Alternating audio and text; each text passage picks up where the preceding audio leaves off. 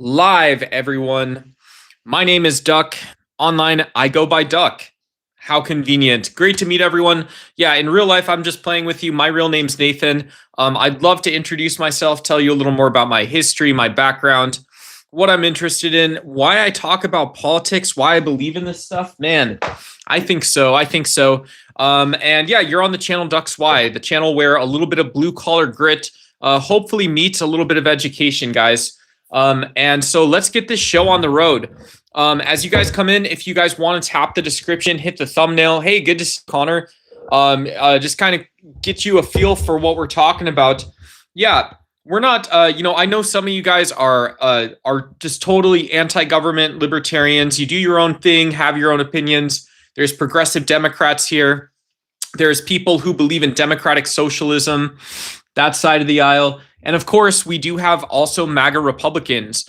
And so I'm not here to tell you what to believe, but I am a little bit here to tell you how to believe it. So I want to be able to talk about not just me, not just political pundits on YouTube, not just big media, what the media wants you to believe with their advertisers getting in the way, what you can read in the tabloid section. But I want to talk about who Donald Trump has actually asked you to listen to. Why would you listen to someone like RFK? Yeah, we're going to go through, maybe cover a little bit about Trump's cabinet, talk about kind of what some of the roles in government are, things like that, and that's basically it. And so, as Donald Trump's filled his cabinet, I know we are 18 months, and this is the Orange Man is okay sort of talking point. Whoops, let me see. Is this going to be? Should be muted. I just got to do a couple stream settings here. Apologies for this. Let's see. How was your day, Connor? Hopefully pretty decent. More Cincinnati police news. You guys got replacements and football stuff and all that. Cool, bro.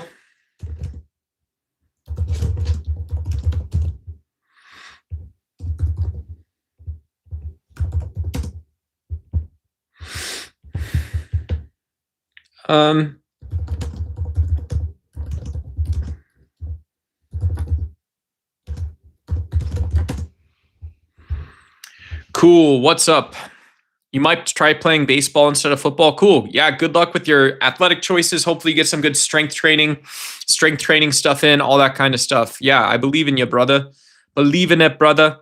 Hey, what's going on, Maria? Good to see you. Hi. Hello. Yeah, and so Orange Man bad. So it's so important in politics or in society to consider when someone who's an authority figure like Donald Trump tells you to listen to someone, what should you take away? What are the core takeaways? Why, when we see someone who's a pseudoscientist like Dr. Mehmet Oz, right? He's a doctor. He's obviously went through residency. He's treated patients. He's been in a clinical environment. He's probably either completed or done research-oriented medicine. A lot of medical doctors actually do. If you didn't know this, a lot of GPs, a lot of folks who practice medicines at university hospitals or even their own family practices have the opportunity to either contribute or lead research initiatives for smaller scale health problems. If you think of a doctor who's maybe encounters 10,000, let's just say 10,000 conditions in the course of a career, some of that goes to a research focus. Some of it is treated directly. Hey, what's up, Mr. Mark? I don't believe I blocked you on Grindr. I don't believe I was on Grindr, but also if someone that looked like me blocked you on Grindr, the collective we are so sorry. You got sour eyes. Yeah, my eyes, they're behind these very handsome, beautiful glasses right now, so I appreciate that. They stopped letting food stamps buy BS. Yeah, interesting topic. I do believe that those social programs should lead with dignity, and I'll bring this back around to Mehmet Oz, pseudoscience, and who we listen to. But yeah, what a great point or great remembrance type of point is that, yeah, if you're going to provide government assistance that creates an even plane, part of that is absolutely choice. And so it is funny, to me, it's sort of funny. When you put limitations on this, the one argument that really hits hard is, yeah, everybody is the same grocery labels. You can kind of see what you're buying, when you buy it, why you buy it. I don't know that people would think to like, oh, I want to, you know what? Like, it's not a scam. I want to buy a 16 pack of Monster Energy to put on Facebook. No, you're really just inconveniencing people and reminding them that their payment is different than other people's payments. And so I would generally think that welfare is not welfare programs and social safety nets. The welfare state's not the point, that we fix culture. Because what are we going to do next? We're going to put Elon Musk on a private jet limited flyer miles program or something. Most people don't believe in that. Most people believe in the free markets coming around to solving some of these issues. And when you put it in the context of food, yeah, don't you want your family to have sort of the best options to keep themselves healthy, to keep themselves well? I would think a lot of people do. And so I don't see it as the government's role in micromanaging some of this stuff. You guys can also, I always say this, if you guys want, if you guys need me to respond to something, instead of talking to chat, you can always tag me like this @DuxY. Please don't abuse the privilege. If tag me in something you guys want, I'm just mentioning it if you want a lot of people to respond to it. Hey, Jay, can you kind of cool out on the talk? Thanks, brother. I'm just going to give you seconds to reset your chats. But thank you. Appreciate it. Yeah, guys, we're monetized, so I'm trying to find ways that we can still have fun, engaging, open conversations, whatever, talking about literally anything. You want me to address hot button topics relating to sex and violence? I'm happy to do that. However, guys, we do have to cool it a little bit. Super 38 is talking to himself in chat, or it was something like that. I believe it was what that was.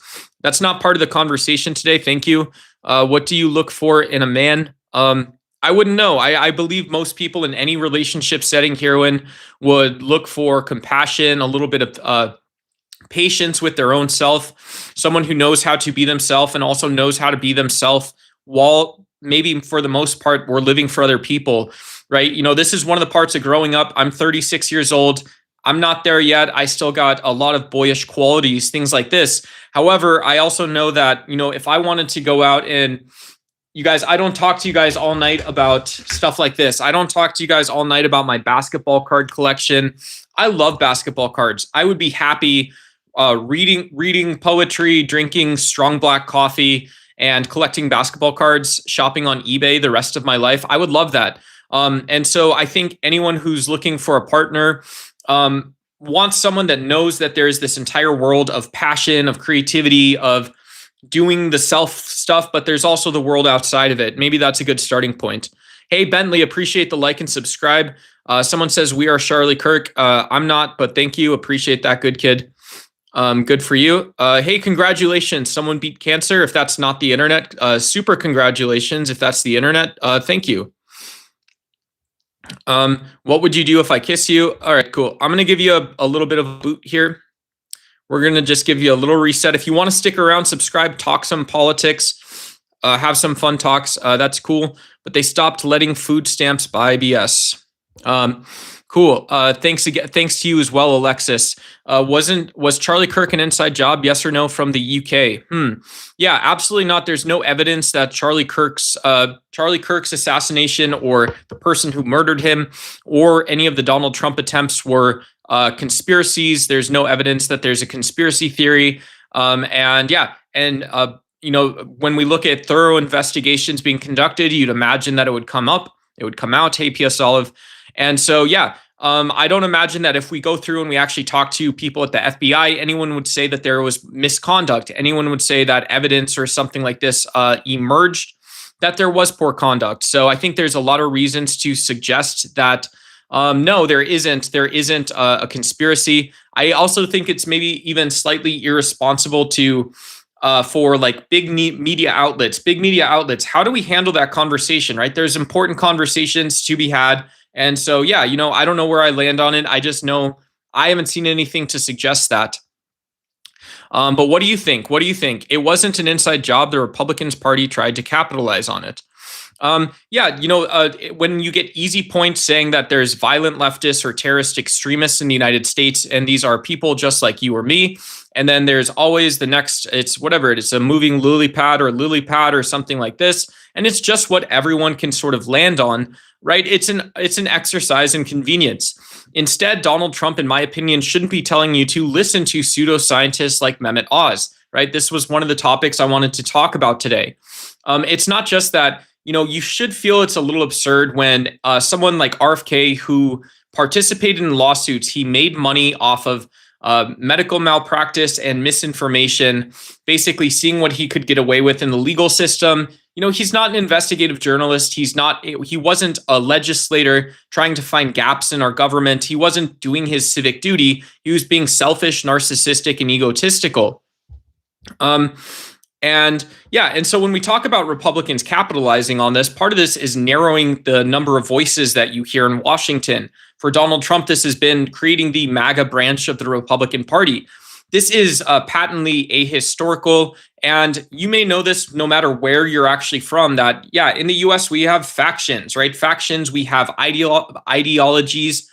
Not all of them are that influential. Not all of them are competitive or strategic. But the Republican Party used to be made up of libertarians. It was made up of Bible Belt Christian conservatives. It was made of constitutional conservatives. It was made of staunch fiscal conservatives. And then suddenly, it seemed prior to Donald Trump, this idea of neoconservatives came up. You may know this one. People start talking about the national interest, and suddenly you're supposed to go work down in the coal mine and push a lot of the ideas from the nation state to other people. In reality, when you start actually making this specific and particular, you wonder who gets brought into the government. You wonder where you go hear this on the news or something like this, and you discover something that's actually pretty bad, right? People like Donald Trump don't want you thinking for yourself, but they also want you thinking about Donald Trump. It's not brain control. It's not some form of political tactic. It's really just the end result of competition and people allowing it to happen. Instead of turning off your television, you tune in again because it's just too hot to miss. It's just too sizzling to miss Steve Bannon bringing up a conspiracy about a school shooting or something like this. It's just too hot button to imagine that it could be the case that there are hundreds of Democrats at the center of a fraud. Obviously, none of this has any evidence or basis in reality. I could say it's the case that there's 100 T-Rex dinosaurs walking around your neighborhood.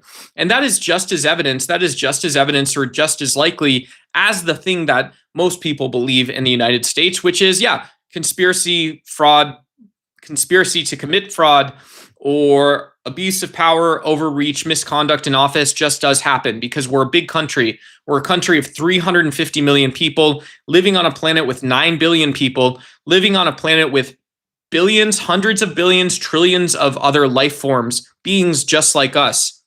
And so when we go down and we lower ourselves to making stories scintillating versus making them actually engaging, practical, accurate, and for people just like you and me, we do something awful. We give our power over to inept, incompetent, uneducated leaders like either Charlie Kirk or Donald Trump. That is why I am not Charlie Kirk, because I was never Charlie Kirk. I had a college education when I wasn't really acting like it. I still valued education. I valued information. I still wanted to see people smarter than me go talk at universities or talk to me on the internet.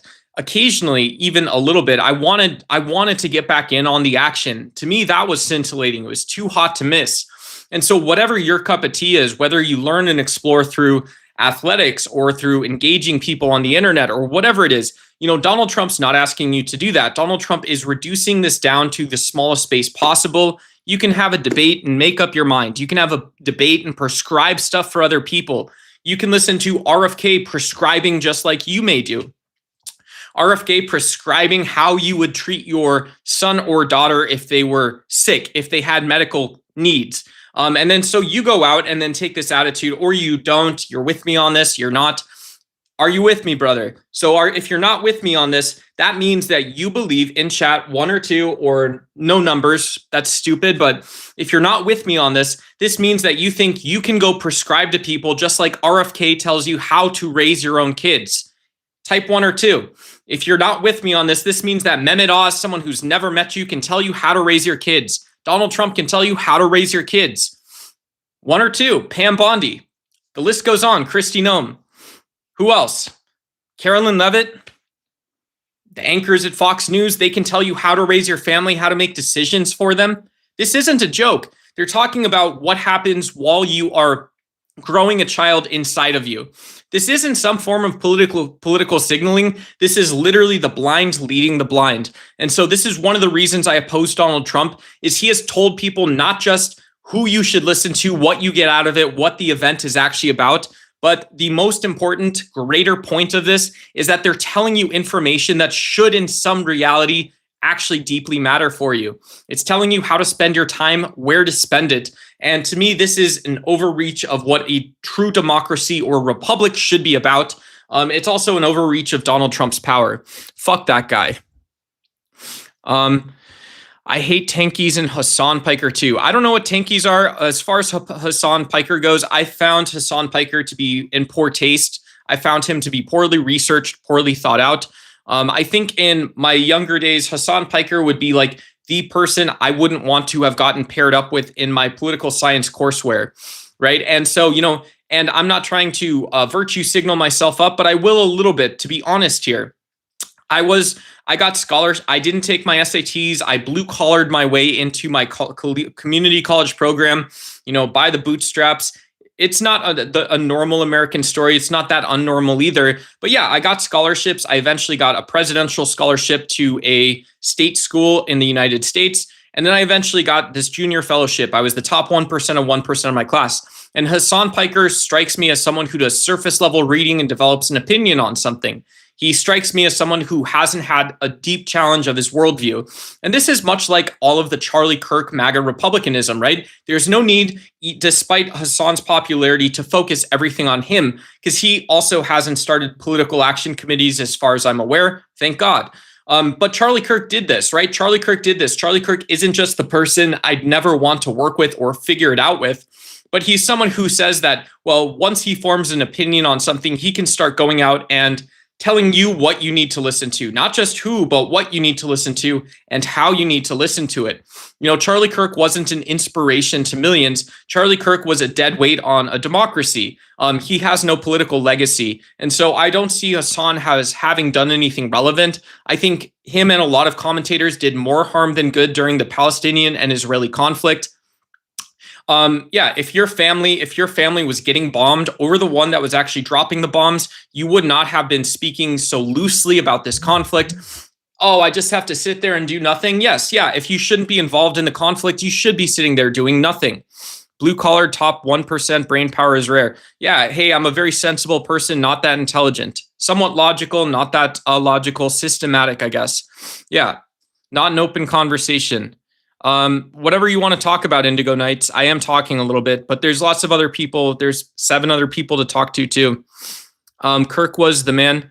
Charlie Kirk was not the man. Charlie Kirk was an idiot, right? Charlie Kirk was an idiot. He didn't ever have to give his idea to Turning Point and then to himself someplace else, right? Charlie Kirk couldn't follow his own opinion if he himself was a Mexican day laborer, so Charlie Kirk didn't consider other people at all whatsoever. What is rat to trash? I don't know what that means. Alex Jones told us all. Alex Jones has to pay $1 billion to someone. Cool. Shout out to you. Jesus loves you. Thanks. I don't believe that. Can you explain to me why on earth I'm a marshmallow? No one can. I have no idea. Deport all illegals and hey, Iacarp, cool it down a little bit. Thank you. Appreciate it. You're awesome, man. Appreciate you. As a European, I can honestly say I like America people. I just don't like your trigger happy bullying politics. The United States we here are an uncomfortable place to do politics. We're an uncomfortable place to do politics. And largely it's because the ego is very external. In the United States, the practical sense that when someone has an attitude of themselves, it's a little stereotypical and it's not like something to look out for, but just as commentary, it's like, if you think you know something and can practically apply it, in the United States, it's very likely to be worn on your sleeve, right? You're going to wear it outside of yourself. This is just like a casual cultural observation. Alexis de Tocqueville in Democracy in America, which was written in like 1832, I believe. But he said the American character is such that you learn a practical education, and by age 15 or 16, you're applying it. this was largely true in the early 19th century in the United States. Our universities here were these A&M schools, right? You had the Northeast Ivy League Harvards of the world, which had been running for a couple hundred years, 120 some years now at this point. And then all across the American heartland, you had agricultural and manufacturing schools, right? You had these schools that were set up for one thing, which was to be practically productive, to be expedient. And so so when you look at a bullying system of economics, I buy that. But yeah, Europe is super interesting. The European Union is very fascinating. The amazing part is how similar and common in some ways Europeans and Americans are, but also how easy it is for us to get into fights or disagreements because of where I came from and where you come from. And, we both find $1 on the ground. We might spend it differently, think about it differently, these things. Charlie Kirk didn't do open conversations. Charlie Kirk defined that you interpreted the conversations based on a cross and based on what a debate was. So Charlie Kirk, if you are funneling an audience into a political indoctrination machine, that's not fair. And so you can say, well, I'm a free thinker, and you're obviously not. You guys are still running around on the internet defending Charlie Kirk, defending Christian nationalism, defending violence used in various layers of society. And then you flip the script. You say it's violent leftists. Well, actually, the political and social stuff, I'm not saying you're a violent person, but when you guys get a whiff of political and social stuff, violence becomes okay. It becomes okay to not measure injustice, not measure civil intolerance in a society, civil rights abuses. It becomes okay to not measure this stuff. And so you're not a violent person, but the politicians that you elected absolutely are violent. Trump's in the middle of what? 4, 5, 6 wars. How many? Trump stole $160 billion from foreign companies to pay retailers, to pay people that sell trinkets on a store shelf. Give me a break. This isn't reasonable. It's not reasonable to say Charlie Kirk did open conversations, having a mic set up and then funneling your best content backwards and then saying, well, we settle things by debate. And it's like the forum in Athens, Greece.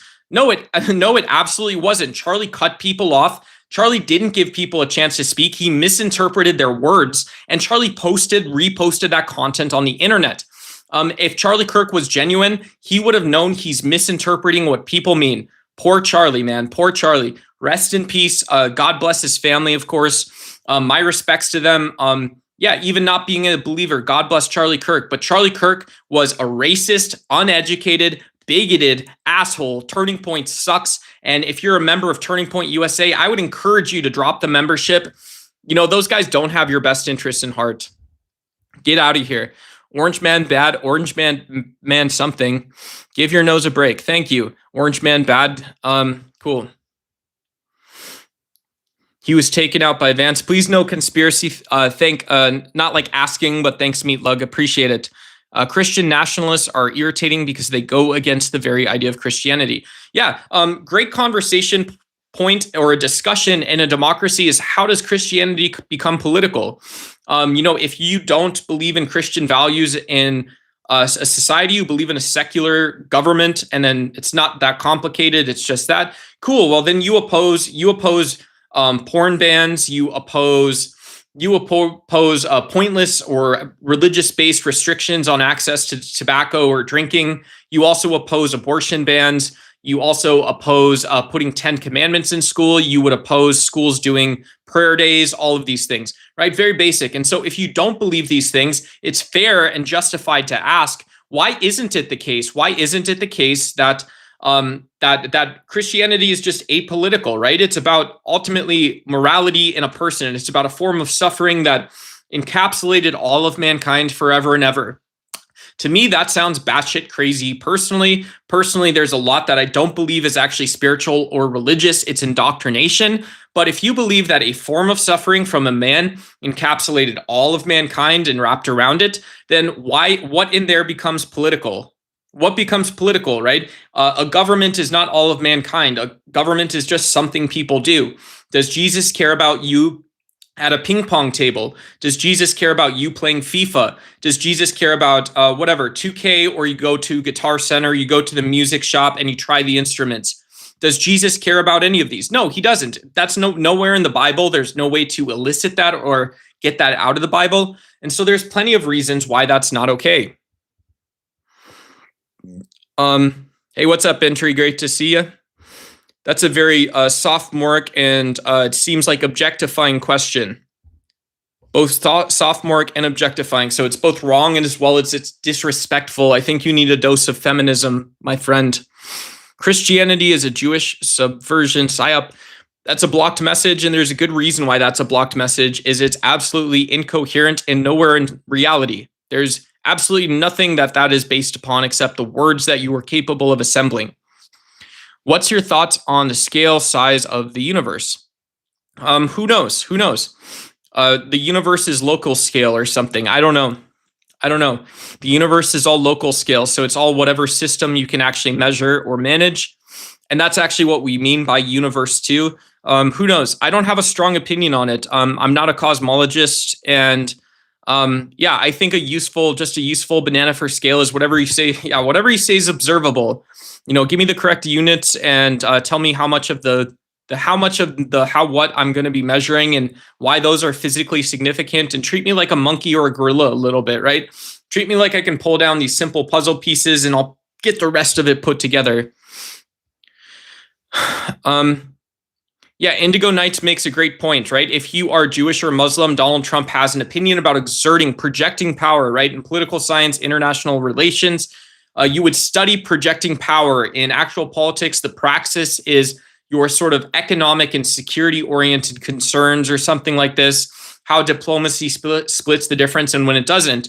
And so if you're a person who says, I want to trust that the American president is defending some small notion of freedom or leaving people the fuck alone, and who knows, you're living in Israel or you're still part of the diaspora, or you are in an Islamic country, or you're a Muslim in Europe, and you're wondering, wow, is this going to exert more pressure on nationalism? Is Donald Trump, these things that Donald Trump is saying and doing over 4 years, all of these things, are these going to make things worse for my people, right? Are these going to introduce as a problem for me? And Donald Trump says, hey, I'm the problem, but there is no problem. But absolutely, we should be concerned. The United States does have a role to play in global politics and culture. Yes, I personally believe a lot of that should be brought in, not for reasons of multipolarity, but we should all be worried about the externalities that we are producing and the lessons we're teaching people. Donald Trump isn't producing or teaching people any useful or good lessons, in my view.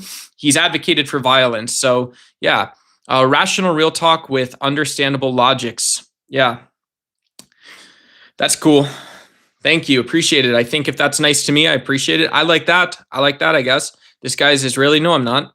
What are your thoughts on Biden open borders and taking $6.2 billion off Russia? I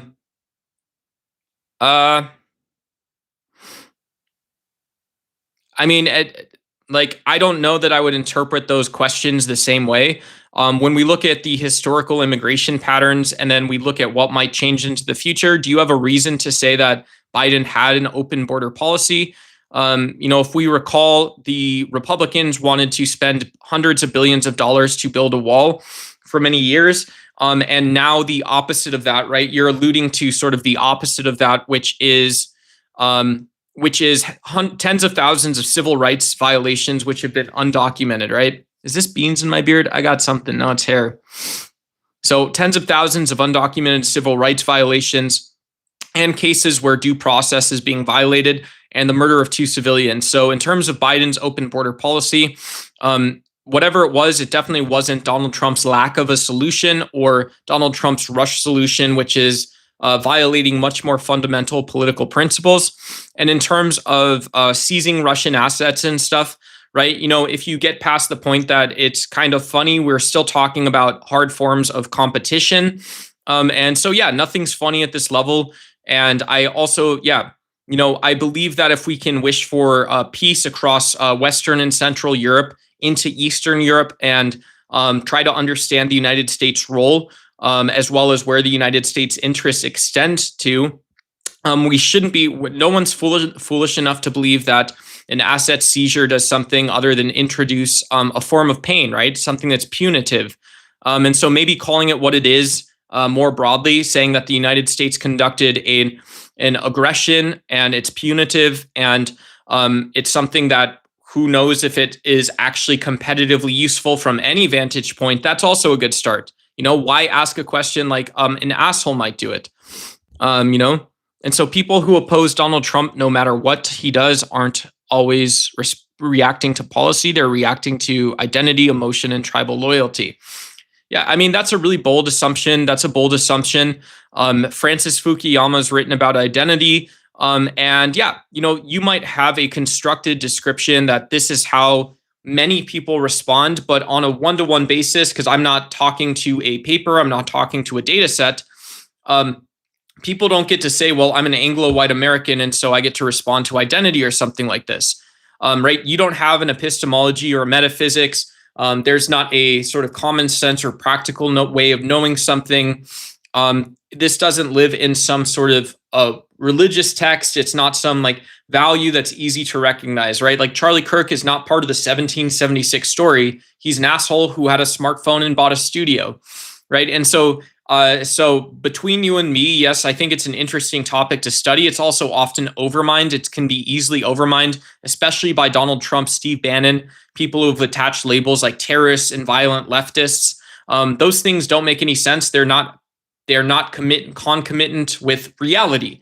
And so that's usually the biggest. We might say that like identity is concomitant with some level of economic success. They come together, and that's really troubling because we're saying, well, we're pretty far away from trans-identitarian politics. We're also pretty far away from understanding what makes you successful in a free market. So it violates Rawls, it violates Nozick, it violates every semblance of common sense. Yeah, read the books, trust the literature a little bit, right? You're not a libertarian.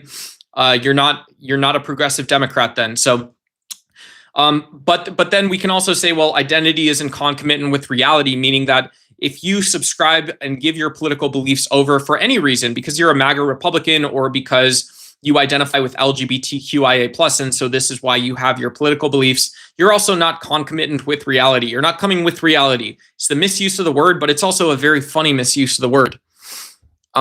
What politics turns into identity? Disagreement stops you from you're wrong and becomes you're a threat. And at point becomes, who knows? That sounds like an empirical question, which maybe someone knows in chat, but I couldn't answer that right now.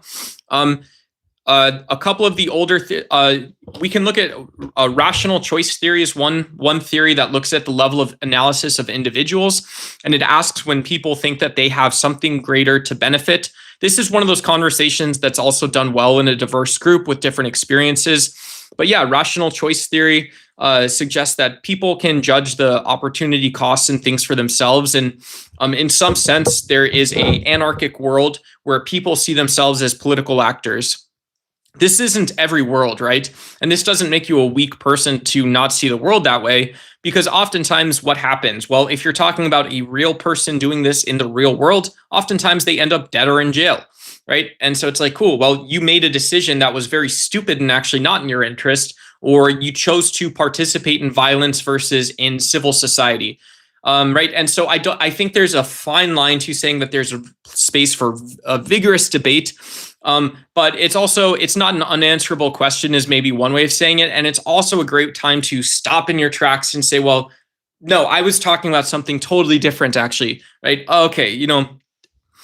That's also good. That's also good. Hello, I said Donald Trump, would I be prosecuted? I don't know. I don't think so. Not in the US. You can say whatever you want. Okay, run to the bathroom. This isn't a classroom, I don't think. I'm just talking. Cool.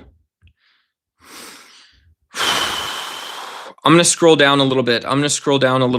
Trump is basically King Charles I. If we were going through that BS here, I don't know what that means precisely. I don't know enough history to know about who King Charles I was. But yeah, if he was part of the British Commonwealth, I would imagine he had all of the power that he'd need to do the things he needed. Give the boys some time to rummage about or something. I don't know. I have no clue. Some story of on the other side, you have people deeply caring about anarchy, deeply caring about nothing. Our current prime minister looks like a reluctant butler. Cool. Yeah, shout out to him then. Criminals. Trump is a criminal. Yes, cool. To hell with royalty. Blah, blah, blah, blah, blah. 6.2 million undocumented under Biden. Fact, Minnesota. I don't know what that means, right? It seems like, I don't know if you have some 6.2 million undocumented, just you're putting people on the map. So 6.2 million undocumented under Biden. It sounds like you believe this pin or something has normative value. I don't know. You're saying fact, but it seems like you have an opinion or something. And so if you're doing invisible Charlie Kirk or something, like, I think that's in really poor taste. That's not funny. It's not comical. And it's also just, if you want to look at 6.2 million undocumented workers, why don't you actually ask what they do here over 1 year or over 10 years? I mean, it's absolutely absurd. I could point out 6 million documented people. Like, what?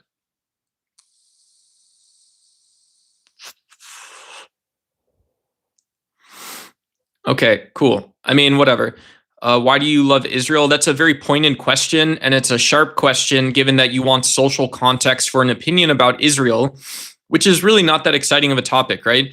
I think Israel should develop the regional security complex. I think Israel should take a soft or standoffish position about U.S. occupation of agreed upon military spaces in the Middle East, and we should consider how we can deeply draw that down, build energy independence, as well as build independence for other essential monetary and cash systems, right? And so people want to bet on China and BRICS and say, well, we can make this work, or we can come up with our own deal and we'll do it anarchically. We'll do it structurally and anarchically. Cool, right? The US shouldn't be an overly attached ex-boyfriend in some sense about a lot of this stuff. But the reality is also, the reality is also that the US's insane consumer habits are going to create crazy problems for the rest of the world, for the rest of their life. And so I don't think I could forgive myself if I saw a United States that totally didn't represent some semblance of Republican and Democratic ideals across the world. If that's me, then cool, yeah. And that's basically how I feel about that. More conspiracy theories. Pretty sure Israel doesn't like the U.S. and is just using us for their own gain. Yeah, maybe. I don't know. Trump built a tower with illegals. I don't know if that's like a poor taste anarchy or punk rock joke, or what, MAGA's getting stylized or something. I don't know where that would even come from. That type of like hateful. So you're using a group that has been victimized in the US for a political joke. Really nice taste. I mean, cool. You don't sound to be a part of the counterculture or revolution it is that you want in your sense. An idealized revolution. That's nothing. I know for a fact my local Walmart was built by illegals. Cool. Well, we should time you out. Here's the part that nobody likes admitting. Blind opposition is destructive, but now blind loyalty if someone supports or attacks the leader without questioning anything. I guess. Yeah. Why? I mean, why? It actually doesn't make any sense. Just sit here. People want you to talk out your asshole. People want you to talk out your asshole about things that are a billion times larger than you. You haven't considered that. You can imagine a tiny human holding up a whole moon made of cheese, or the whole sun, which itself is like, what, 1,000 times larger than Earth? Isn't it 1,000 Earths fit in the sun? Or a tiny person holding up all of the Earth. So you're thinking about complexity and the external things and the complexity it implies in the internal things. So they say, talk out your asshole. Why not be patient? Why not have a conversation or try to do that instead? I mean, we don't have to. Callie is finished too. You know what? I think you're taking over the chat too much, Indigo Knights. I'm going to time you out. I appreciate it. Thank you. Sorry, brother, sister, whoever you are. Do you have a minute to talk about our Lord and Savior Paul, Saul of Tarsus? You know what? You can get out of here for the night too. Violence is never okay. Is there anything you guys want to talk about? Is there anything that you feel would be productive? It would be a good or a respectful use of your time and energy, or something like this. Thank you. I appreciate it. Please don't drag me into that though, right? There's no substance there, of course. There's no substance there except for you, right? And so if you're saying I'm giving you a substantive gratuity from the Lord and Savior, but the gratuity is just me, actually, it's still just me. Like, you guys don't see how that's not appropriate. Can you imagine asking a beautiful man or a pretty girl out on a date, right? I see a woman that I'm incredibly attracted to, and I say, I'd like to tell you what I could offer you as a man. That's not how you ask a person out. I pray to God and hope that if this is how you treat other people, we used to just say, don't procreate. That used to be the end of it. Maybe catch new visitors up. Hey, Charlotte, good to see you. War, politics, philosophy, religion, society, culture, whatever you guys want to talk about. Nothing's really off limits, but when people address others disrespectfully, when you offer yourself to people who did not ask you to, it's doing something that's very simple to avoid. And so most days we don't even have to mention it. Subscribers to the channel, usually we have some fun. No big deal. If I time you out for a couple minutes, also no big deal. But yeah, try to contribute to chat. We usually get a couple hundred messages. And so, it's a lot of fun. Let's check on the poll. Orange Man bad. Do you buy it? 55% say nope. 28% say yes. And 17% voted for the right answer. So Orange Man bad okay. Do you buy it? Is Donald Trump okay? This means that 83% of you voted for the wrong answer. Only 17% of you voted for the right answer. Only 17%. Sour gummies and grown-up time. Cool. Sour gummies and grown-up time, folks. I was a millennial. I'm millennial pilled. And so me and my friends, Brad Pitt from Fight Club was my man crush back in the day. Absolutely a stud. Brad Pitt had that upright swagger, from filming all those movies and doing all the weights and running and whatever. But yeah, Brad Pitt was a beautiful man. I thought Chris Pratt was really funny sometimes, but yeah, whatever. I ain't going to talk more about that, right? I've never seen a beautiful man. Yeah. Some men are just not beautiful. Some men are just not beautiful. It could take a lifetime, and I'm always going to have that a little bit of a gruntish caveman look to me personally, So whatever. What do you want to know about John 3:16? I don't want to know jack shit about John 3:16. I don't give a fuck. I can look it up. It's a stupid fucking book written by people who wanted to play politics and legalism but didn't have the balls to say it. I don't know what Easton is. Easton asked. Oh.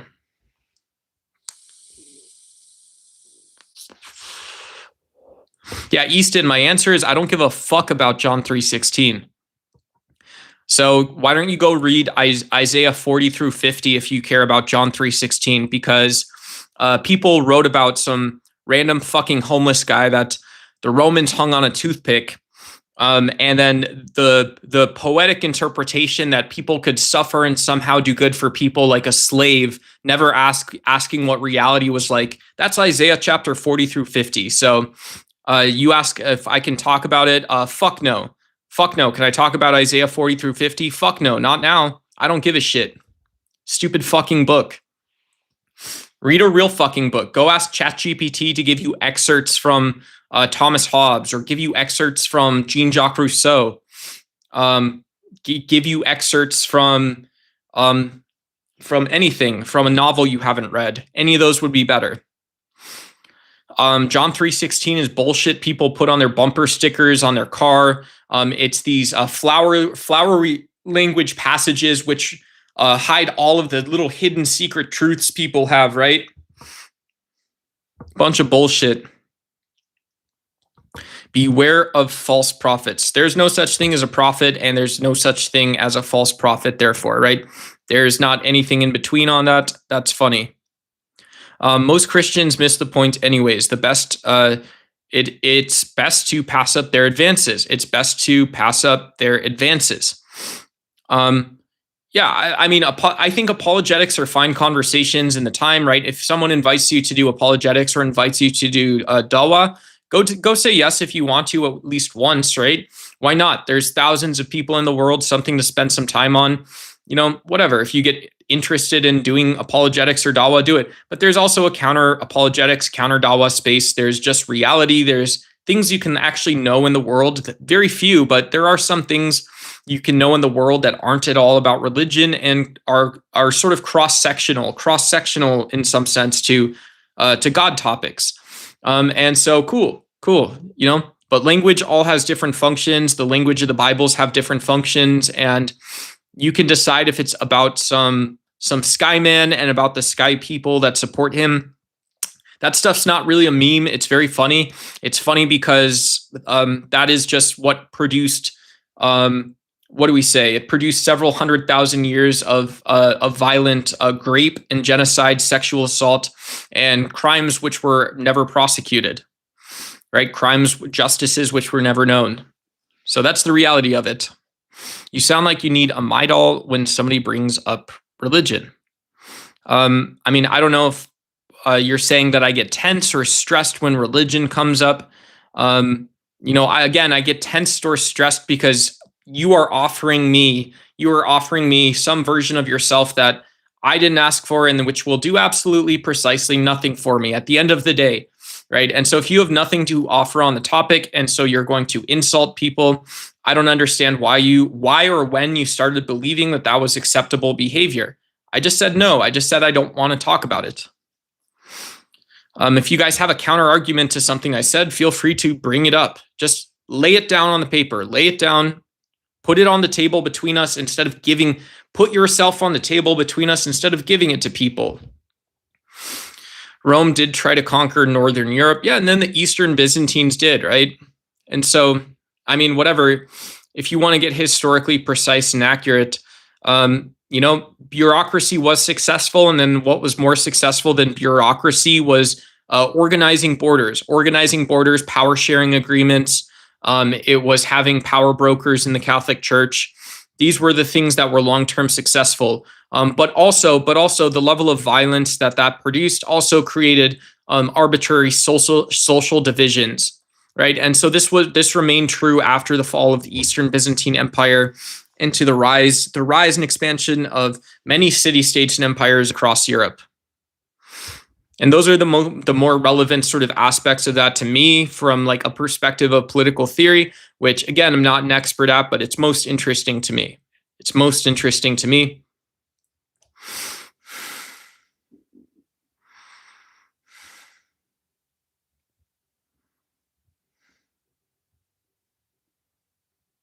And not suit that book, but tons of other religion.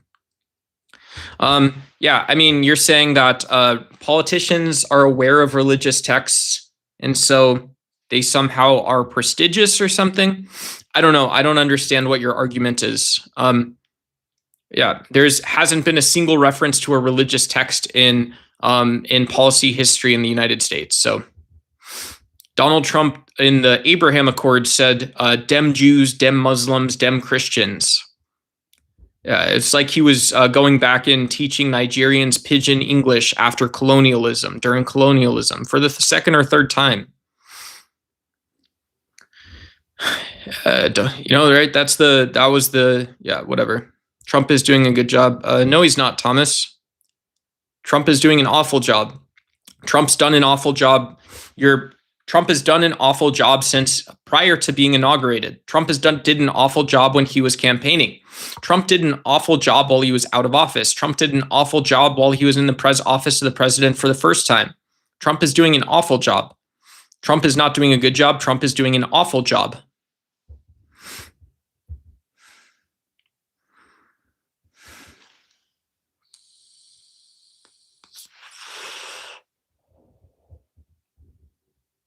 Yeah, I don't know. So you believe Jesus in the Quran? You believe Jesus in the Quran said, boy, we just really got to get this. We just really got to get these Qurans and surahs going for us, partner. Man, these Jewish Christians, these actual Muslims, these guys are getting too good at the raping and the sexual assaulting and the genocide, and they sure love it, right? And when they get done with that, they're going to go make laws for themselves for all the raping and genocide and stuff. So that's the dumb fucking story that you have regarding religion. The dumb fucking story that you have regarding religion is that it wasn't enough that Muhammad, peace be upon him, had all kinds of shit to say about laws regarding little kitties that you put in relationships with older men. But also in those regards, you got to go back and you got to get more. You got to morally support that fucked up worldview. That doesn't make any sense. Free America from AIPAC. No one gives a fuck. Trump taco. I don't know what the fuck that means. Trump hasn't delivered a single promise from his campaign. Yes, he has, and they've all failed. You can measure all of them. You can measure every single thing that Donald Trump has done, and they're all awful. You could attempt to measure it more so if Donald Trump wasn't violating the law, if he wasn't a war criminal as well. He's doing a better job than you'll ever do. Stay smoking on your vape. Cool, I probably will, Gutter69. Thank you. I appreciate the kind words. Appreciate the kind words, buddy. Why not? Why not? It's scary to think World War III has already started. Yeah, to me, and everybody has different timelines when you see lack of aggression, despite there being enormous tension.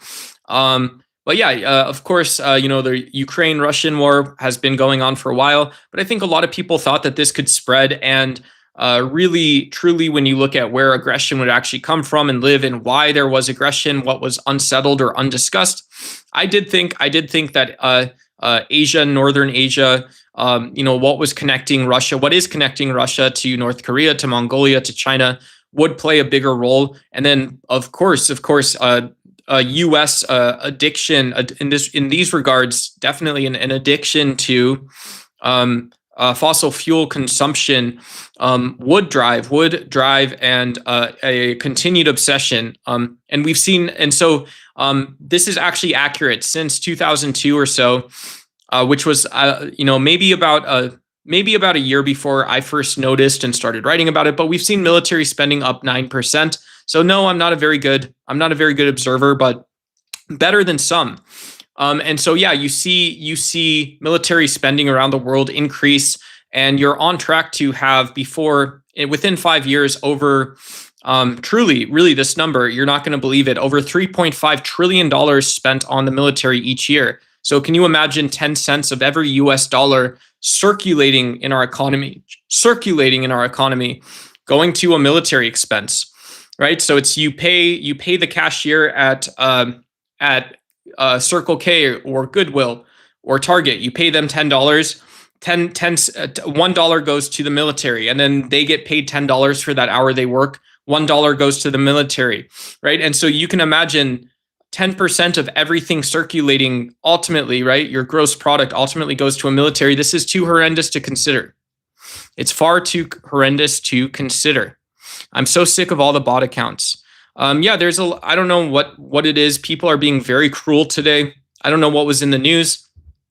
You guys, I mean, if you support Donald Trump, but you have to go exert or offer your cruelty to other people, or even you're my friend, right? Who knows? We can all be friends, I think. But if you are a progressive Democrat or you believe in democratic socialism in the United States, you'd like to talk about something the fuck else tonight too, or have a productive conversation, and we have to funnel our conversation. Why not go say something someplace else? Leave the Ducks Y channel, right? Don't say, and don't go accuse people of things. Just ask, what do you think? Here's what I think. Here's a question I can ask. Why not start with a great question instead of accusations? How much of a military spending ends up in Trump's back pocket? Anybody checked? Who knows? All of these Biden retirees are probably going to go do military contracting too. And so when we look at the closed loop of the military, and especially when none of it's going towards actually reducing military spend, I think that's a huge problem. I think it's good to have competent people in national security and national defense, but it's not good, right? It's a double-edged sword.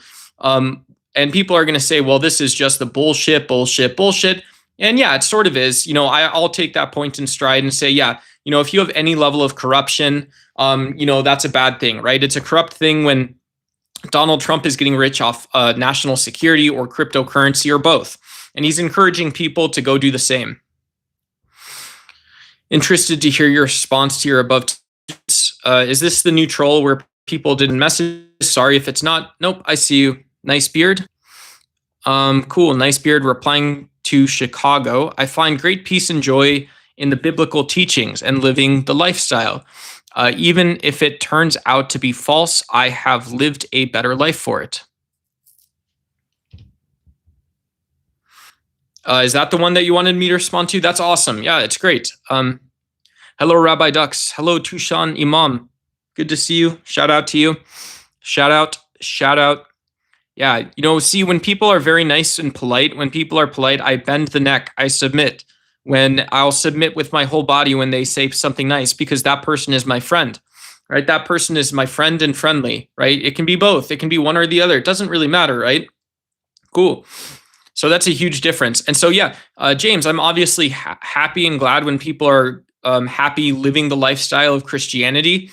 There's also people happy playing music. There's happy people doing comedy. There's happy people going to work in boring jobs. There's happy people doing all kinds of things all over the world. And so one interesting thing is just which of those are important to you. And yeah, and of course, I'm not going to dispute you say your subjective experience is or objective experience, whatever. It's happy in Christianity. Cool. That's awesome.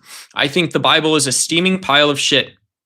Cool. So there's no parity. There's nothing that matches up. And I see that. You see that.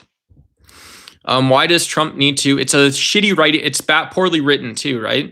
So why does Trump need to back end money when he's feeding insider info to so many to trade into millions?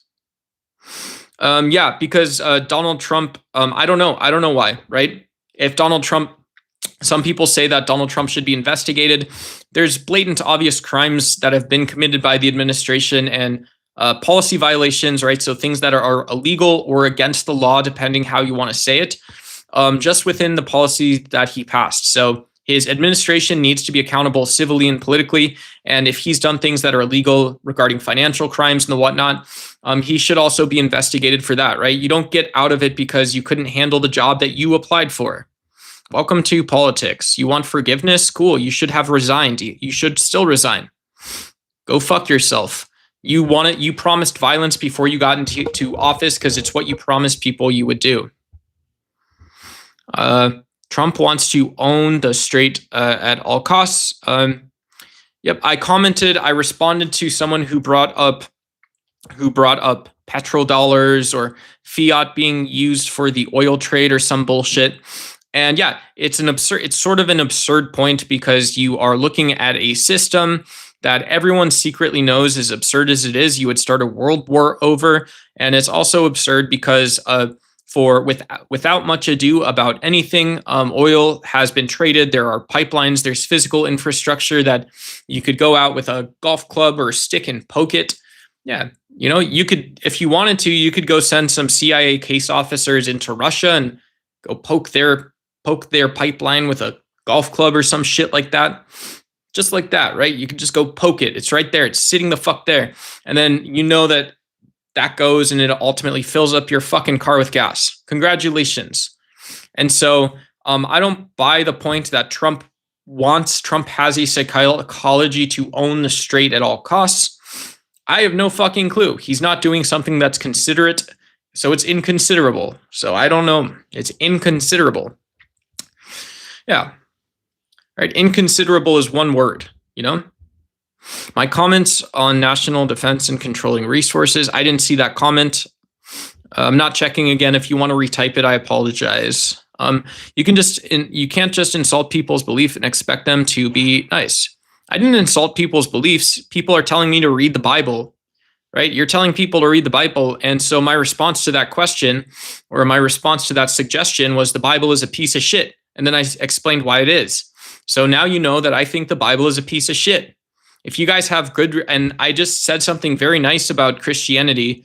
I was raised Catholic. I believe in aspects of liberation theology on repeat, guys. I say this every single stream almost. Yeah, aspects of liberation theology, Catholic dignity, social justice from a Catholic perspective. These are all really healthy, good, moral beliefs to hold. But then you're going to go on and tell me that religion dominates metaethics or ethics, or religion dominates epistemology and metaphysics or whatever. The list goes on, and it's a story that is shittily written. It was poorly administrated and produced 2 centuries of incredible violence. So fuck the Bible. And as a belief system for me, myself, and I, fuck Christianity. I don't believe it, right? I just don't believe it. Oh, would it be fair to say that protecting our ability to control natural resources essential to national security is a good thing? What do you mean by protecting our ability to control? What do you mean by that? Do you mean our ability to pump the stuff out of the ground, to tax it? Do you mean our ability to measure the financial progress that a gallon of gas or a barrel of oil actually goes? Do you mean being able to project out how it impacts aggregate supply across various sectors of the economy?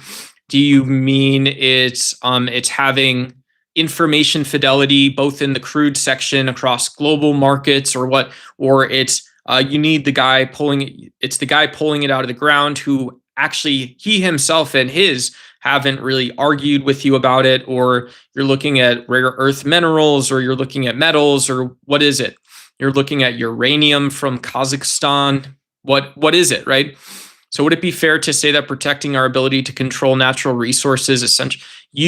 So my ultimate answer is you may know more than me about it. I don't know enough to know, but I would know enough to be incredibly skeptical that what someone was saying was not complete dipshit talk, right?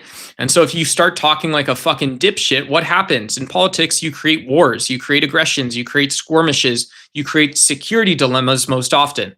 So a security dilemma is what happens, which is below a war and below a skirmish. Security dilemmas are often cases where you see posturing, military expense. Security dilemma may focus on military drills and exercises. Security dilemmas can kill people because they break diplomatic ties across structural systems and in other places. And so I think having irresponsible conversations in the first place about something that I don't understand enough about, and I don't think we're qualified to have the conversation, is just going to kill someone, right? So why would I have that? Why would I have a model UN conversation that might kill someone? I wouldn't.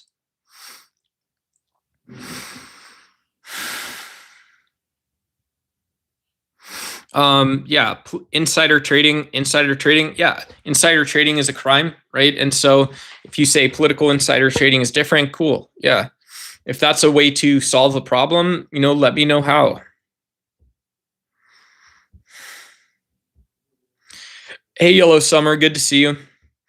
If anybody wants to super chat, good to see everyone. If anyone wants to super chat, send Jules, buy a membership. These are all things we have available on the channel. I got a fancy microphone and stuff, but yeah, anyways, my name is Duck. This is a politics, philosophy, society type channel. It's not always very exciting, but it's good to see everybody. Happy Sunday night, or happy whatever it is, your time, your year. And yeah, I'm just going through reading some comments right now, hopefully having conversations. I'm in a really bad mood today. I've been getting trolled all day. I look uggos, I look everything bad. And so I'm going through reading some comments. Good to see you guys. Who should you listen to? Who should you listen to in either Washington or wherever you are in the world? Who do you listen to learn politics or science? Who do you listen to make a decision about your health and your family's health or something like this? Who do you listen to learn about technology and what information about world markets or anything, culture, society, Hollywood movies? I don't give a shit. Who do you listen to make decisions about those things? It's good to see you guys. I love having conversations. If you're new here, consider subscribing, catching a couple streams, seeing if you like it, and tap the like button. He means having control of more oil. It doesn't resemble the natural text at all.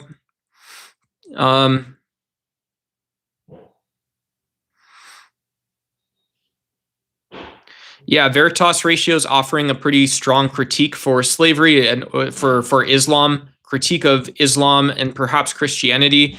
Yeah, if you have laws for slavery, you have laws against women playing roles in a society. That seems like a good enough reason to me to reject a doctrinal form of religion, a form of religion which dictates to you or prescribes to you what you should believe. So those are things that I would disagree with. Let's just believe Jesus was a magical unicorn, that he came out of the ether. Yeah, ether Jesus hypothesis. Bro, I'll donate if you read Numbers 5:11 through 31. No, I don't really feel like reading the Bible, but I appreciate it. I appreciate it. Thanks, Super Pacemaker. Yeah, if you want, you can go donate to your favorite other atheist streamer or something like that. There's some people that love doing Bible analysis and stuff like that. I don't really want to read numbers, to be honest. But even then, you see, you have never read the natural text, and I promise, particularly that a lack of U.S. power influence generally means an advancement of Russia-Chinese power. Yeah, it's a good point, James. This is a really interesting point James wrote above. It says, particularly a lack of U.S. power or influence generally means an advancement of Russia and Chinese power. So when the U.S. is not acting, what you can conclude from this is that you will see power projection by Russia or China. And yeah, some of this is smoke and mirrors, right? A lot of the bluster of Donald Trump is that Donald Trump can't actually tell the Saudis how much oil to pump and sell. He cannot tell them how to conduct FDI or foreign direct investment. And yeah, and so while Donald Trump is in office, there's a lot of annoyances. There is a loss of innocent life, but a lot of the world just goes on. And so when we move this over and ask, well, how does Russia and China respond or project themselves? Well, it's difficult to say, right? China has interest in other economic blocks known as BRICS, which has now it's over 10 nations, I believe, in BRICS. And yeah, so China is a global superpower as well. And so while Donald Trump talks, there's more talking going on, and you have to be curious to ask or wonder what's actually happening in the world in these cases. And so I don't have a good answer, but it is a big deal. It is a big deal that that posturing is different than speech. From the US perspective, Europeans will disagree, but posture is different than speech. Speech is just speech. And then you can also analyze the actual geopolitical drivers and significance of these things. One of the big things is China will cut energy deals. Of course, everyone does, right? So Donald Trump's trying to do the same. So we can just say that, okay, of course, this is something that is happening. We can say something like, well, of course, China is going to rally around maybe perhaps rapid economic growth. Oh, awesome. No way. I got the bunny ears, bro. Shout out. Thank you so much for the gift. Duck is a bunny. Shout out. Those are awesome, man. I appreciate it. That's very cool. Thank you. Look how happy you made me. Look how excited I am. Thank you. Appreciate the gift. And yeah. And so if China is looking to develop more manufacturing power, but also high tech engineering, academic might, these types of things, you may see while everyone's talking, there's a push to globalizing education, or there's a push to perhaps desecuritizing around some natural resources, ideally, or these things are amplified, right? And so US neoconservative politicians will lie to you and tell you everything's a threat, that you should be scared of everything. Everything's sharp. You touch it, it hurts you, right? Nothing's just this fun, this easy. There's some things that you actually touch and they hurt you. And yeah, and that's it. Whoops. Hey, thank you so much again, Leo Cardian. Thank you so much for the cat ears. Those were cat ears. Heck yeah, dude. Heck yeah. While people are screaming, I want to be finding my new cat best friend, right? That's far enough, buddy. That's far enough. That's far enough. That's far enough, right? So don't get fooled. Don't listen to the man.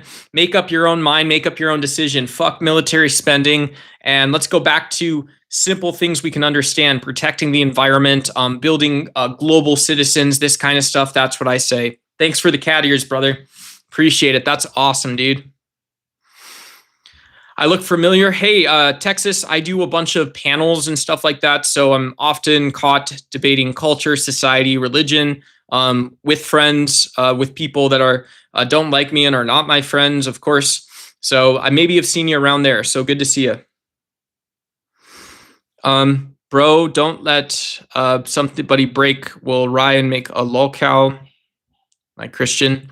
Yeah, I don't want to turn. The last thing I would want is to turn Reddit atheists into lolcows, or to turn Christians who I disagree with about their apologetics into lolcows. Right? That's not a productive conversation, but also don't prescribe your BS to me, right? RFK style Christianity. It's that quality. It's like a Charlie Kirk debate Christianity. You're going to misinterpret what I say and keep talking. And as bad as we were, other superpowers would be much worse for the well-being of humanity. for as bad as we were, other superpowers would be. Yeah, that's absolutely accurate. The US could be a bad actor, and there's still forces of authoritarianism in the world. So competition you may see as a balance, but there's two forms of competition. There's zero sum, there's equal sum competition. So when we're saying that there's a way to justify both American and Russian interference in Vietnam and Cambodia in the 60s and 70s, no, there wasn't, right? No, there wasn't. That was a zero-sum conflict. It was horrible. And so when you say it's bad for the US to not be there, yes, but let's push for forms of cooperation that are competitive, not competition. And yeah, it's a tough conversation to have or to solve, right? You guys are allowed to solve disagreements, to solve problems in your head. These types of things, ask a question, come up with a new problem. These are all good things for our metacognition to think about. It's very healthy for our brain to think about other people, and perhaps even slightly softly. It can be fun. It can be other places you've never been to. Hey, what up? T-Dot still on the grind. Good to see you, brother. Appreciate you. You should read it if you want these Christians to shut up. There was Numbers 5:11 through 31. I will consider it, Mr. Peacemaker. Thank you. I am listening to you if that helps. That passage is pro-abortion. So is Texas right now. So I'm against that. So is this Dobbs-Jackson ruling. So I'm against that. I believe in kindness, creativity, and learning new things. I swear allegiance to love, and I believe in myself and learn from my mistakes. I am a human. Cool. Hey, what's up, Titans? China screwed themselves with the one-child law. Not enough young people to support the old people. Lots of interesting test cases, even in Western democracies. So you want to, whatever. I would learn more of the Chinese context, but I got to plug my phone in to keep going, by the way. But Italy and Japan, right? These are the two. They're very mature, consolidated democracies. Italy has their own public exchange and stuff too. So in the big scheme of things, even with economic crises, recessions, they're still very successful countries, Italy and Japan, a lot like the United States in some ways. And so obviously much smaller than China, but I don't understand the moral signal around this. I understand why it's a moral issue, but I don't understand the geopolitical significance. I understand why we would talk about it. I got to plug my phone in. Give me a sec. Ow. Whoops. Sorry, guys. Jeez. I apologies. Cool. All right. Hopefully you guys you still got me on the screen. Oh, cool. Yep, and I'll just mention it one more time. Thanks again for the cat ears super chat a couple minutes ago. There's super stickers available, whether for me or your favorite streamers. Super stickers pop up. They're a lot of fun. They kind of add a little bit of excitement into the chat, and they financially support your favorite streamers. So when you're scrolling across shorts, some people either partially or fully depend on YouTube for an income. So consider super stickers, consider memberships. I also have memberships on the channel. But yeah, that's a great way to show a small form of recurring support to a creator. You get a cool green name badge. Most of us will kind of keep a lookout, right? And yeah, and then also YouTube updates the gifts each month. So there's some new ones, some favorites like good luck, have fun, hundreds, things like that. So just doing the short grift thing for either myself or others. And then, if you guys want to bless somebody up, consider if you see someone that's doing a great job, you want to bless them up with a pink super chat, a red super chat, even an orange super chat, $20. Prices are in USD here on YouTube. And so those things really can be a game changer for some people. Cool. Thanks for agreeing with, I don't know, I got lost in the sauce bro person, so I don't know what you were saying, Casey Kelton. So I just tuned out. Yeah, and I'll also mention $1, $2 super chats do add up over the month as well. Consider that consider that as well while you guys are out there. You guys are pros. I appreciate you guys. Thanks so much for keeping this fun for me. Yeah, it's only 10 o'clock, guys. The night is young. I've been going for about an hour and 15 minutes on this. Some of you guys have been there from the beginning. If you're just tuning in, My name is Nathan. It's nice to meet you. Online, I go by Duck, and the channel is DucksY. Sorry, I look like Unk. I look like a college professor trying to sneak into a nightclub tonight. But yeah, that's just what it is. We're a politics, philosophy, religion channel. Yeah, no military spending. We'd be a sitting duck. Yeah, I would consider that in the Federalist Papers, so our founding fathers wrote about how the U.S. was a difficult to breach country. So if you're talking about the United States, this is very different for U.S. politics, just given our geography. And so, yeah, who knows? You probably don't want people carving sticks at this stage in world history. If there's no chance that it's going to happen, that we are going to war by playing hockey or something like this, like the Magic, whatever it is, the Flying V, the whatever it was called, the Mighty Ducks or something. Yeah, it's not hockey, but that's also a statement that requires some qualification, and some would believe this. Who knows? I would like to learn more about that topic. Never, right? I never actually want to know anything more about that topic either. So,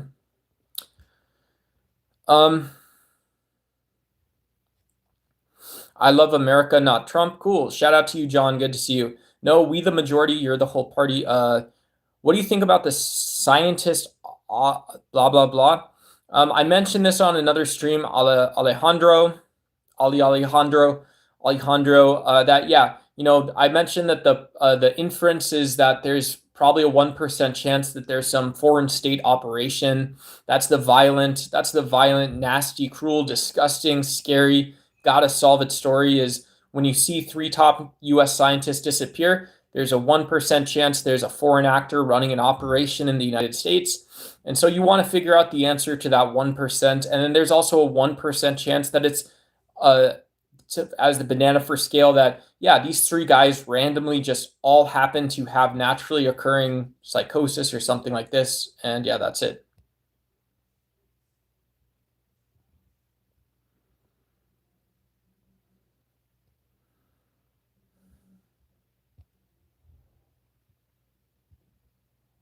All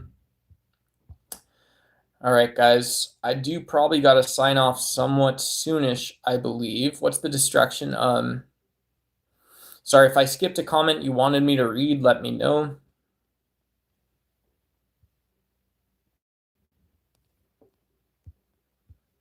Do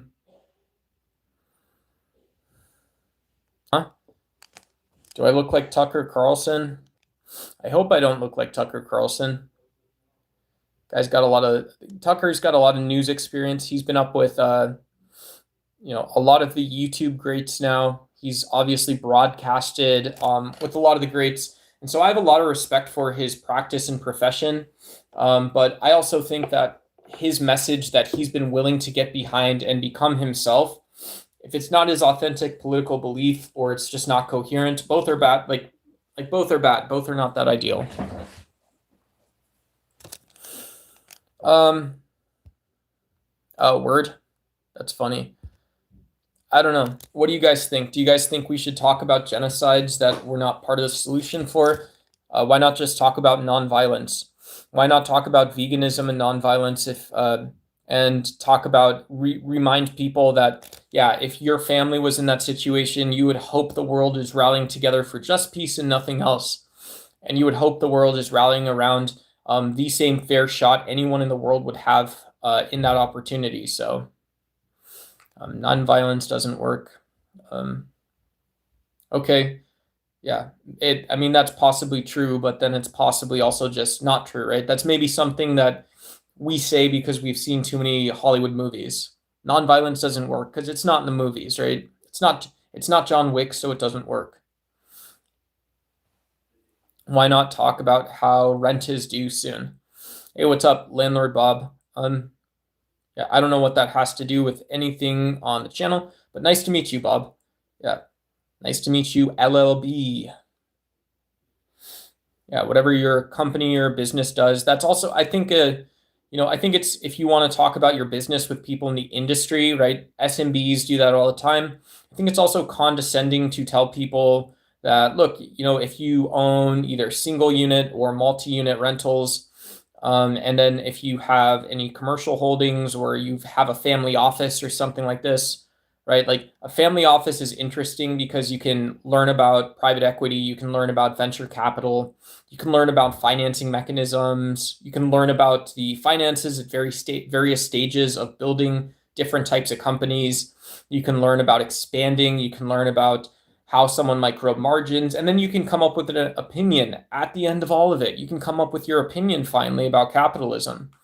But to say I want to talk about rent payments, I don't know if that's your point. But yeah, I don't know what it was that, you're flying up because you have some, hopefully you have some, if you have some equity or you have some positive cash flow coming, you also have debt. Cool. I would appreciate that. Strange question. Would you eat a lizard? No, I'm a vegan, so lizards are animals, reptiles are animals. Did nonviolence works? Hey, there's Landlord Bob. Good to see you, brother. Nonviolence works if everyone is nonviolent. Yeah. Everyone is choosing, right? Also is choosing to be nonviolence. We can become that thing that's peace, just like we can become that thing of war, right? That's kind of the meme, I think, is that like, I'm not a veteran. My grandpa was, my granddad. And so if people were in the military or around that spot, like, you become the man of war, you become the creature of the depths, right? It's like, okay, cool. Yeah, I mean, that's going to be, for some, it's not like nothing. And for most others, it's going to be a heck of a time eventually. And so if you know that those are the endpoints that you get to and what you got done with it, why wouldn't you just choose to be, is nonviolent is choosing in a very tangible sense. Is nonviolent is choosing nonviolence in that sense. I would choose to be that thing 100 times over, especially if it would save someone's life.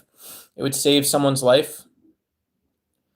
I don't give a duck. If we don't give a damn, we don't give a what? Hey, shout out millennials in the chat. If y'all don't give a damn, we don't give a. Let's go, baby.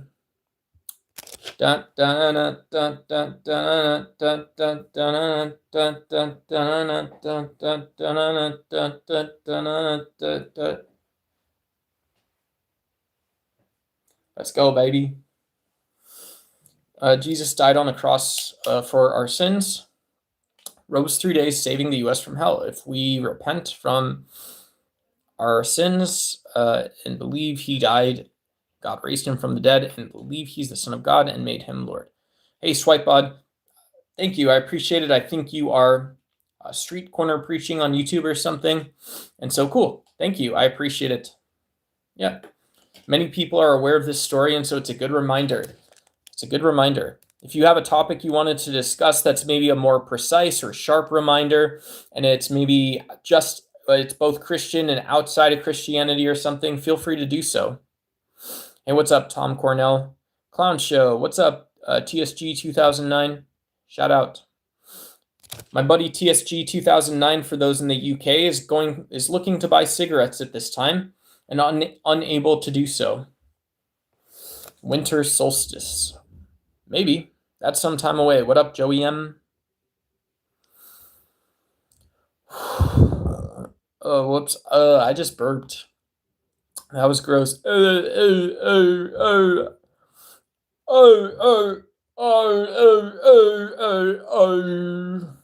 Whoops. Yeah. Heck yeah, brother. Boba Fett. I don't know who that is. Boba Fett?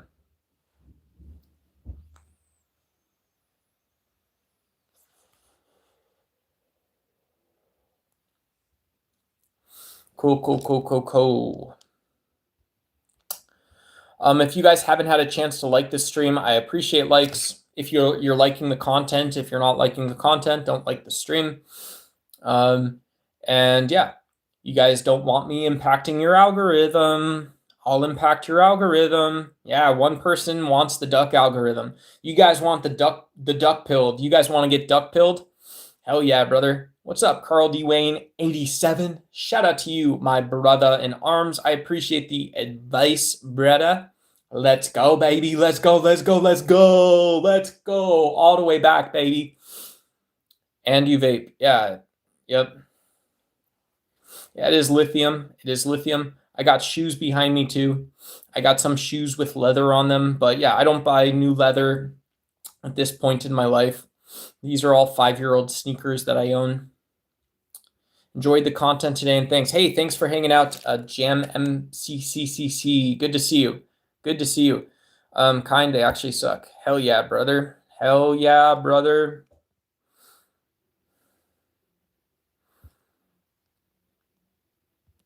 Oh man, should we sing? Ave Maria, no ra da da, pizza foam, stromboli and spaghetti, garlic bread. Thank you very much.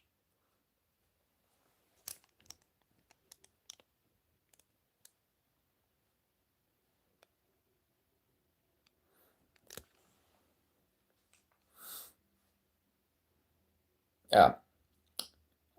If anyone wealthy wants to send a yellow or orange super chat to help me buy sound panels, I can get more hype. I'm getting yelled at by my neighbors, and so yeah, I do got to do that stuff. I ain't in dire straits, folks. I know how to buy used stuff off marketplace. Honest, I know how to do all the honest stuff. I'm on my knees. I'm telling you, folks. But yeah, one of the things I'll bring up while I'm grifting for to buy stuff that was manufactured using the earth and definitely not vegan, also definitely not necessarily ethical, is yeah, I would invite you over the course of the next week. If you wish something hard, stay tuned right now. If not, feel free to tune out. Yeah, I'm going to offer something that's a bit of a challenge. Stay tuned if you'd like to hear it. If not, feel free to tune out. In the United States and in many places, there's forms of abundance we don't often recognize. For me, it's the fact that I live in a house that has, you can't see it, but that is about somewhere I would reckon a 11 and a half to 14-foot ceiling, right? And it's just here, it's just in my house. And so I have a lot of space. I have a lot of physical space around me. I have nice clean sidewalks and stuff. So I have a space that reminds me of abundance. It reminds me that I'm probably okay consuming things. I have social and physical safety where I am. So if anybody's curious to enjoy or explore a topic like a vegan, even if you don't eat a vegan diet, that's one topic is, yeah, where does your society remind you there's abundance? What types of buildings or space or city planning? It's not that big of a deal, but yeah, if you come and find value from it and you discover something, you have your own thoughts, feel free to come back and share. I'll try to remember and try not to yell at you. When I don't recognize a topic, I get angry and frustrated because I have no social context for it. But yeah, if you want to help buy me sound panels because still my big house is not big enough, feel free to do so. Thank you. The game never changes. Dummies must invent something to ridicule another about. Yeah, good point. Good point. Goofies. I can't be vegan because I eat Mars has found the answer. Hey, bro. Yeah. You know what I do? Right? So I was thinking about this. I think people that are either sexually active or celibate, there's not like a normative value around it, right? If you find something that works for you, absolutely, we shouldn't encourage people to go live like a sleuth lifestyle or something like this. But if you find yourself there and you find yourself in adult consenting relationships, I don't see a reason to necessarily continue my own meta-ethical exploration of what that has to do with me. Right? I don't understand the ethics or morality of it. And so therefore it's perhaps just not my ethics or morality. And there's no shame, right? It's like, cool, that's awesome. If you're one of the perhaps not like LeBron James, but a rare person where that works for you or something or whatever, cool. But the same goes for people who choose to be celibate or perhaps don't actively pursue relationships, right? There isn't like internet points or shame points around these types of topics. So I figured I'd bring that into it. Hey, Bruce, good to see you from Brazil. I'm in Phoenix, Arizona. So thank you. I appreciate the compliment. It's very kind. It's very kind. Yeah, nice to see you. It's nice to see you. It's nice to see you. Good to see you, brother. If vegans find animal meat disgusting, then why make everything look and taste like meat? LOL, just be happy with your figs. Hey, that makes a lot of sense, actually. That does make a lot of sense. Hail Ducks Y. Hail Occult Day 2003, bro. Never forget Occult Day 2003. I was there. I was going to go to Ozfest. I tuned out, bro. I went to Occult Day 2003. Never forget. What the holy... Hey, what's up, Al Gore, like Al Gore, like an inconvenient truth, Al Gore? Shout out. Yeah, cool. I ain't no empire king. What kind of empire king am I? I'm a millennial empire king. Is this some kind of elder troll of sorts or the whatnot? I didn't believe I had that, respectfully, truly. Maybe I did somewhat, but what?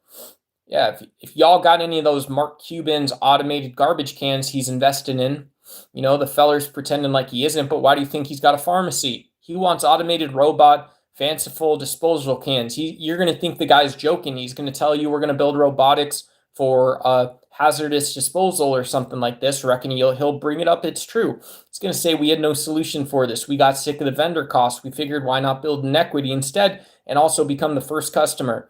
So you guys think this Mark Cuban guy is all soft baloney. He's going to go on and do the rest of the things just like all the other venture capitalists. Why not rally against that? Why not? Why not? I'm millennial. I was 1989, same birth year as Taylor Swift. So I'll go first. 1989, Taylor Swift, my birth year as well. What do I think of the USA putting Israel first? I have only high opinions of such things. Of course. Yeah. You know, you guys don't know the story of Mossad. The Mossad was taught by bubbies that were subject to the worst cruelty in human history and civilizational history.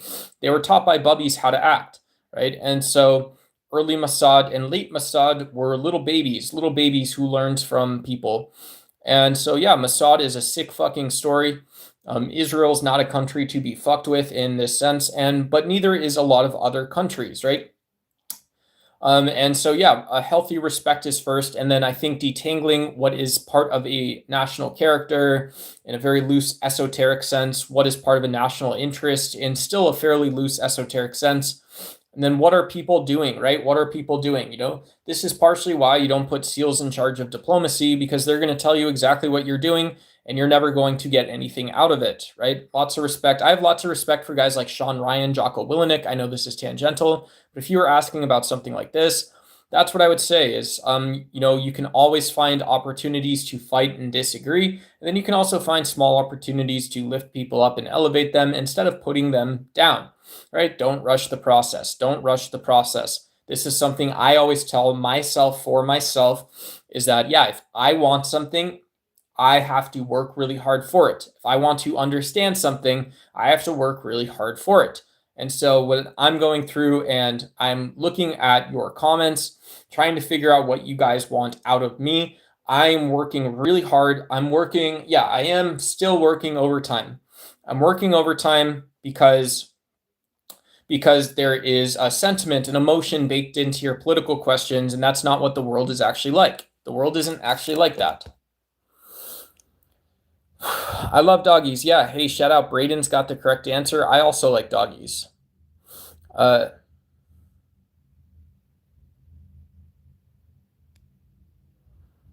I try to. Thanks, Samantha O'Lee. I try to. I always try to place people as people, right, as beings and stuff like that, and that's the best thing that I can do.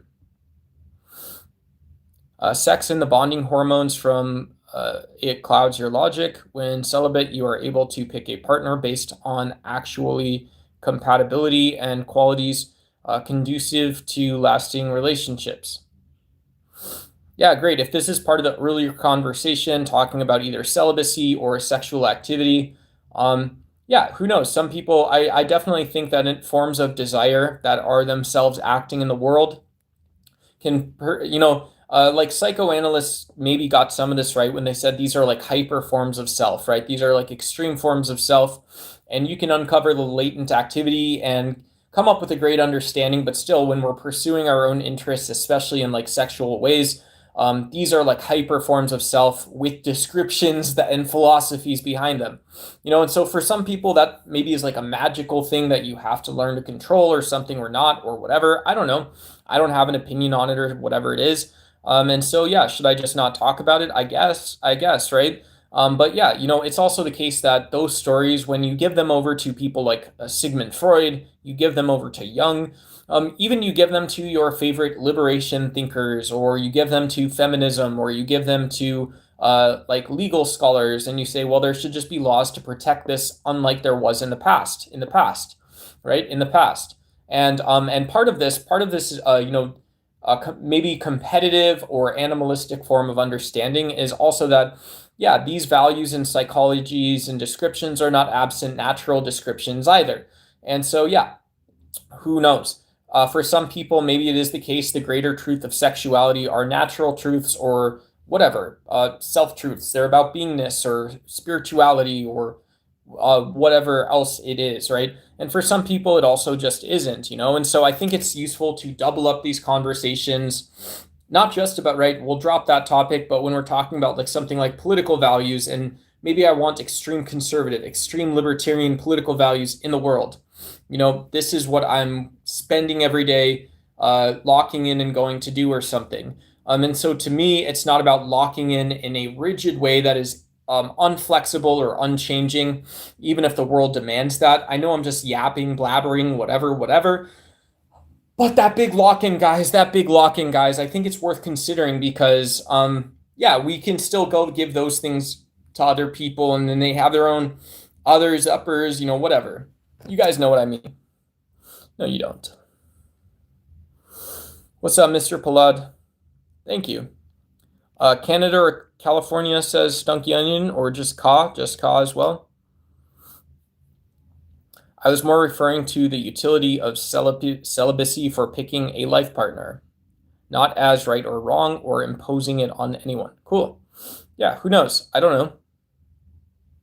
Those are that's a strange way to me to answer that type of question, but who knows? I'm not everyone. I'm not in everyone. Are you Jeff Epstein's brother? I don't think I'm related to Jeff Epstein in any sense at all. Again, celibacy doesn't have anything to do regarding picking a partner. Okay, literally nothing. Okay, cool. Well, that's your experience. Yeah, I mean, that's your experience, I guess. You can commit to a path, like, right? Some people just decide without deciding that they're monogamous, right? That's most people, I think. Most people decide without deciding that they believe in monogamy. And then most people some people maybe decide without deciding that they want to be celibate for religious reasons or other reasons. So whatever. Who knows? Hey, what's up? Hey, thanks so much for the hundreds, Real Bread God. Who knows? We're talking about all kinds of weird stuff. Tim Holster and yeah, Unk. Oh my God, no way, dude. Dude, heck yeah, I wanted to see the turtle drinking one. That's super cool. I've been seeing that one in my own feed and stuff like that too. And so thank you so much for the turtle drinking. That's a very cool gift. Thanks, Leo Cardian. Leo Cardian dropping the second huge one today. And we also got the 100 in the chat from the bread god, So thank you to the real, we're all bread gods today. We're all dropping a little bit of the heat. Thank you guys for keeping me in the game a little bit. Appreciate it. Oh my God, we got another hundos. Oh my God, we're doing combos now. Thank you so much, brother. Appreciate it. I appreciate it. Thank you so much. That's super hot fire. Let's go, baby. Let's keep it 100. Let's keep it 100 for sure. Cool. Thanks for that too. I appreciate the 6-7. I appreciate it enormously. Thank you. Oh, dang, dude. Dang. You guys are filling up the feed with this stuff, bro. Filling it up, dude. Crazies.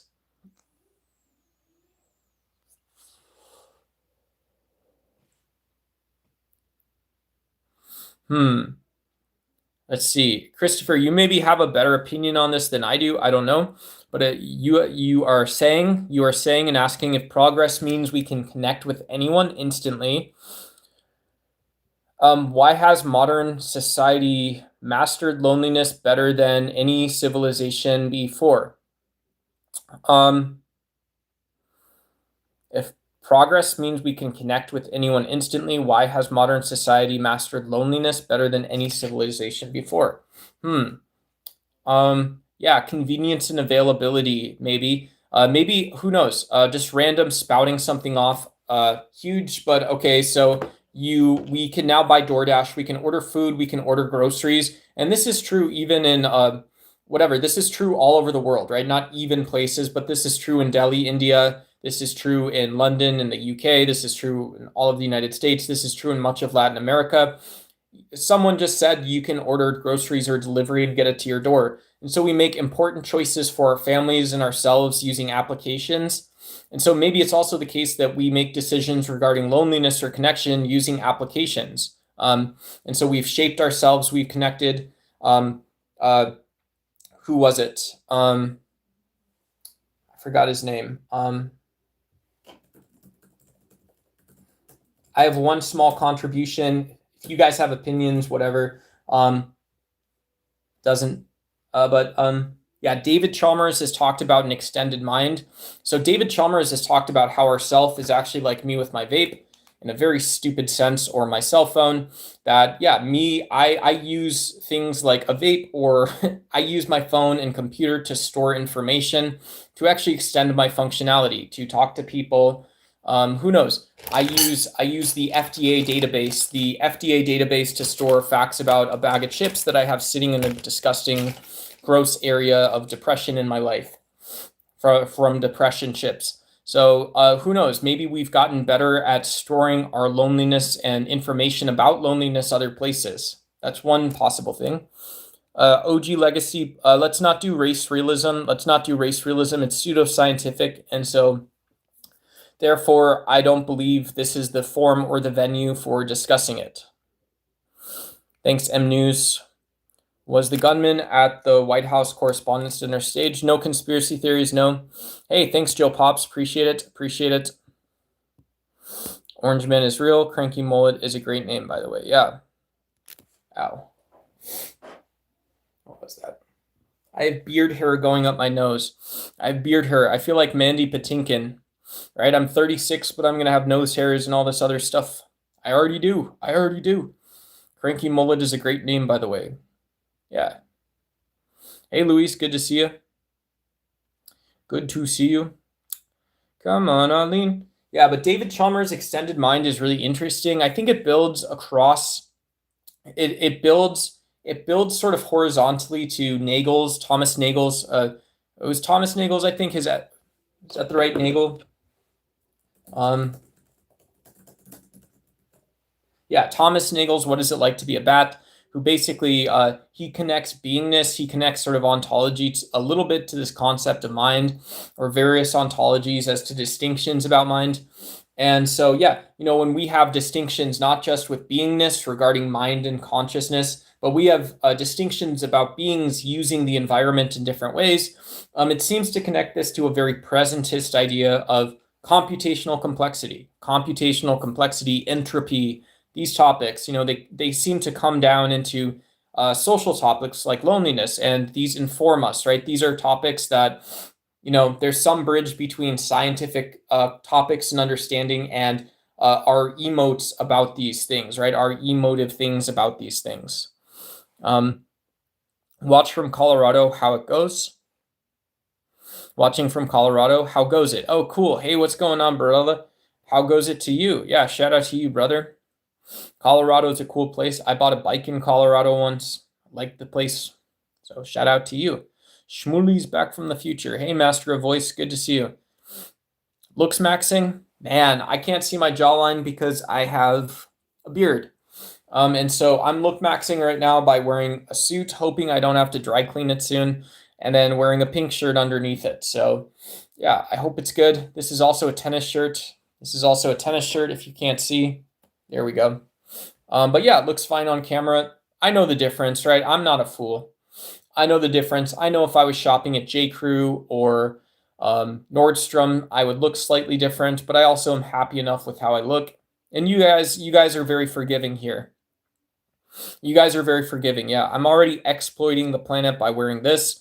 Yeah. It may be possible loneliness has always been an issue, but we're just more open to it now. Cool. You think that we enter in the predictive social networks, a supervigilance era, that we are, yeah, I mean, no, because artificial intelligence is still a fake force or something like that. That's a very cool idea, right? It's a very cool idea.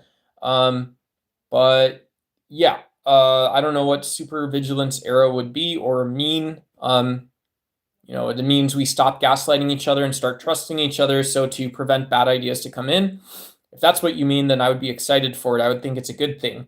In other cases, if I'm just judging that because it sounds like a cool idea, I would say no. Please, God, no. Please don't decide anything for me ever. Please, I pray to God, don't ever decide anything for me. Doug, you look like you could genuinely be an A-list actor. Yeah, thank you. I appreciate it. It's a very kind compliment. I appreciate it. Thank you. Can I get a dress shirt from TJ Maxx for you can get a dress shirt? Yeah.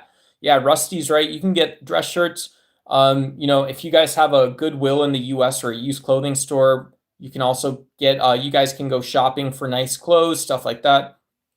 I prefer myself for 20 bucks. You can also get a nice pack of black undershirts. They'll last you 5 years if you take care of them, hang dry them. And I love just black undershirts. I know it's kind of scrappy and gross, but it is what I prefer to wear. I've worn black undershirts as my sort of main outerwear clothing since college. Do you get sleep? Sometimes, Eric, sometimes. Have you ever been afraid to sleep, Eric? A question, if truth is more accessible than ever, why does confusion seem to grow alongside it? Coles is great too. Hey, Andy Lima. We got Andy Lima in the house. Good to see you, brother. Hopefully you're having a good night. Welcome to the show, brother. To enter into a super vigilance era, we need a AI and machine learning, big data, and a lot of processes. Yeah. Not artificial stuff, right? We don't need artificial stuff because, because compute processes. You think of the supply for compute. And then you wonder, well, some of it's training, some of it is actual customer requests that a person makes. A person will make these requests. And so when you serve an inference to someone and some of them are good, some of them bad, that's the aggregate process. But I don't know how much of that is actually producing something not amoral or just that produces negative results in reality or something. Bad dreams, bro. Yeah, I've been to freaking if you ever been to Jakarta, with Tony Jaa, dude, and Joe Rogan, you ain't gonna sleep again in your life, brother. I'm telling you, man, it's crazy shit, dude. I'm getting my nursing notes ready for the week. Cool. Good luck with your nursing notes.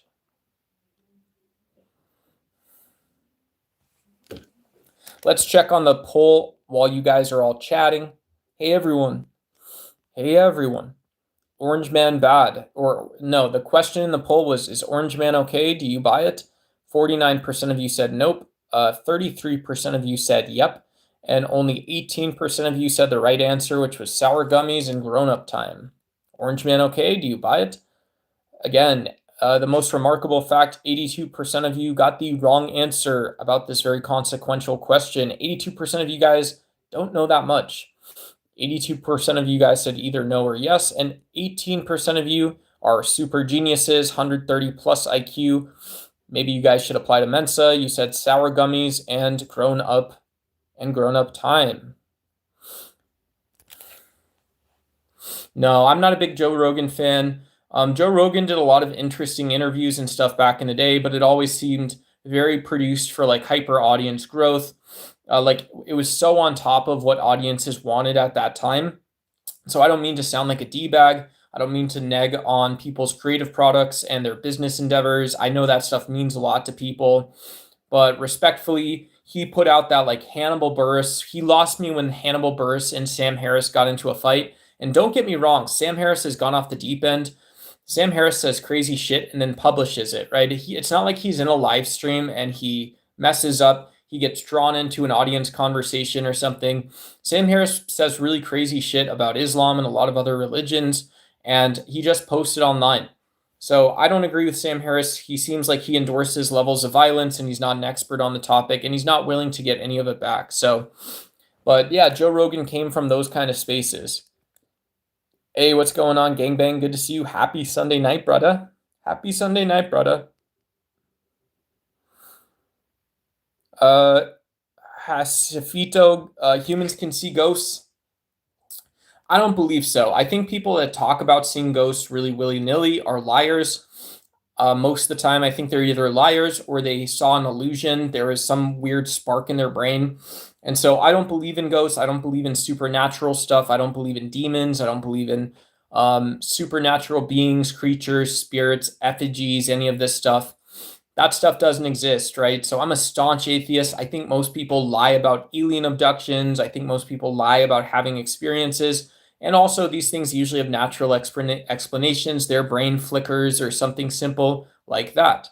They're simple brain flickers. So I don't agree. I'm sorry, not personally. Sorry, guys. I know I'm like.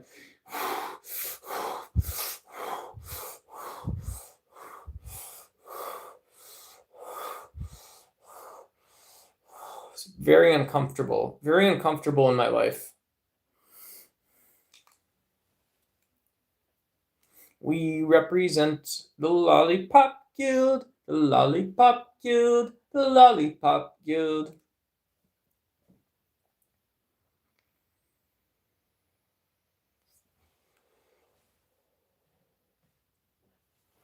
Take Kinsey, for example. His study alone disproves your stance.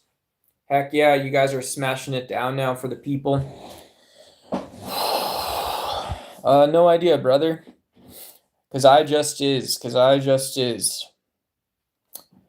am. Some of us are generational mystics. I vote for Andy for this one. I vote for mysticism. If you guys have mystic answers to world peace, or happy, efficient crop yields, let's go with that. I'm going with agriculture for 200, Alex.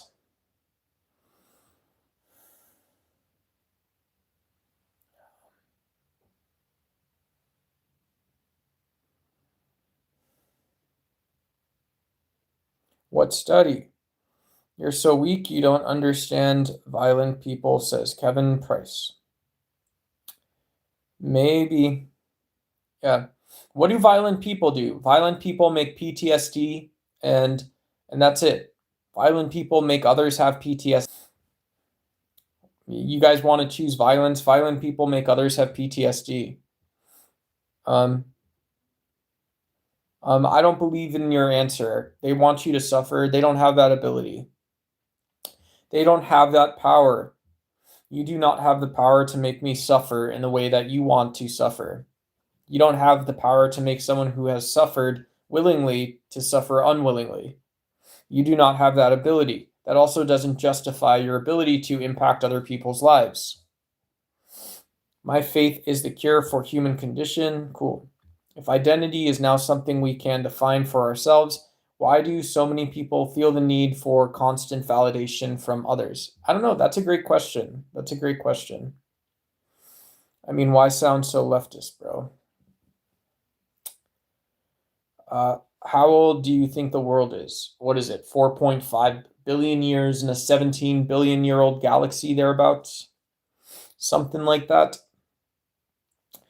You're supposed to get the correct in my stupid learning brain, I say you're supposed to have the correct number of galaxy types and formations and cosmic quantum gravity wave splits, and then your data lines up closely enough for something, right? 17 billion years, and then in 4.5 billion years, you have all of the geology you're ever going to do. So congratulations, you have all of the geology. You put it in a manila folder this big. And that's good enough for me. You have all of the evolutionary stories you're ever going to tell have to fit in this manila folder that's 4.5 billion years old, right? That's what you're going to go do. And so if you want to say the Earth is older than 4.5 billion years, that we are one of the children of the sun stories, right? The stories that made the sun, we are of that story, or something crazy like that. we're still connected to the origin of our sun or something in some sense. We should be, right? You should be, maybe not causally, but you should be in some sense. You have to fight really hard to prove the 4.5 billion year story again and again and again, and then you have to fight even harder to get it outside of that. So I like the scientific story. I think it's a little magical too. I think there's magic around us because the story is so large and difficult to comprehend. But yeah, I like kid stuff. I like kid stuff. Tell me what it is, and then let me go read Harry Potter or something. Do you think some religions are cults? Yeah, some religions can be cults, definitely. Yeah. Yeah.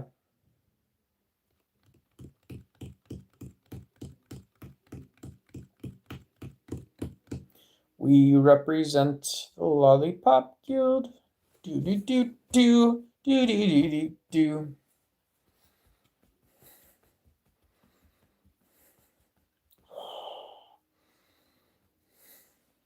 Oh my god.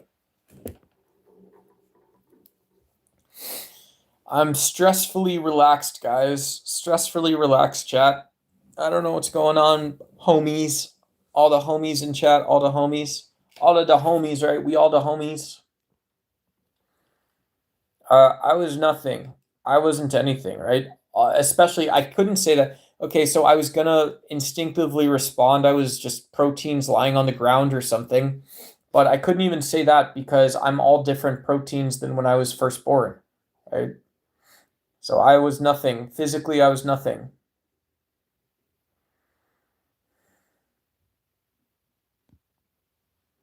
All right, Kevin. I hope you're good, brother. Yeah.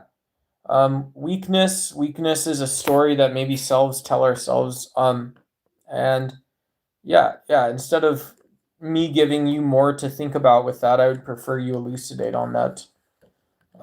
What's bad about the orange man? What's bad about the orange man? Feeling it today or something. I don't know. Yeah, it's the same Donald Trump. Is MAGA Republicanism? Are we okay, Rose? Are we okay? I ain't stressing, dog. Why are you stressing, bro? Why are you stressing, bro? Hey, what's going on? Lessonlessness. Good to see you. Yo, who that be though? Who that be though? Oh, we was talking vapes. He was telling me all about vapes and the whatnot. Good to see you. Good to see the homie. Hey, same to you too. Hopefully you're well.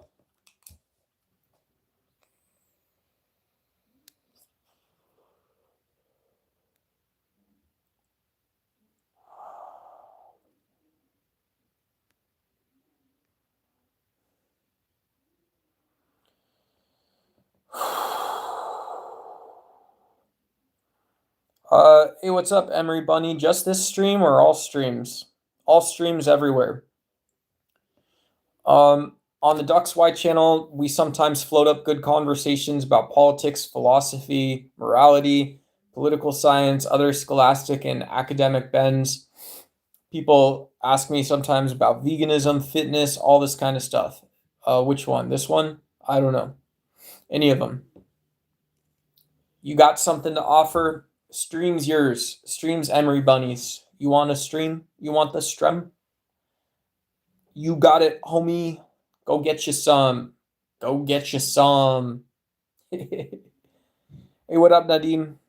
Hey, I'm so sorry to hear that. I'm so sorry to hear that. Hey, the sad alhamdulillah. I'm so sorry to hear that. So yeah, hopefully your grandpa's fine, your parents are okay. So I'm so sorry to hear that. No way, dog. Your group is being mean and shunning you and whatnot. Dude, tell me more about the whatnot, though. No, what about the peoples, though? What are they doing? What are they doing? They're not caretaking. They're not caretaking something or like just random stuff. What? They've got to be not caretaking stuff. They've got to be they've maybe got to be thinking about everyone is other people right now. There's selflessness, and so you guys are actors in a play in some sense. Maybe I mean, I'm troubleshooting. I know. I'm sorry. I ain't gonna fix it, but everybody's an actor in a play, or it's the opposite. There's pure forms of selves pretending to be selfless. Our animal selves are acting up, dude. I'm so sorry, homie. I'm so sorry, homie. I am so sorry about all that one. We represent the Lollipop Guild, the Lollipop Guild, the Lollipop Guild. We represent. Are we talking about Sudan? I don't know if you're trying to get attention for an issue, Kevin, or what. I don't know how to interpret what you're saying. There's Yeah, there are geopolitical and national level problems, I would imagine, in Africa. There's I can say from a US perspective, disparity in funding and stuff like this, disparity in representation, especially around what is it, the lower Niger Delta. There's still border disputes and stuff like this. And this is also bumping into modernization and arms production, increased global military expenses. Yeah, and so that's not the correct lens to view this from, right? The correct lens to view this from is that there's unhinged risk indicators flying around. There's confusion about the role of realism and all kinds of other stuff, right? Same fucking bullshit. So when people are not serious about talking or solving it, what are you gonna do? You're gonna say the same shit. Go back to the textbooks. Go back to the data that you've had for fucking decades. Looks the same, bro.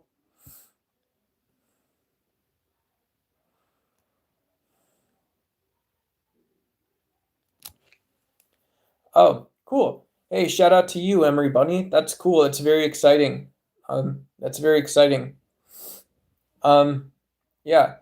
Lacan is an interesting philosopher for this. The most modern, maybe philosophers, um, Sam Harris, Patricia Churchland, they're neuroscientists, they're naturalists, so they argue that consciousness is fake, but they'll explain why they make this argument. And then Lacan's interesting. He offers a lot to nibble on, both from a philosophical sense, but also things our brains naturally think about.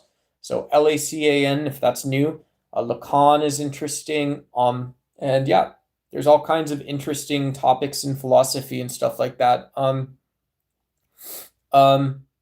yeah. This debate, because I'm a politics streamer, so the debate in consciousness and experience goes back in American land to the early 20th century. And yeah, it was someone named William James argued Christian theistic perspectives against this guy named John Dewey, who told us that it's time that we start adopting the view that atoms and molecules are producing our experience and conscious sense of things.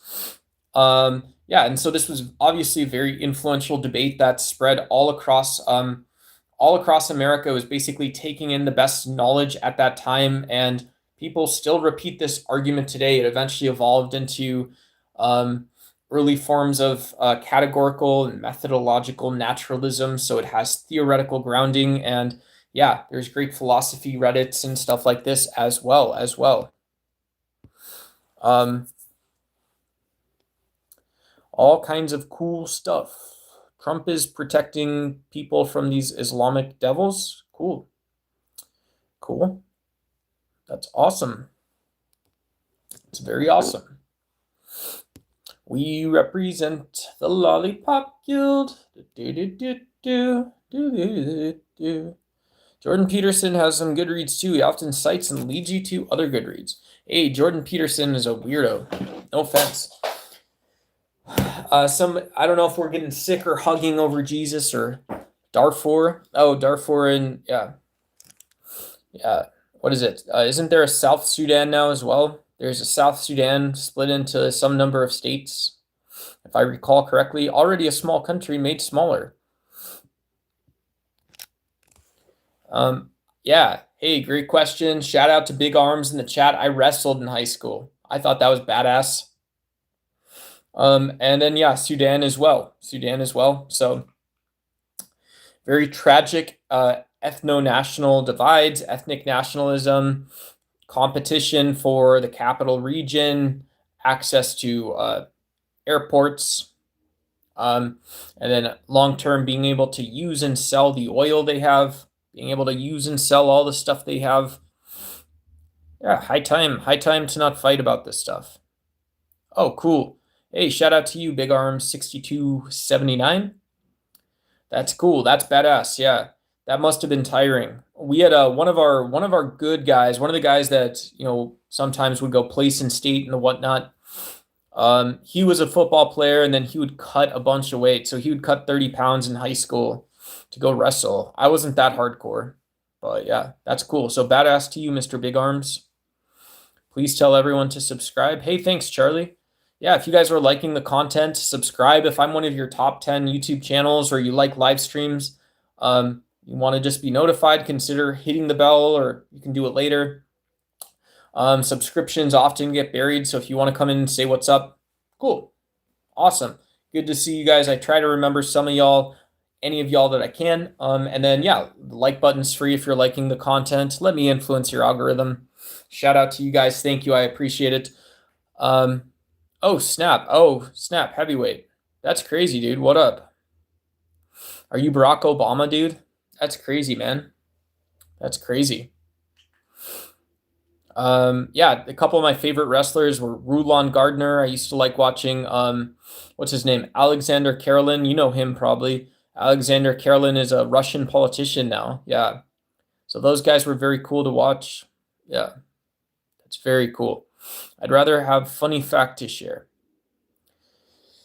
I don't have any funny facts. If I had funny facts, I would share them, but I don't. I don't have anything funny. I don't know how to tell jokes. I can just be funny, I guess. Being funny, but I don't know. I don't know how to actually be funny or anything like that. If I could, I would, but I can't. I'm sorry.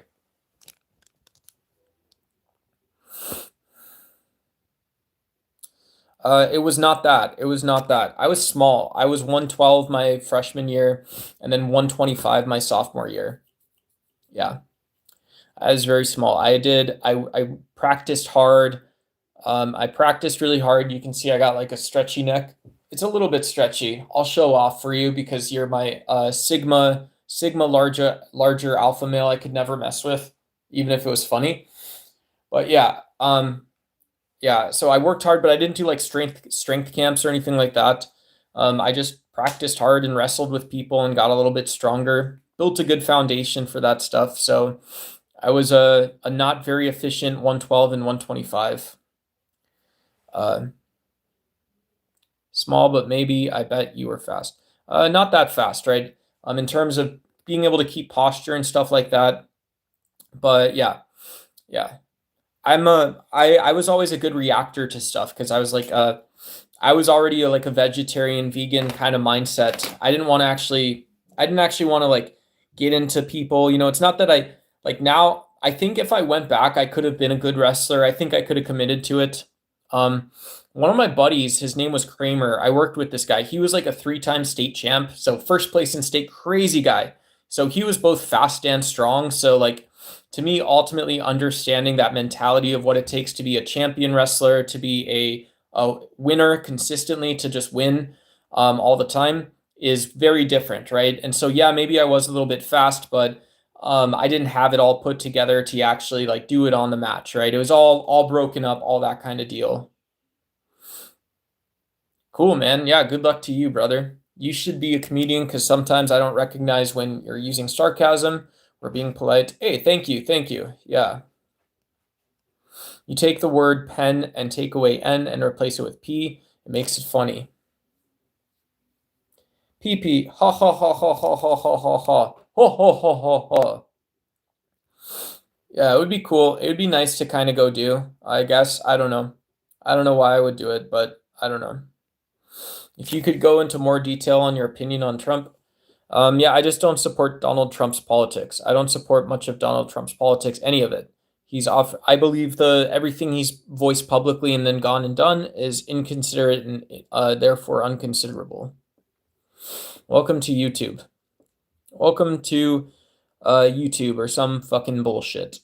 Some bullshit. You look more bulkier now. Yeah, I mean my arms and wrists are all very skinny, but yeah. They can shift over time, I guess, right? It's just, we represent the Lollipop Guild. The Lollipop Guild, the Lollipop Guild. We represent the Lollipop Guild, the Lollipop Guild, the Lollipop Guild. We represent the Lollipop Guild, the Lollipop Guild, the Lollipop Guild. We represent the Lollipop Guild, the Lollipop Guild, the Lollipop Guild. We represent the Lollipop Guild, the Lollipop Guild, the Lollipop Guild. We represent the Lollipop Guild, the Lollipop Guild, the Lollipop Guild. Thank you very much. I don't believe that it's a dictatorship. We still live in a constitutional democracy with laws and the whatnot. There are still laws governing most of society, of course. Yeah.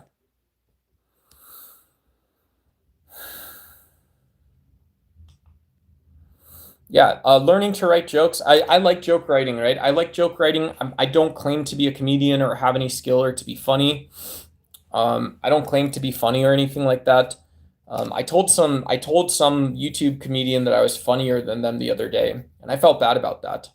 But yeah, I do believe the base of humor comes from truth. I don't believe that it's that subjective either. Just because if you find something that you think is true, and even if it's not eternally true, but it is true, it's basically true in that you could say it and people won't argue you on it. You can write like pages of jokes. You can write pages of dialogue that's funny from one simple thing that's actually true. So I think it's a cool thing to do, especially if you're on the internet or bored and you don't have the opportunity to go look for a fucking job or something like that. Write jokes. Why not? Why not? I'm in Phoenix, Arizona. Yeah, I'm in Arizona.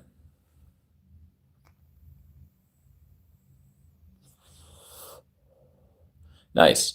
Yeah, I probably, if you're 6'6", 270 and we're both internet people, probably not, but thank you. Yeah, I appreciate it. Yeah, I appreciate it. Oh, cool. Shout out to the Phoenix crew. Yeah, heck yeah. Tucson, Phoenix, Tucson. Shout out. Good logical answer. Thank you. Uh, thank you. I used to support Trump, but after the multiple federal laws he broke, I don't anymore. Yeah. Donald Trump isn't grounded. So Donald Trump doesn't have his feet on the ground.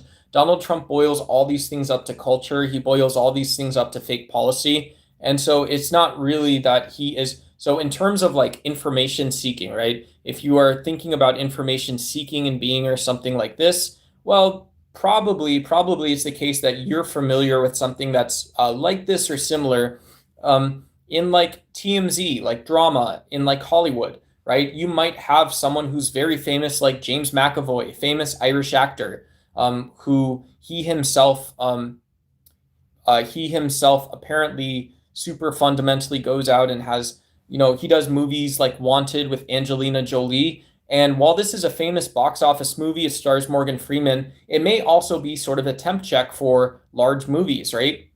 Saying, well, look, is there a market for graphic novel style, comedic, these sort of fast moving novels that seemingly are made for both young men and women in some sense, in some regard? And you might say that, yeah, there sort of is, but there also sort of isn't, right? And so Donald Trump is doing this with politics, though, and some people have compared him to Silvio Berlusconi. And yeah, a lot of people have seen these not as leaders, but people incapable of leading from elected offices. Reason being is you come back and you measure this stuff and then it just didn't work, right? You learn once again the same thing that you learned before, that your plan didn't work. Yeah. And so it's about intuition and judgment. And it's about, one of the things is about like unified brains and integrated brains, integrated thinking. If you're only integrated when you're thinking about culture and society, that's awesome for you, but that's not a president. That's not a head of state. That's also not someone capable of doing nation building or statecraft, in my view. You know, are your legs good sized? My legs are not that big. My legs are not that big. Yeah. My calves are really small. I got in trouble and my calves are really small. So I don't know what happened, but my calves, and there's like weird connected areas in my foot and stuff. As intelligent as I am, like that stuff's all fucked up. I don't know why. Yeah. You're big but not violent. Cool. Yeah, shout out, shout out. No, I missed I did roll a little bit in college. I did some MMA stuff very lightly.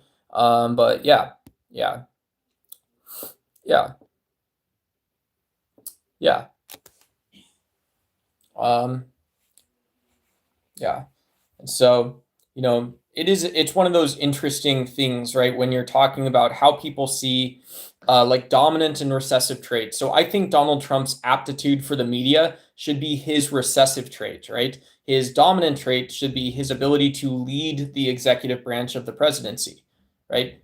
His main job, he himself and he is making policy that does relate to the success of the nation state overall. Maybe national security, you would say, is included in that. And then it's ensuring that we have a healthy economy and all types of things, right? So it's making all types of complex judgments. But his dominant trait in reality is his ability to manipulate the media, to encourage people to go lie to others and accept lies themselves, right? And so saying that there does or doesn't exist some sort of place in Donald Trump's mind for a peaceful world, well, it's a foregone point because he postured immediately that he is unwilling or incapable of saying and doing something like that. Yeah, yeah. Donald Trump is the greatest president that ever lived. Cool. Ooh, yeah, that sounds good. Help beef up my calves. Cool. Thank you. Yeah, that's a good idea. That's awesome. We represent. Yeah.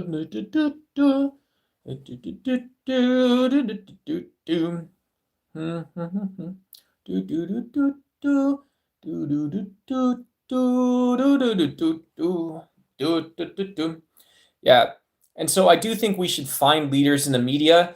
And sadly, Bill O'Reilly was someone who was very hateful. He was very brash. He was very unedited, perhaps very raw.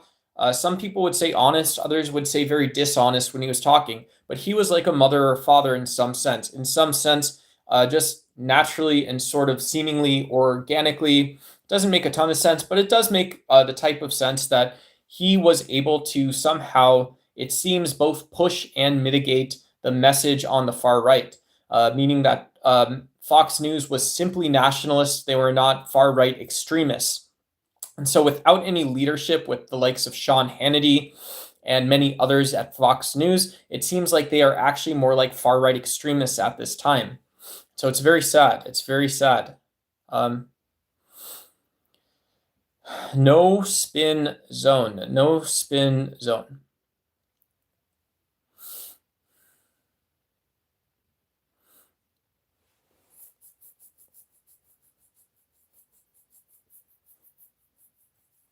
We represent the Lollipop Guild, the Lollipop Guild, the Lollipop Guild. Yes, we represent the Lollipop Guild, the Lollipop Guild, the Lollipop Guild. My name is Duck, da duck, duck, duck. My name is Duck, da duck, duck, duck. Appeals to emotion work wonders in persuasion. Hey, thanks, M Lemon T4. Great to see you.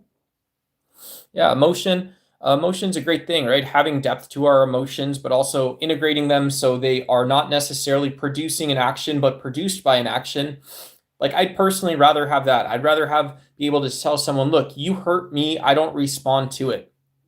These things hurt me, these things stress me, but I don't respond to it. I don't mind being the world's slug, right? If the slug is a slug, if we have these subhuman creatures, and you can say that well, slugs are worse than human. They don't have the same moral worth. You're a cockroach. Cockroaches don't have the same moral worth as a human. I would rather be a slug or a cockroach than and say, you hurt me, I don't hurt you, right? You hurt me, I don't hurt you. You hurt me, I don't respond to it. I fall on it, right? If I hurt because you hurt me, I fall on where you hurt me, right? If I hurt because you hurt me, I fall into how I should respond to being hurt someplace in some specific way, right? So there's never a justification for violence. There's never a justification for violence in my view. And there's also why are extremism and terrorism bad? Just because violence in political processes begets more violence in political processes. Oh my God, shout out Christopher. Thank you so much for the YouTube emojis and the number one. I like feeling like it. I like feeling like it. Shout out to you, man. Shout out to you, brothers, sisters in YouTube and social media, and not a Twitch audience, not YouTube, not Reddit, not Chorus, but just right here where we are. Thank you. Appreciate it. It's very cool.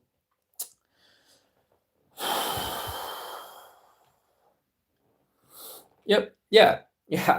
A practical stoic. Practical stoic without having to ever talk about stoicism. Hey, that sounds like a bargain to me. You get to act like a king like Marcus Aurelius. Marcus Aurelius wrote about stoicism. So did Epictetus. One was a king, one was a slave. Marcus Aurelius wasn't just a king. He was also a philosopher, apparently. He was both, right? He was both. He was shaping a cosmopolitan, embracing Greek or Roman, whatever it was. He was shaping a national identity, absorbing and fending off forms of cosmopolitanism and this form of Hellenistic senses of republican and democratic ideals all living in one place. And this was in a time when abundance was becoming more familiar, right? You could afford it. You were eating 2,000 calories a day. You could afford to be a cosmopolitan, to learn and to be part of the nation state, to be part of learning. You could afford to learn. It was not a risk to the state for you to learn at this time. But what a great deal. What a great deal. You can learn from these people who wrote about controlling your emotions in perhaps unpredictable times, but when the world is full of predictable forces, very painful to be on the bottom of this social ladder, perhaps very painful to lead in these times as well. One maybe would consider. But yeah, that's so interesting to be able to adopt this philosophy of stoicism while never actually having to claim to say, this is exclusively what I'm like, because I am not like that. That's my opinion, but Epictetus, yeah, cool. What a hero, right? You could just write knowledge and stuff, be poor. Who knows? Internet 2.0, Internet 3.0, I don't know. Our father is perfect and our wife is perfect. Cool. That's the power, I think, controlling my own response to things. Cool.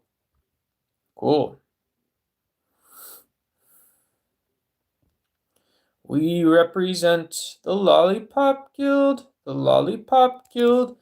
Do you support the genocide? Oh, it's a do not. Hey, thanks, Crispy Blues. Thanks for holding it down. I appreciate it. I agree.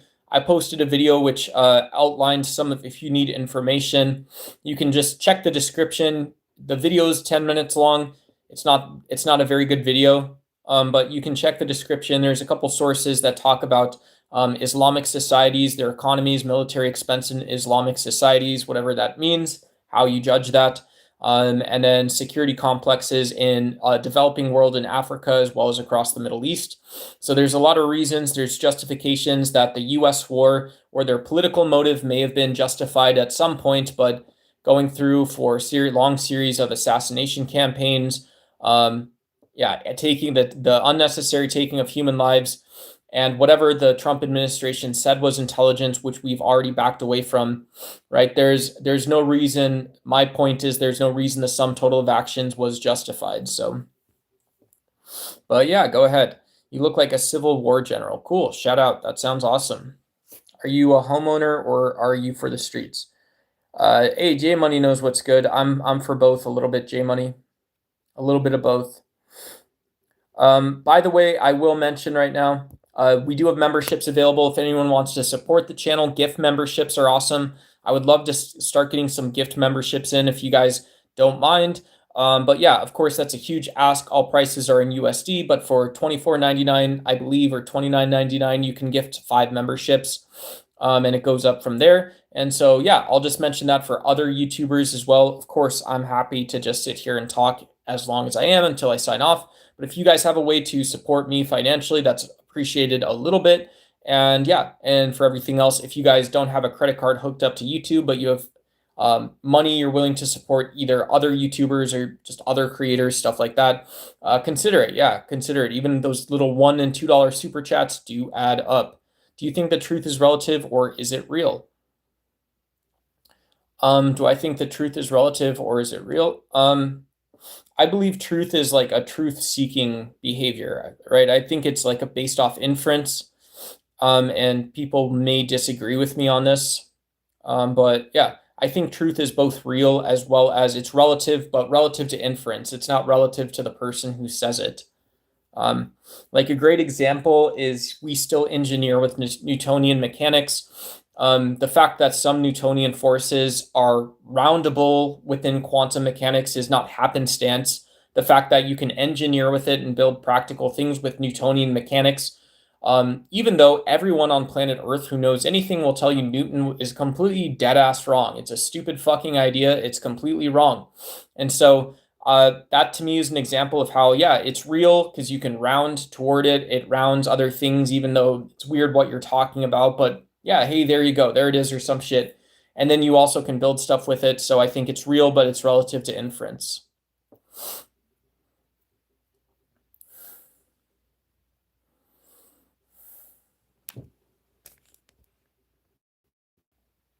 Oops.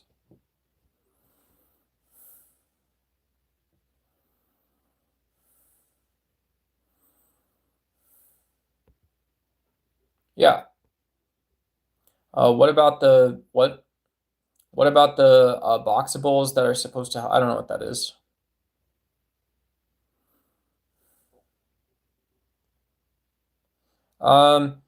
Yeah, I mean, people had long speculated targets in New York, and stuff like this. So, and this is partially because there was the first bombing of the World Trade Center was 1993, and yeah, so it was a car bomb in the garage, and so yeah, it's not necessarily prophetic, and it's certainly a way. I would say that the chance that that represents, again, I reference this probability, this 1% chance that there's foreign state activity happening in the U.S., whether it's kidnapping scientists or whatever it is. It was the Charlie Kirk thing.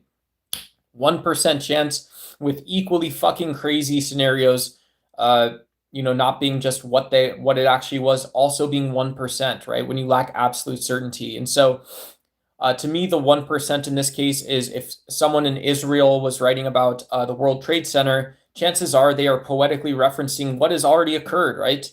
That would just make more sense that your brain doesn't have another way, right? It sounds very strange to say something like, well, we may think whatever it is. We may think that I'm just going to use a random example, the great random soybean fields of Southern Illinois. These could be the next great whatever it is, right?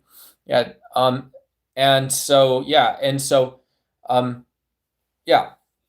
And so, you say this, and so, okay, to me, I buy that. I believe that's a better sort of prediction or side of things.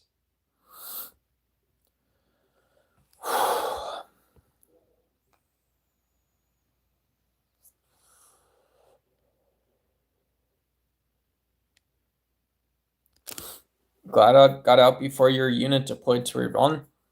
Were you stationed at a Middle Eastern base or something, Chris? Or what? You were in the CIA during the Iraq-Iran war or something like that? We have no ducks. I'm famous on some other YouTube channel, guys. I've got emojis in some chats. I got songs on other YouTube channels. I'm a celebrity. Not a very good one. Schnifflin celebrity or something. Oh, cool. Yeah, my grandpa was 183rd Airborne Division. He got shot down and spent 3 weeks in a canoe. I don't know what any of that means, but yeah. Thank you for your service, Chris. Bam, bam, bam. Thank you, man. Appreciate you. Is AI worth the cost? I just like doing stolen valor stuff quite a bit. I like doing stolen valor quite a bit, but not that much. What is that? 1st BCT, 1st Brigade, Alpha Companies, 18th Airborne Corps, PIR, Parachute Infantry Regiment. Cool. Yeah, that's pretty awesome. Cool. Shout out to you guys. Is AI worth the cost, or are we accelerating our own demise? Am I Jewish? No, I'm not. I don't know what kind of question that is either. You could ask a productive question in your own time or something. Are you guys parts of good teams? Are you guys part of good teams in your life? Do you guys have support? Do you guys have friends? Do you guys have colleagues? Do you guys have your own personal space separations between work life? Also, a sort of nothingness that allows you to support a self that's completely committed to the work. These are all good things, I think. I think the idea that we put political violence over doing hard work ourselves is pretty awful. Am I Christian? I mean, I don't know what the Inquisition or these questions are about. Sure, not really. I have a Christian personality. I'm not Christian. I haven't had friends yet. Hey, shout out to you. And yeah, also regarding your other internet friends not having friends, well, they're out of a friend now, right? So shout out to you. We got a very cool, deep PFP in the chat. So lessness. Shout out to you. Great to see you. Is AI the new arms race? No, AI isn't an arms race.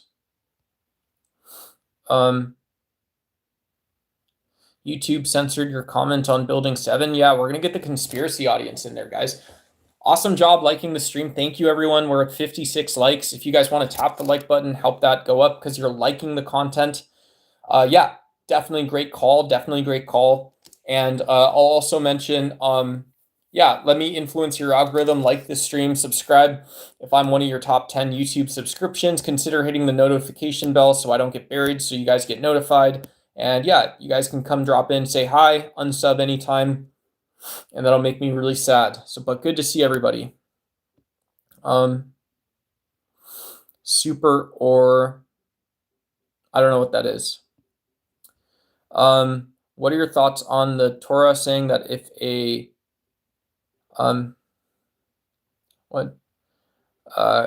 yeah, I believe all Abrahamic texts contain poetry about violence. Yeah.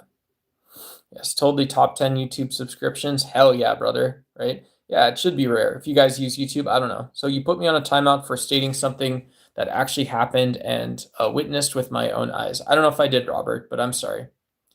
I'm sorry. Are we going to talk about it more or something like that? I don't know. Whatever. Sorry. There are both passages in the Torah. Okay. Several eyewitness government employees said a missile hit the whatever. You were talking about how conservatives were saying that the media was making Trump out to be a villain. And yes, there's rhetoric is going on. He's Hitler. He's destroying democracy. Oh, okay. I'm sorry about that. I apologize. Oh, Jamal Khashoggi. Yeah, that's sad. What's up, Devin? Trump refused to cancel business with them. Saudi's age of consent is yeah. I mean, it still is an Islamic state, Saudi Arabia. We have a lot of common and shared values, and then there's also either autocratic or Islamic elements to government, right? And so, yeah, the fact that Donald Trump positions himself as a businessman and then proceeds to steal $160 billion doesn't really show that he's a businessman. And so it's weird. How does the world interpret Donald Trump? Who cares? Did you guys know, I'm sure you do, that a Jew cannot testify against or legally persecute another? I didn't know that that was true.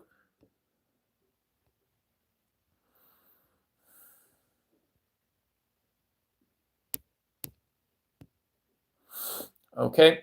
Are we doing spy battles? Guys, are we doing spy battles? You guys want to do cool fake CIA stuff? You guys want to do cool fake CIA stuff with me? Let me go ahead and take my jacket off, buddy. Let me go ahead and take my jacket off if I could. Give me just a second here. Thank you. I'll be right back. I'll be right back, everybody. Hang tight. Da-na-na-na-na-da-da. Da-na-na-na-da-na-na-na-da-da. Highway to the danger zone. Da-da-da. Highway to the danger zone. Something on the 9 to 5. I'm not a spy. I'm just playing. I told you, God. Oh, thank you. I got recruited to the CIA off Quora and Reddit. So you guys, I never told you guys my CIA story, but they always give you your numbers, when you least expect it. And then, there you are just browsing conspiracy forums. Total performative, by the way, total joke. But yeah, they always give you your numbers and there you are. You're on social media, suddenly you're someplace else. I have nothing else to say about the timeout. I apologize. Yeah, I have no idea. Bye, Rabbi Shmuley. Bye, Sayak. Good to see you. Yeah. Hey, Victoria. Good to see you. First person, Victoria. Donald Trump failed to close September 10th at $2.3 trillion gone missing and could not be accounted for. The documents could have been studied by the Pentagon. Okay, they always say the Pentagon first. Yeah, absolutely. Wow. Cool. Proof I was in the CIA and I had a hot girlfriend. Heck yeah, there you go. Heck yeah. Right? Other proof I know how to play tennis. Other proof, I want to learn how to cook from Gordon Ramsay to save money and save the planet. Like with fractional improvements in food choices. Other proof isn't joining the CIA for me. Other proofs are I'm gonna go do CrossFit or something. Never again. Hey, what's up, Negan Smith? What is it? Wasn't it that guy's birthday the other day? You're a dolphin. Cool. I got a great memory. But yeah, I believe I saw yesterday was the guy who played Negan's birthday. So good to see you, Negan Smith. UFOs are real. You eat 50% green. Cool. Yeah, reducitarian is a good word to know. If you're at the store, reducitarian, who knows? Maybe you're going paycheck to paycheck or stretching a paycheck a little bit. You can buy food that's on the toss aisle, It's products that might go to food waste. You're not sure if they're going to donate them to a food bank. And so that's an easy way to reduce food waste. Also, just finding ways to ration your own buying choices to stuff you'll eat. UFOs are real? Cool. Awesome.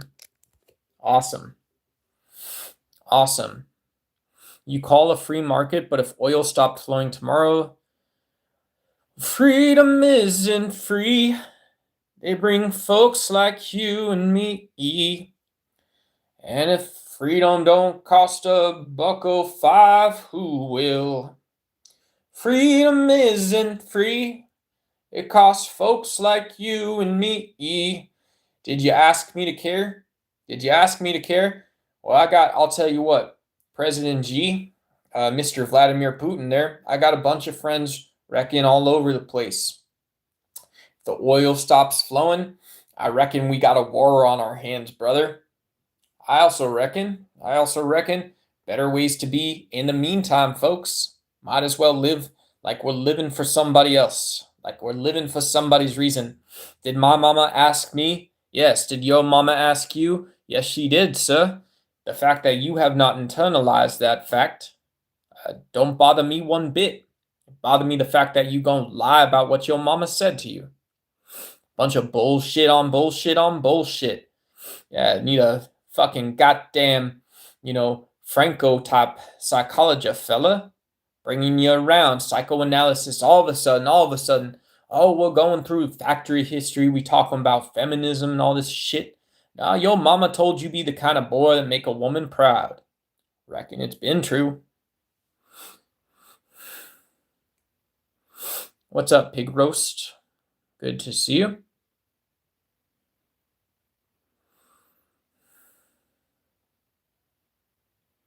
What? Mama's fans only. Hell yeah, let's go.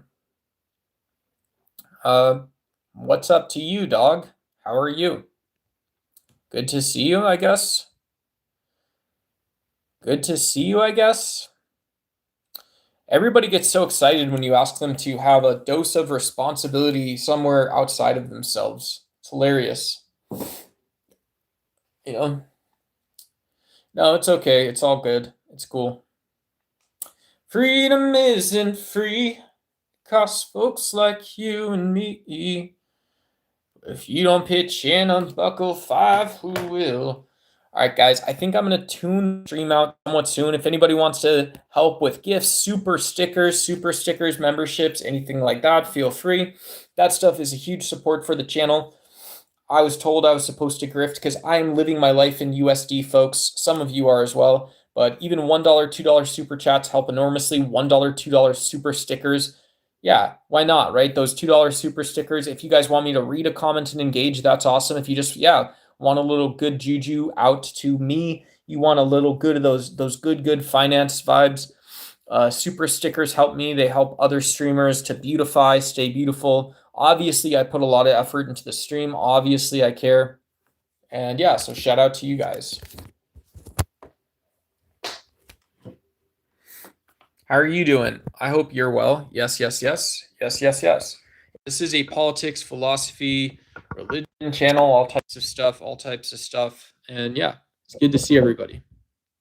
Freedom isn't free. It costs folks like you and me. And if you don't pitch in your Buckle 5, who will? I'm still going to keep on counting down to the motherfucking knuckles until I quit, until I'm tired, until I get sick of it.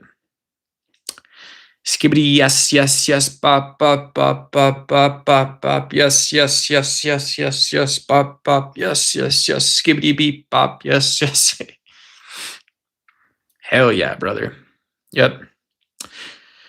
Or just a well-decorated illusion we agree to not question. Of course, yes. It could be, of course.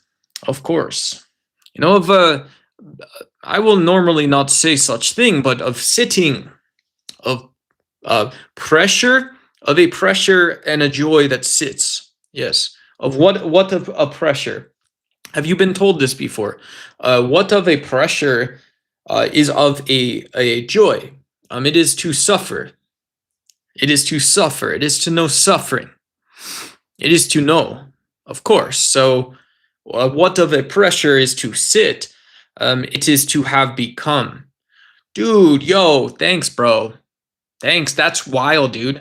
Dude, I gotta stop doing that. I'm like super insanely grateful. Thank you so much for the red super $99.99. I also got to know Ask and Get, and that's because you were awesome. Thank you so much for the gift, for the support, the donation, the super chat. Appreciate that hugely. That's wildly generous. Thank you so much. Appreciate it. Thank you. Dude, that's wild. Cool. Well, I'll stay on for a little bit as long as I don't get yelled at. I'll stay on for a little bit, and I appreciate the support hugely, hugely. Somebody asks if I think gay people end up in hell.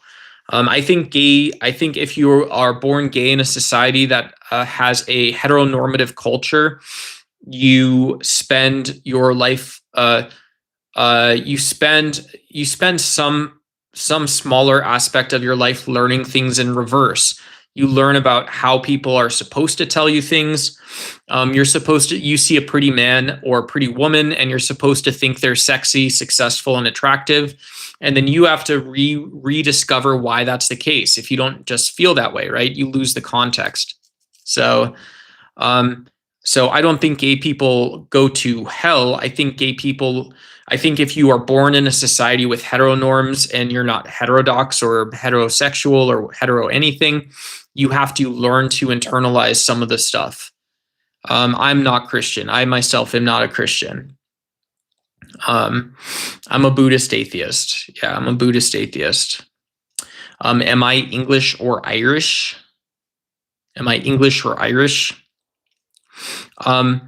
I am. My grandparents are German, Italian, and either Slavic or Polish. So Central Eastern European. So that's my upbringing. Yeah. Do you believe they go to hell or not really? Do you believe they go to hell or not really? I don't believe anybody goes to hell. Hey, what's up, Ducks? Hey, thanks again, MT Lemon. That's a hugely generous super chat. Still just kind of sitting on my little dome piece. I really appreciate it. Not trying to make you feel weird, but yeah, it's very generous. Thank you so much.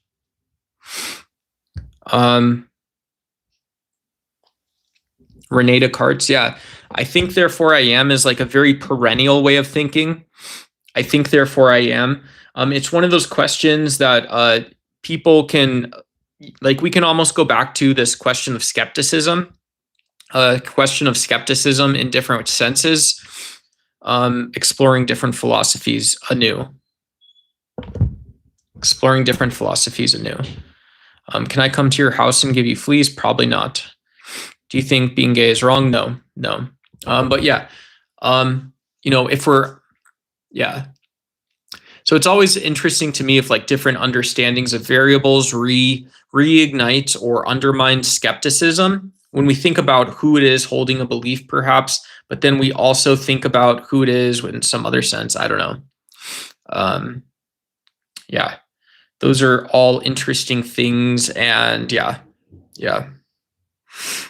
I mean, there's some formulations that like, there is a scientific theory that encapsulates data and complexity. That's how you actually get like variables back. And so you have skepticism, but you still have these mind independent objects, or reality exists independent of minds.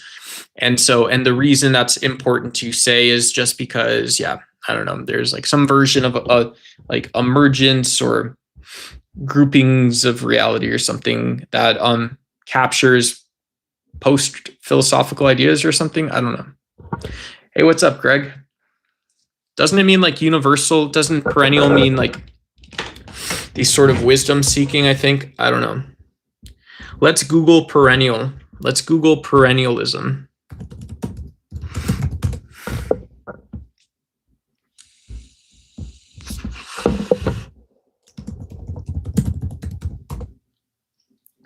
Oh. Let's Google perennialism. Oops. Ow.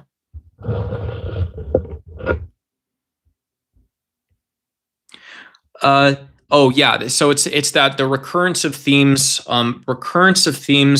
illuminates universal truths. So a very solid instantiation is the Baha'i faith. So this is Greg's question. Whatever it's called. Yeah. The recurrence of themes illuminates universal truths or something like this. And yeah.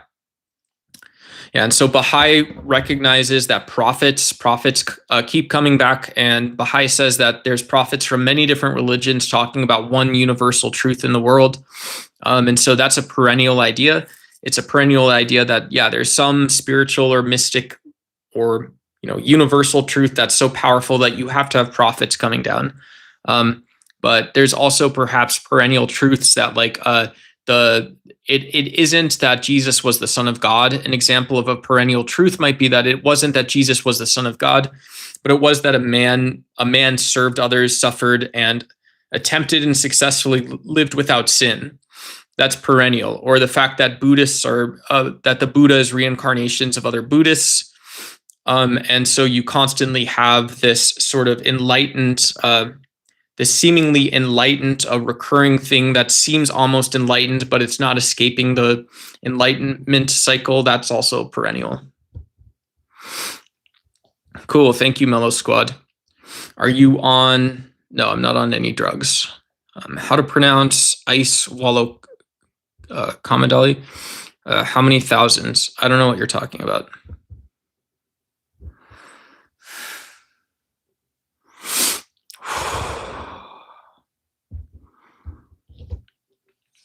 I just can't forgive the Jews for killing Jesus.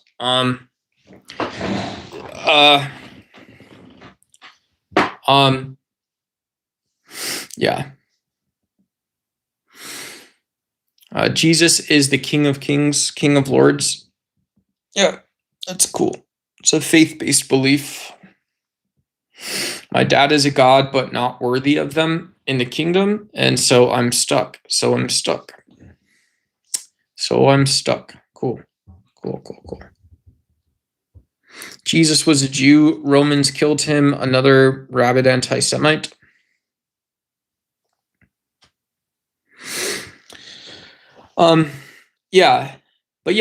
Perennial truths around skepticism. Another important sort of perennial truth, if philosophy could borrow it, is that, humans have irrational thought mechanisms. We do have irrationality living in perfectly healthy brains.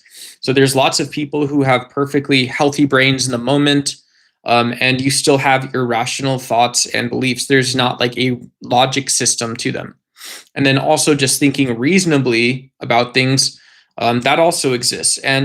And so is there a universal truth that we seemingly want to apply epistemology to both rational and irrational things, both experience and to wisdom or knowledge? That seems like it's sort of between the middle on it, right? That seems like it is one form of like universal truth or something like that.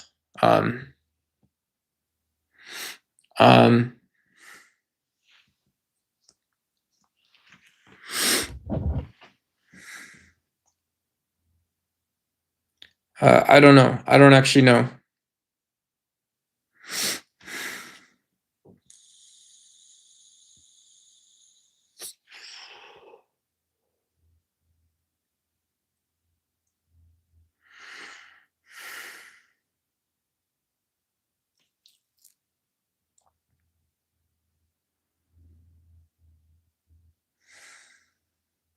So we lose.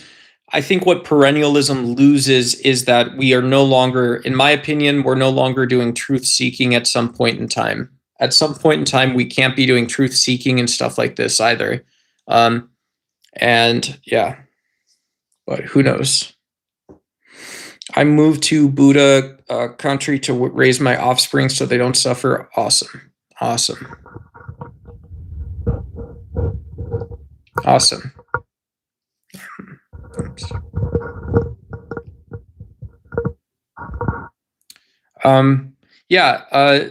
There's countries in Buddhist countries that have introduced like gross national happiness as an alternative to gross domestic product, basically arguing that there are equal sum competitive measures. It's meant to be interpreted geopolitically.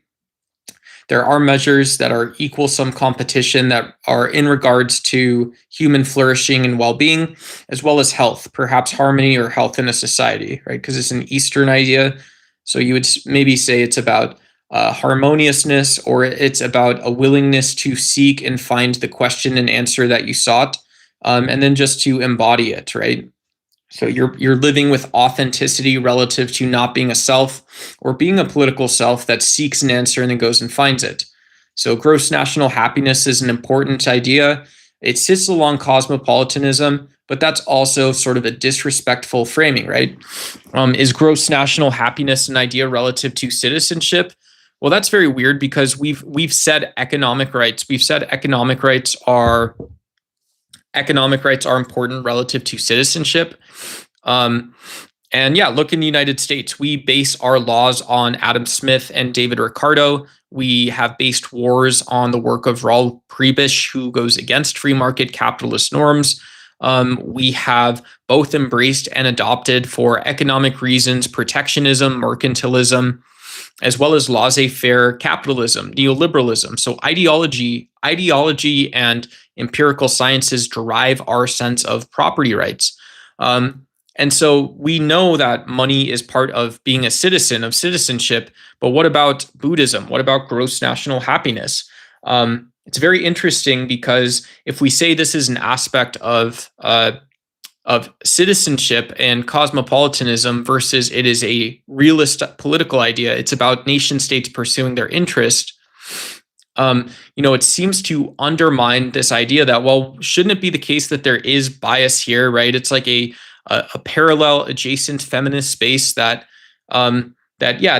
is fundamentally a difference between identifying beingness as deserving of moral value and consideration in a society and saying that, well, that's not the same thing as being theocratic, right? It's not the same thing as being theocratic as saying you guys can figure it out. Too bad if you don't like reading old Buddhist texts. That's not going to come up that often, but that is this basic moral and philosophical baseline for some of this stuff. Yeah, God's King show. Yeah. Yeah, there's a huge support and stuff, right? Yeah.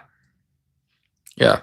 I don't know how guys like Andrew Wilson and some of those other folks are able to collect like $5,000 on one stream. I don't know. I do know what I would do with the money, but I don't know what I would do with all that money.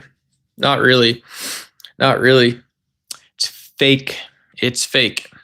It's all fake. But yeah. Yeah. And so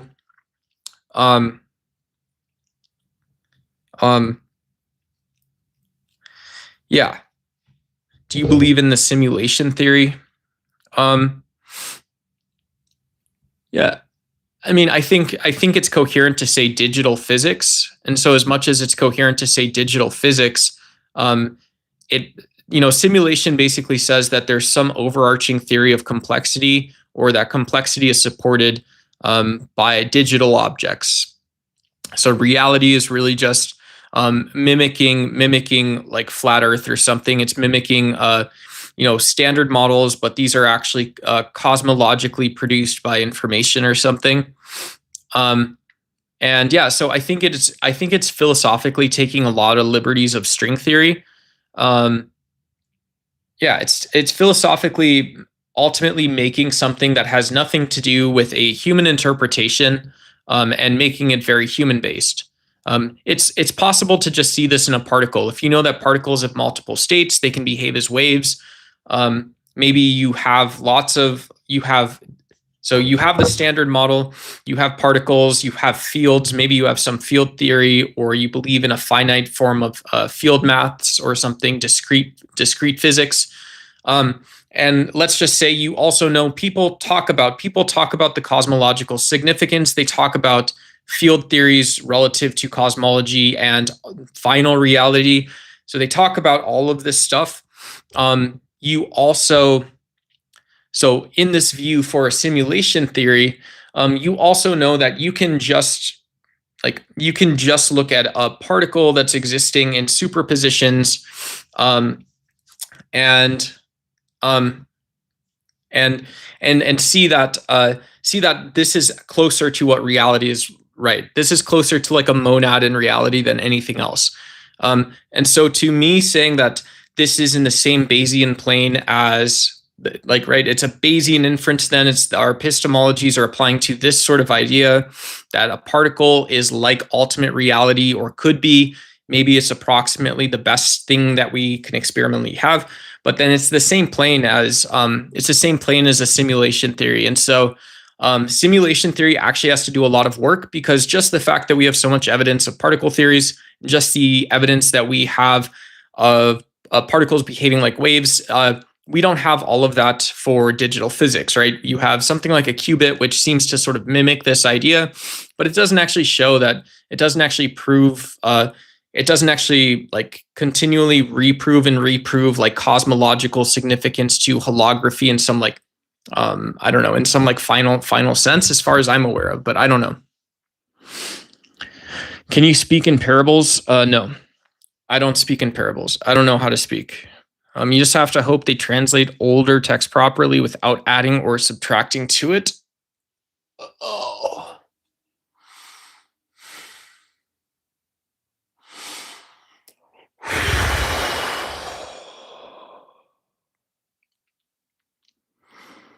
Yeah.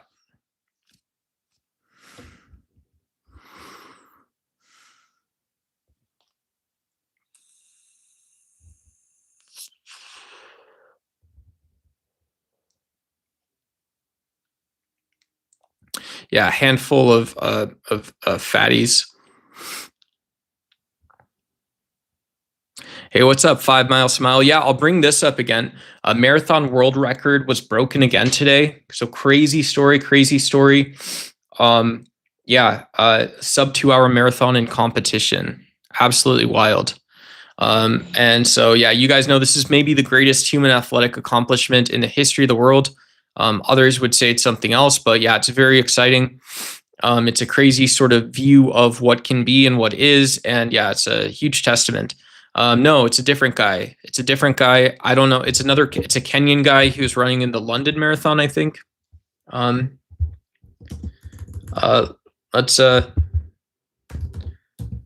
get some of the deets on this.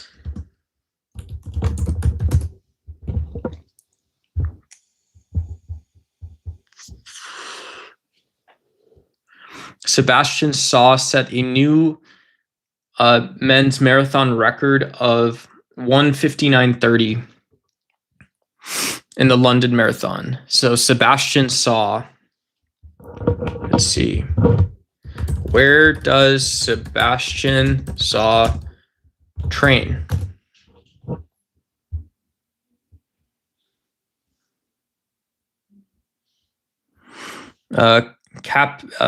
Kapsabet, Kenya. So yeah, he's a Kenyan runner. I don't know what the farm theory is.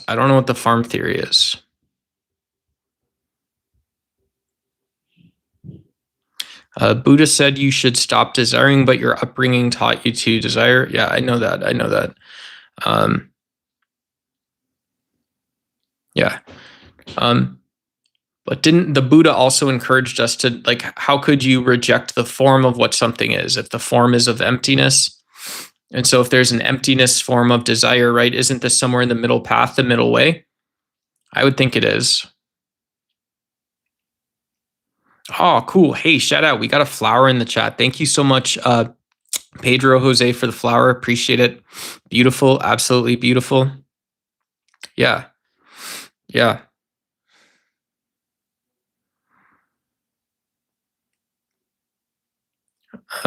Form of emptiness. Oh, dude, no way. We got the clapping seal, bro. Thank you so much, Pedro. That's awesome. I appreciate it. Love that this is not brain rot. Am I supposed to do brain rot content? Maybe, bro. Maybes. Yeah, that's awesome. Clapping seal. Heck yeah, brother. Jesus loves you. Hey, yeah, shout out to you. Rain brought. The parables can't be simulated, couldn't be perception, them still be simulated.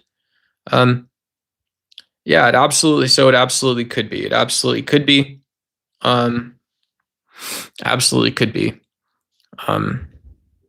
Oh, shout out. We got the gold coins coming in. Shout out Shamrocks in the chat. Shout out. Yeah, interesting. I mean, Kenya has elevation training available. It could also be just, one of the things runners often credit is that there's good coaches and stuff. So it's just interesting if you have, like, just for example, Boulder, Colorado has a lot of like biomechanic human movement labs and stuff like this. And so does like the Nike headquarters, I believe, in Oregon. Very famous places to go train. Hey, thanks, Pedro. I appreciate all the gifts. Those are awesome. Thank you. We got stars coming through. Shout out. And so, it's interesting if you don't need equipment or technology to train someone and advance them, to teach them how their body moves and how to train and how to build endurance and stuff like this. You maybe just on average produce more talented runners. Hey, shout out. I would also posture that part of it is definitely also that Kenya isn't a rich country. So you do have one of the best running environments. You maybe have a lot of experience running. And then you also just have a lot of runners who want to be professional runners. You have runners who maybe it's not like the philosophical only reason you run, but a small running contract that nets you $10,000 is a huge deal. Like, that's a huge deal. And then, of course, the fact that if you become a world champion, Sebastian Saw is going to get his own shoes after this. He's going to have, if he's not already, he's going to become a multimillionaire. And he's going to be a running icon, just like Eliud Kipchoge. So, yeah. And I mean, this is wild. Yeah. Covering 150 miles a week. That's serious training as well. I mean, I've ran or walked like 30 miles a week too. And yeah, 150 miles a week is 5 times that, and so that's crazy. If you're training 30 hours a day and you're doing like these tempo runs where your heart rate, like low heart rate training, maybe getting a couple light intervals and stuff in, settling in, covering a lot of distance, that's crazy. So hopefully he has some time to consider his career, what he wants to accomplish next, and then just how he's going to support his own career in running and stuff like that. What am I on about? I was talking about, what's it called? This Kenyan runner ran a sub 2-hour marathon in competition. So it's like Eliud Kipchoge's 2-hour marathon accomplishment, which is about 2 hours is 4:34. It's about a 4:34 mile pace. So with this guy's time, it's about 4:33 or something like that, 4:32. So it is a slight improvement, and it's in an environment where he doesn't have pacers. He didn't have like laser time markers. He didn't have guides and stuff with him. So we should think it's a little bit of a bigger accomplishment, because it's very easy to overexert yourself, to not manage your own body's sort of internal pace and energy production during these types of efforts and stuff like that.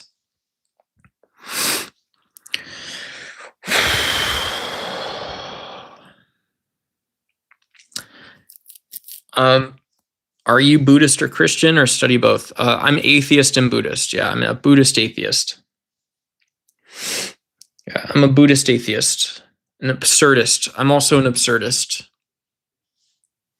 But Christianity is interesting. Evangelical Christianity and like Christian mysticism is interesting when you are not prescribing to others, or you're not prescribing to others, and you're also not prescribing toward God or toward the Bible what it means or it looks like. Then you might say, well, this is just no longer Christian mysticism, Christianity, it's something else. But it's like, yeah, well, you were seeking for a way to explore spirituality, and so fine, that's cool. Those are, to me, much more interesting apologetics conversations, but whatever. Buddhism. Yeah, it is in Sanskrit. Sanskrit was a language which was you really don't need to donate $500. I already got one very generous donation of $99.99 in. But yeah, whatever your currency is, if you're looking to donate $500, I appreciate it. But why not another streamer? If you have other subscriptions or something, obviously, if you want to, you can put it into the application here, and it goes to me after you put it into the application. But you could do that for someone else too. So yeah, whatever. But yeah, and so yeah.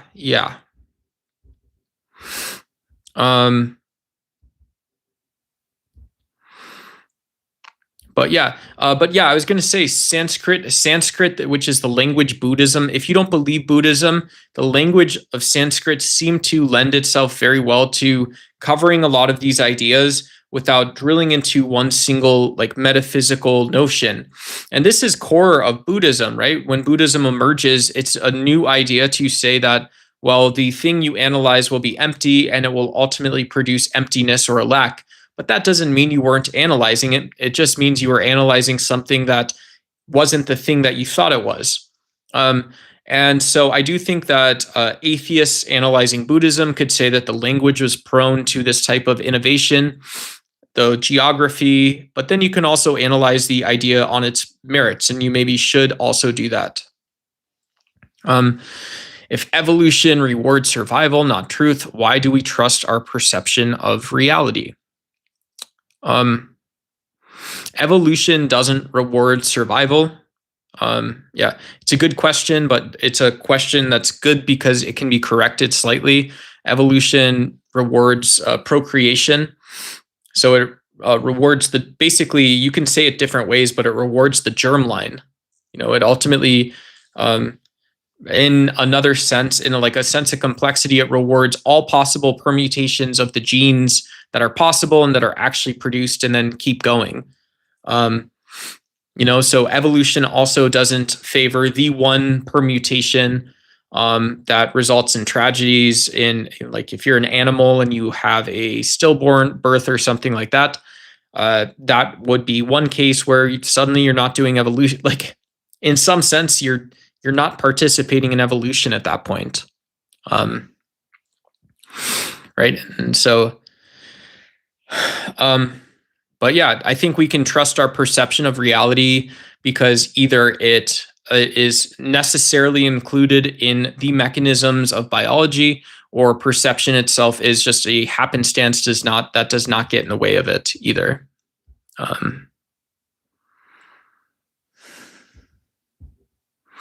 Bears game strong. Hey, what's up, Bears fans? What up, Chicago folks? Did you see a Chicago hat, or is that if it's these Bears, what's up? What's up? Buddhism is reliable. It's designed for living. Yeah, maybe. Fun stories of the Buddha walking into towns and trying to, right? This is kind of like the D-bag form of Buddhism, as bad as it gets. Not really, but it does get way worse.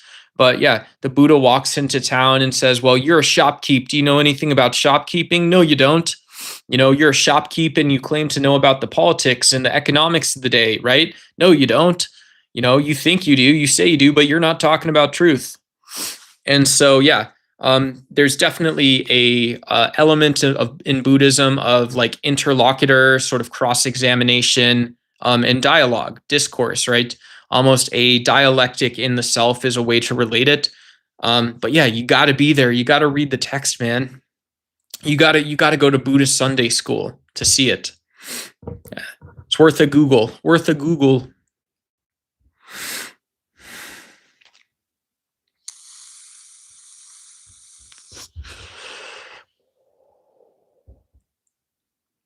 How can you be atheist and a Buddhist at the same time? Buddhism doesn't tell you have to have a belief in a God. Yeah. And so I can believe in a paraconsistent logic. I can believe that something and nothing exist together. So I can believe in a something and nothing.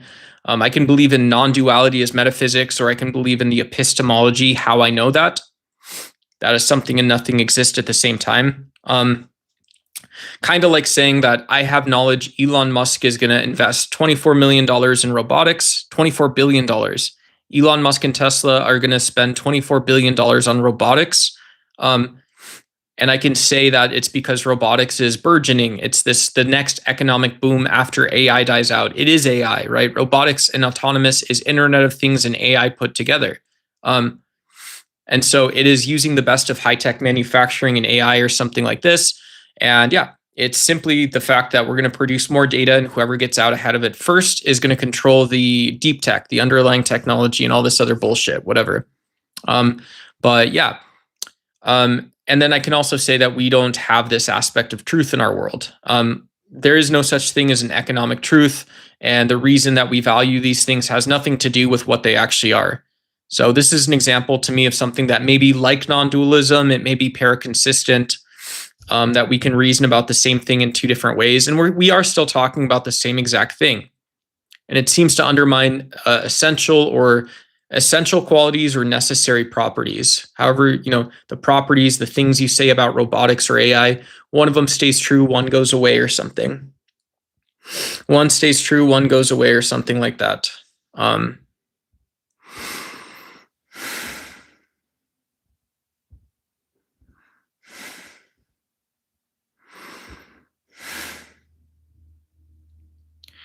Quit your job, give your money away. Cool.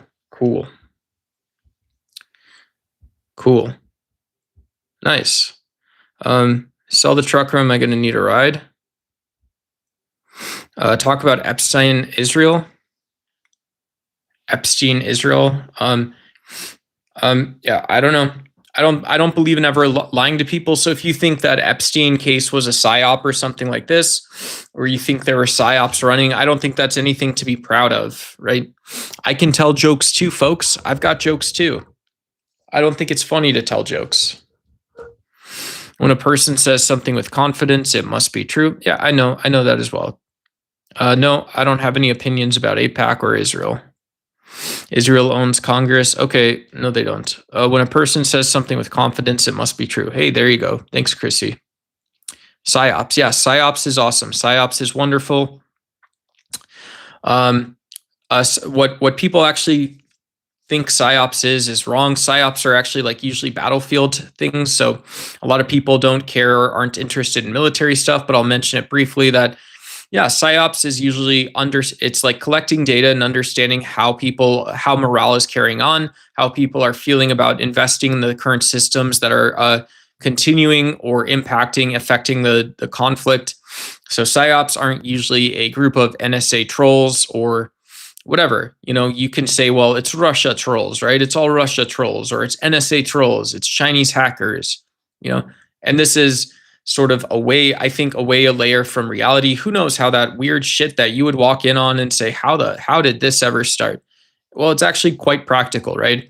You go from the OSS and sabotage to a intelligence collecting organization known as the CIA.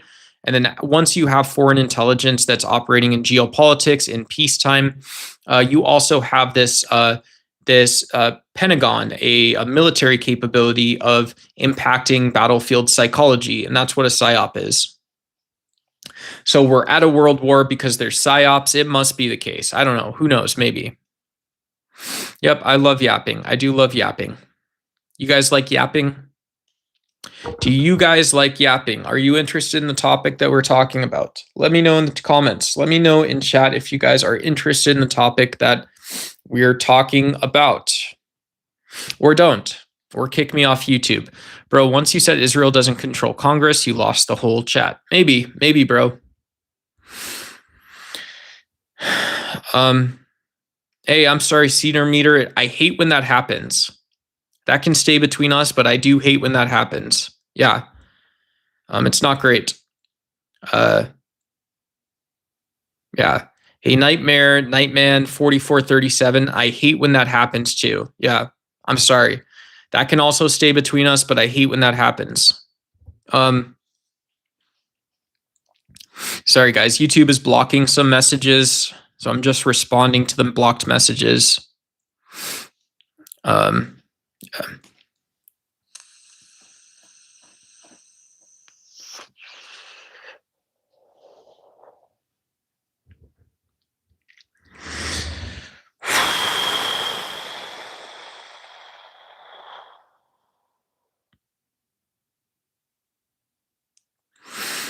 So I had funny idea. Funny Russia story. You want to stay here, tune out if you do not want a Russia duck telling funny Russia story. I apologize to my Russian audience. I love you guys, my Slavic audience. But I will do Russia voice. You can tune out. You want hard lesson? You can listen to the Russia story. You do not want hard lesson, do not listen to a Russia story. Very relevant. You see this now. Okay, I have a cup. Look at me. I have a used coffee cup here. Do you know what this coffee cup, these paintings, these desk is? It is a pile of death. You should be scared. Your amygdala. No, wake up, buddy. Wake up. Wake up. Your amygdala sees this. What do you believe of world? There's dangerous men in world. Dangerous men kill thing, make it into cup. This is living thing? No, it is not. It is dead thing. I have a cup. I have a desk. This is pile of death. I have very generous person in chat as well, red super chat. Do I also now say that, hey, is it ungrateful, lack humility to say red super chat, look like pile of death? Look like pile of death. What type of dishonesty should I have? What type of freedom do we have to say, well, of course, you be scared of the person who create this. There you guys go. Thank you so much. Thank you. Yeah. Do you guys see your stuff as a pile of death? Yeah, very not middle path, middle way, but it's a little different when you say, yeah, you just should see with your, our animal brains should see stuff and realize that there's dangerous people making stuff because you had to use energy to produce this. So there's some level of danger just by having things. Yeah. And you can also just say, I have a cup and I get water. So this seems still dangerous, but it's closer to the watering hole, the collective us at the watering hole, not alligators eating us, just at the watering hole.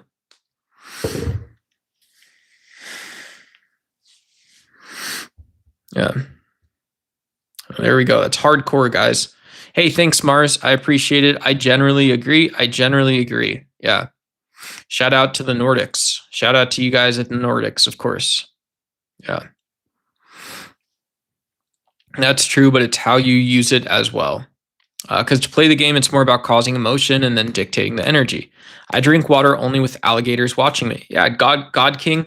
I haven't said that much to you, but good. Thanks for chatting. Good to see you here, God King Snow. Yeah, I mean, having access to water or seeing water and not drinking it, these are all signs of masculinity, red pill stuff, masculine stuff. So I'm a high, deep end advocate of masculinity and the whatnot, to be totally honest and transparent and frank. To be frank. Ow.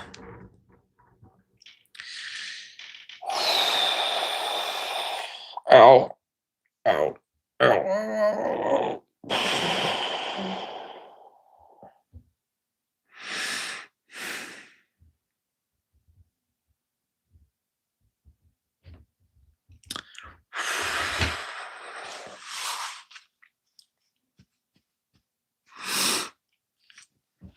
Hey, Frank, a guy named Frank and a guy named Zed. I never told you guys. This was actually what I learned on my first fake day at the fake CIA. A guy named Frank and a guy named Zed are actually the center of most of the CIA's jokes. As it turns out, you don't tell people how to do their job because they're already there. So what you do instead of training people and teaching them how to do their job, outside of course of the technical details, is you can talk about Frank and Zed. Frank and Zed are great characters. Frank and Zed can do ordinary things. And guess what? Frank and Zed, they're always working. They're always doing their job.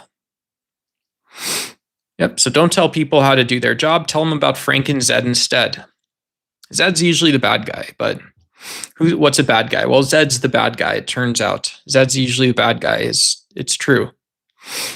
He's just decided. One would say he's just a little bit decided, but yeah. Nice, and all the other big boys. Yeah, of course, too. Yeah. Fake beards got to go.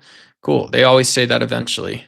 The one thing for sure, a lot of people don't understand Buddhism. Yeah, cool. Yeah, I would agree. Buddhism isn't highly understood. Eastern thought isn't highly understood. Eastern thought introduces almost two worlds or two ways of being very quickly. Maybe that's not the ultimate reality, but it's something that's different. In Christianity, you can be a Christian, you can be a Jew, you can be a Muslim. Eastern religions are a little bit different. Eastern spirituality. Yeah, Frank is a bad boy, right? Frank is a naughty boy. Frank is a naughty boy. All right, so yeah. So here's one of those jokes. I'll tell a Frank and Zed joke real quick. Again, fake CIA jokes for fake CIA entertainment. So there's a camel named Zed and a zebra. There's a camel named Frank and a zebra named Zed. And Frank goes up to Zed, or Zed goes up to Frank and he goes, "Hey Frank, I got a question." And Frank goes, "Yeah, Zed, what is it?" And Zed goes, "Hey, Frank, I look like shit right now. I really was thinking about getting a haircut. But Frank, buddy, before I get a haircut, I just wanted to ask you something." And Frank goes, "Okay, Zed, yeah, ask me anything, whatever you want. You already stopped me. Just tell me what the fuck you're going to ask me."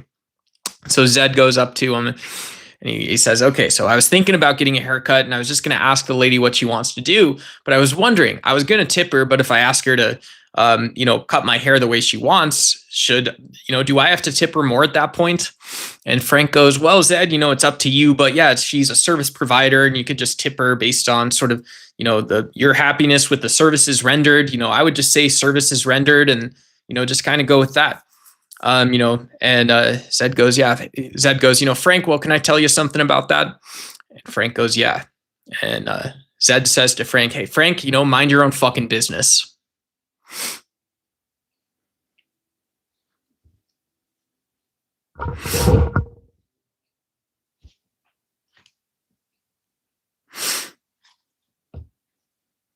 So that's a fake CIA joke about fake Frank and fake Zed.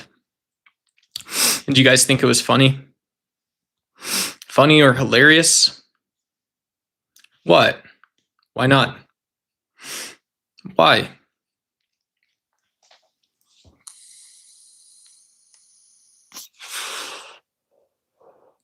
Yeah, shout out to America. Shout out to Americans. Seinfeld funny. Yeah, cool. Of course. Of course. Yeah. Yep. Yeah, Twitter got really bad. I was like blown. I was literally blown away. The phrase to me, blown away, means like I was afraid to go on Twitter for a long time, and I'm still not on Twitter. Twitter, X, whatever you call it. Yeah, I mentioned earlier, I probably believe that I think it's very egotistical or narcissistic or lacks humility that, basically complexity forming tiny robots like RNA. Earth's the only place that happened. I don't believe that. So I would be surprised if there's not other life forms that are like ours or unlike ours elsewhere in the universe. Because there's also a non-zero probability that RNA is not the only way that life forms and operates, right? RNA are these tiny general protein sort of structures that act like little robots. They can do cool stuff, sometimes predictably, sometimes less predictably. And so, yeah, all of life is made out of RNA at the end of the day. You depend on it. And so, yeah, life is DNA, but yeah, you don't have life without RNA from my understanding. Yeah, especially don't tell boss how to do it. Yeah.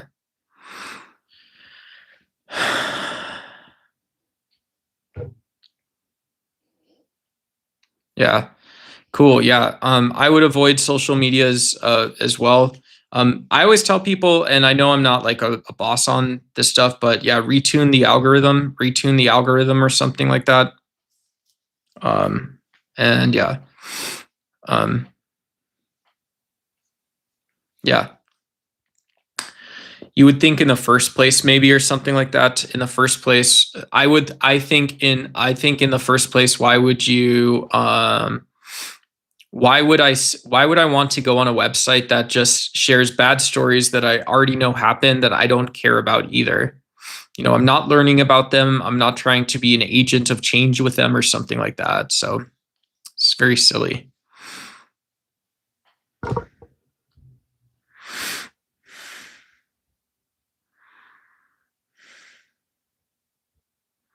Hey, thank you, Bella Ryder. That's a very nice sentiment. Very nice topic and ask too. Yeah, thank you.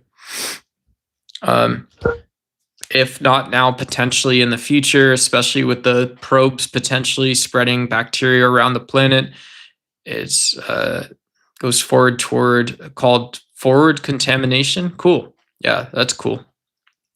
That's really cool.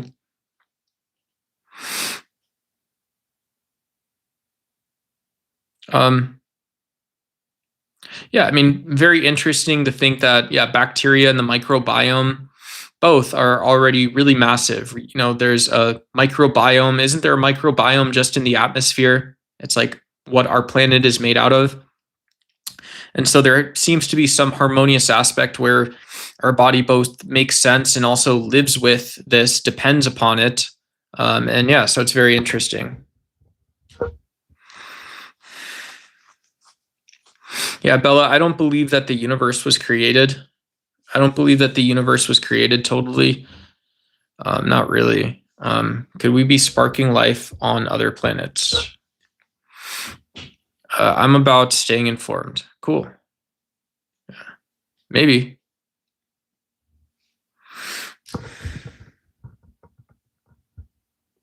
Cool. Yeah. No fear, death and taxes. Yeah. God King Snow is right?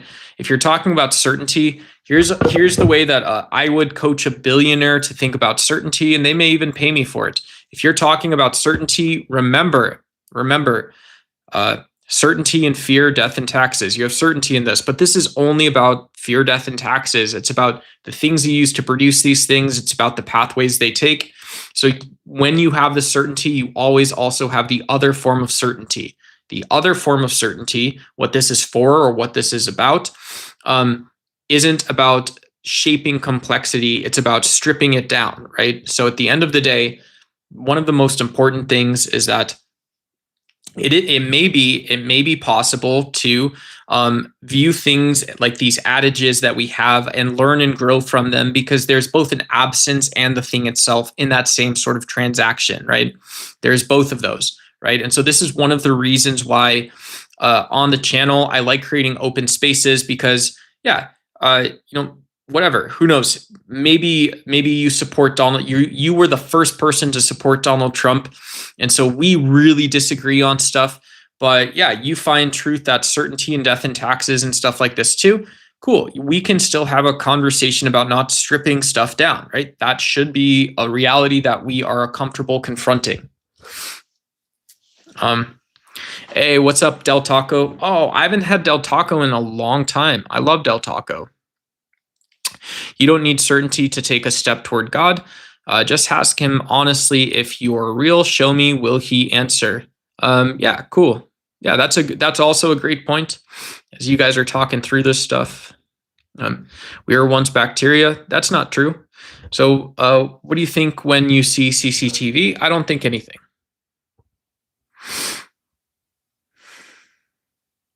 Cool. Hey, shout out Suchitis. I'm more concerned about what's in my cheese. You seem really cool. Subscribing. Unfortunately, I have to go to work. See you around all. Cool. See you, Katie. Thanks. Have a good day. Hey, well, boss, I'm still in the boss somewhere. Cool. True story. I try. Sorry. I'm sorry. Cool.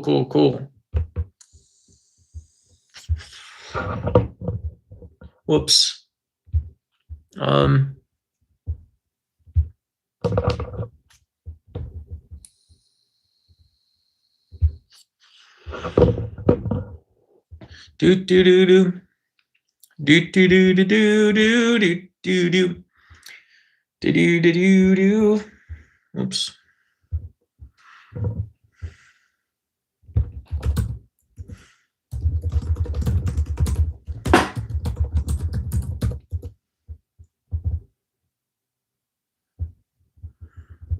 Oops.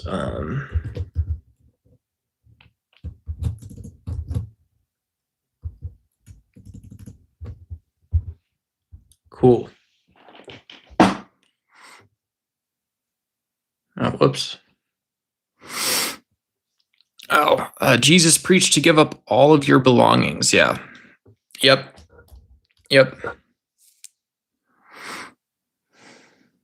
No, I did not get a whatever pick. Trump doesn't know what to do with Iran. He ran out of stupid ideas. Cool.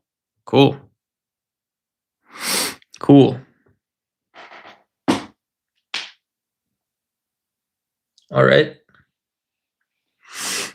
Cool. Well, I just want to teach you a lesson. Yeah. Yep. Lots of lessons, of course. Oh, man.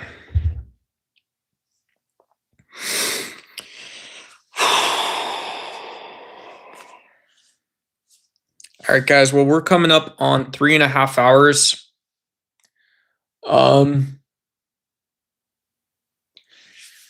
Yeah.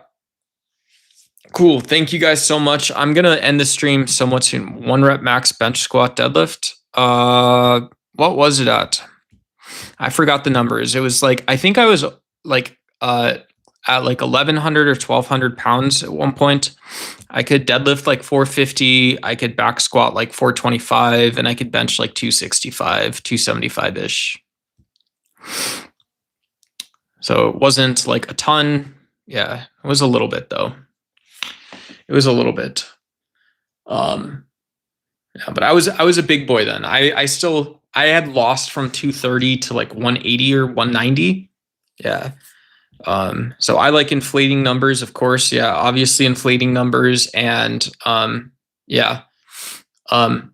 my body doesn't really like puff and load tension that well, but it does just snap. My body snapped better than it like pushed, if that makes sense. Because once I had started losing weight by like 180, by like 175, 180, I wasn't able to like really get a good pump and generate like a ton of tension in a new way. But my body was getting to the point where some of those fast twitch fibers would sort of contract and snap into place. I don't know how to describe it, but yeah.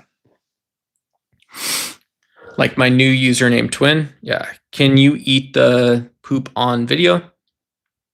I'm not going to eat poop on video. Hey, Shane. Are they gone, Cypher? Can you show me the dupe? A lady teaching is most powerful because she raises the next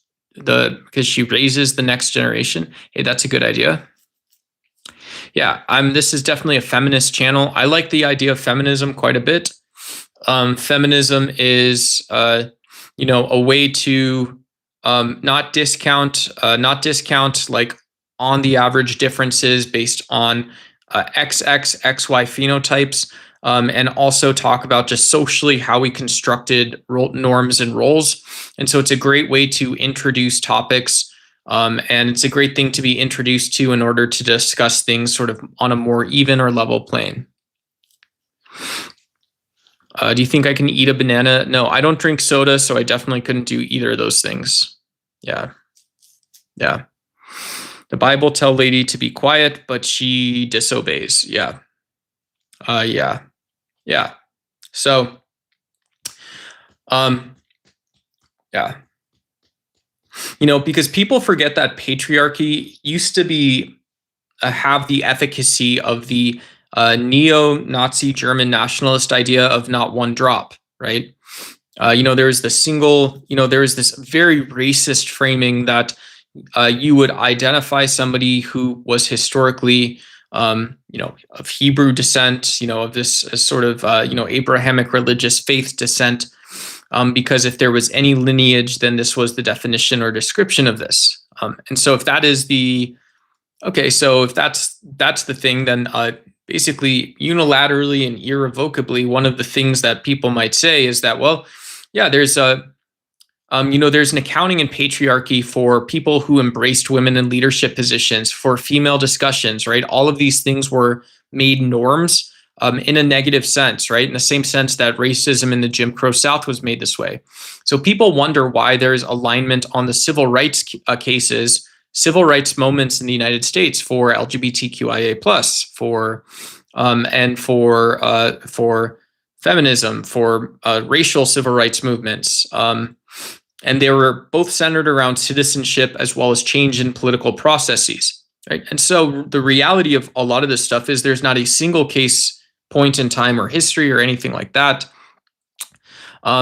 where if we have always had patriarchal societies or always focused on civilizations pushing towards a single point of exploitation or something, well, that's such a useful and powerful framing that I believe is freeing and unlocks people to be themselves more and more and more, right? You become unlocked to be yourself for the things that you want to go accomplish.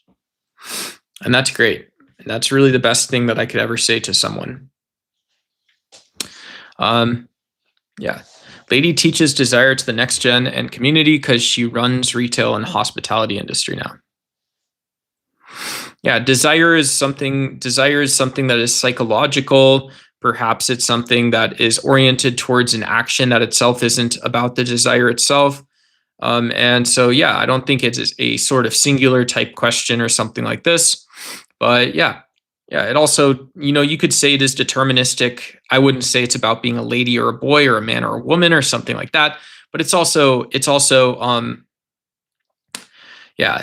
saying a woman teaches you desire, right? So if I tell you guys that a woman teaches us desire or something, well, this undermines that nothing I said is actually gendered, right? It's pushing, and so it's similar to like Orientalism, where you say there's mysteriousness, or Chinese men in American society are effeminate.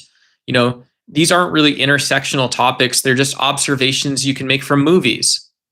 This is how a lot of millennials learned about these topics, was that, yeah, you could learn about a lot of this stuff from movies. You could just watch and observe and see how racist a lot of this stuff came off as, and then how people just seem to go over it like it was a speed bump, like it was nothing. But again, this was like deep levels of oppression in society. And so for politics and political science, you have political systems and partisanship that shapes around this. You also have narratives that never make their way to geopolitics, perhaps because of this, because you have no women leading in the White House, no women leading in Congress. You're always waiting on things. And it's just one of those ironic things, because you have guys who were could, in some cases, did commit horrible crimes against women and things like this, also making decisions for a country. And so you would have to think that, yeah, there's a deep flaw in the system. There's somehow a deep flaw in the system or process.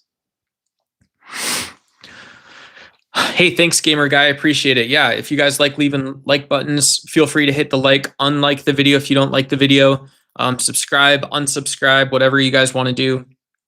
Yeah.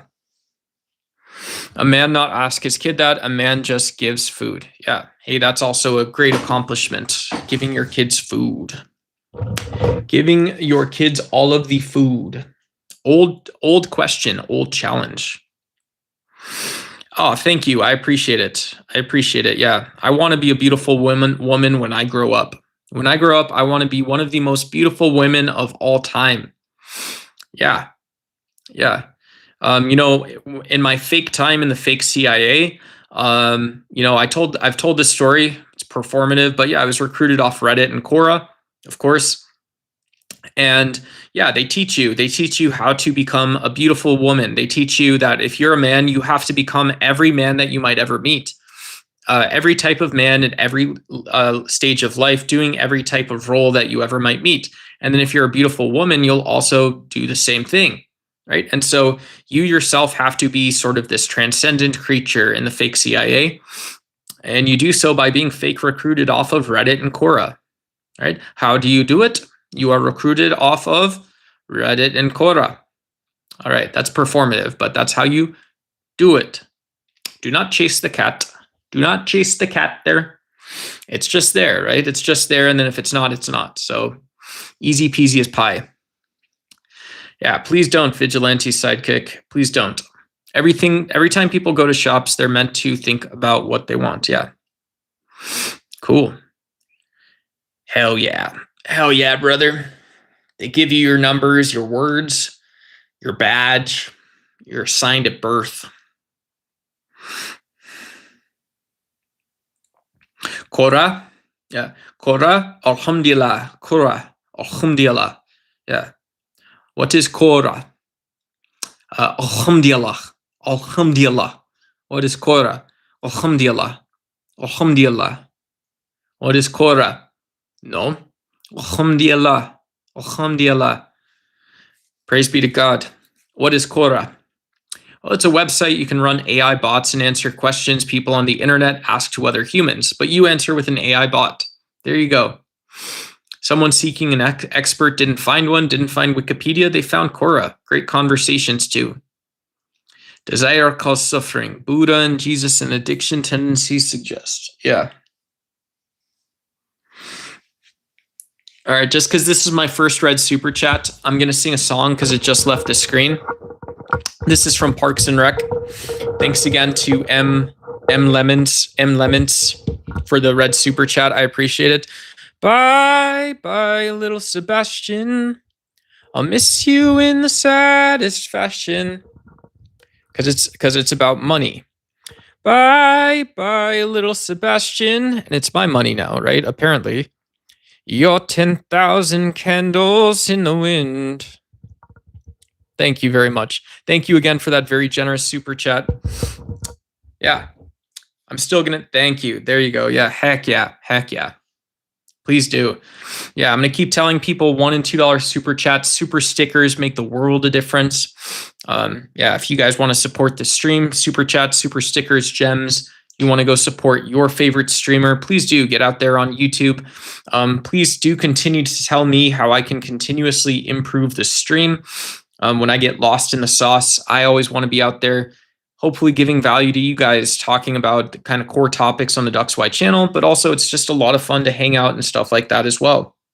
It's also a lot of fun to hang out with and talk to you guys as well. Yeah. Yep. Yep. Batman is on Bane juice. I love smoking. Cool. Hey, shout out F the Ian. Cool. Congratulations.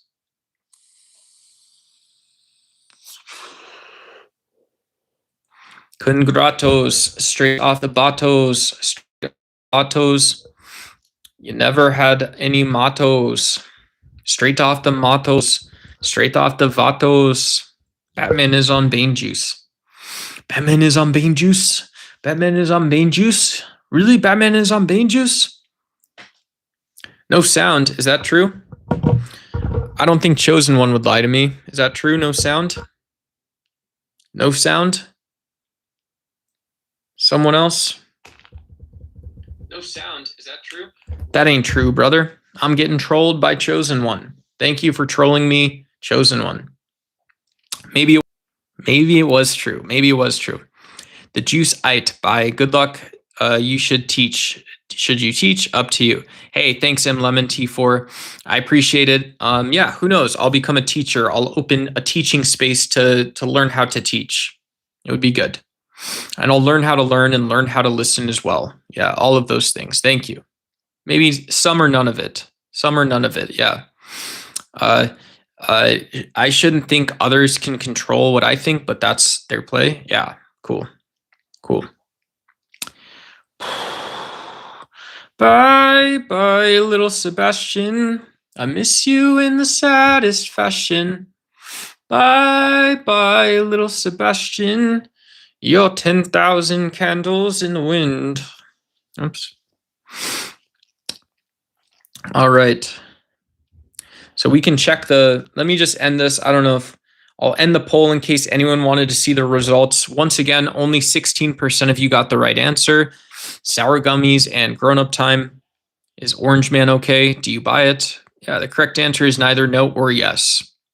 And so as the night went on, we got worse and worse. And the worse and worse answer was that sour gummies and grown-up time was ultimately okay. Awesome.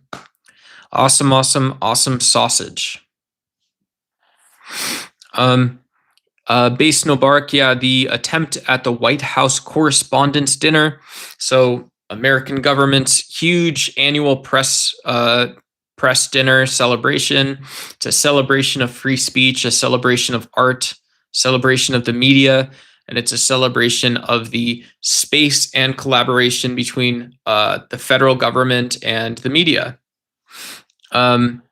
And yeah, it's also a way to, I think, extend that gratitude in that sense towards them. And so, yeah, so from what I've heard, we have now learned that the shooter did have a manifesto. He had also shared political beliefs with his family. And yeah, he has two firearms charges. So this might be a way to start stacking the paperwork, ensure that he has that legal process and representation.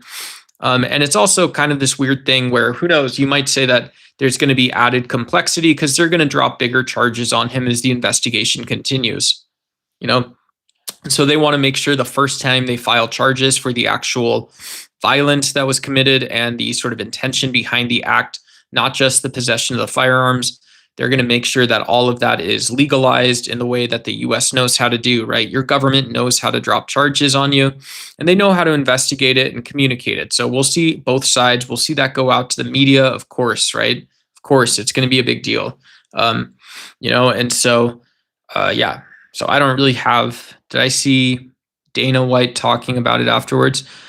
I did not. Maybe I should look up Dana White. I should go see that. I should go look up, see what Dana White's talking about, see what he's saying. Man, who knows? Dana White? Do we like Dana White? Dana White got Trump pilled really hard. He got orange pilled. The Dana White orange pill. He hated the chosen king. What a guy. Yeah. Yeah. Yeah. Ow. Jesus. Yeah.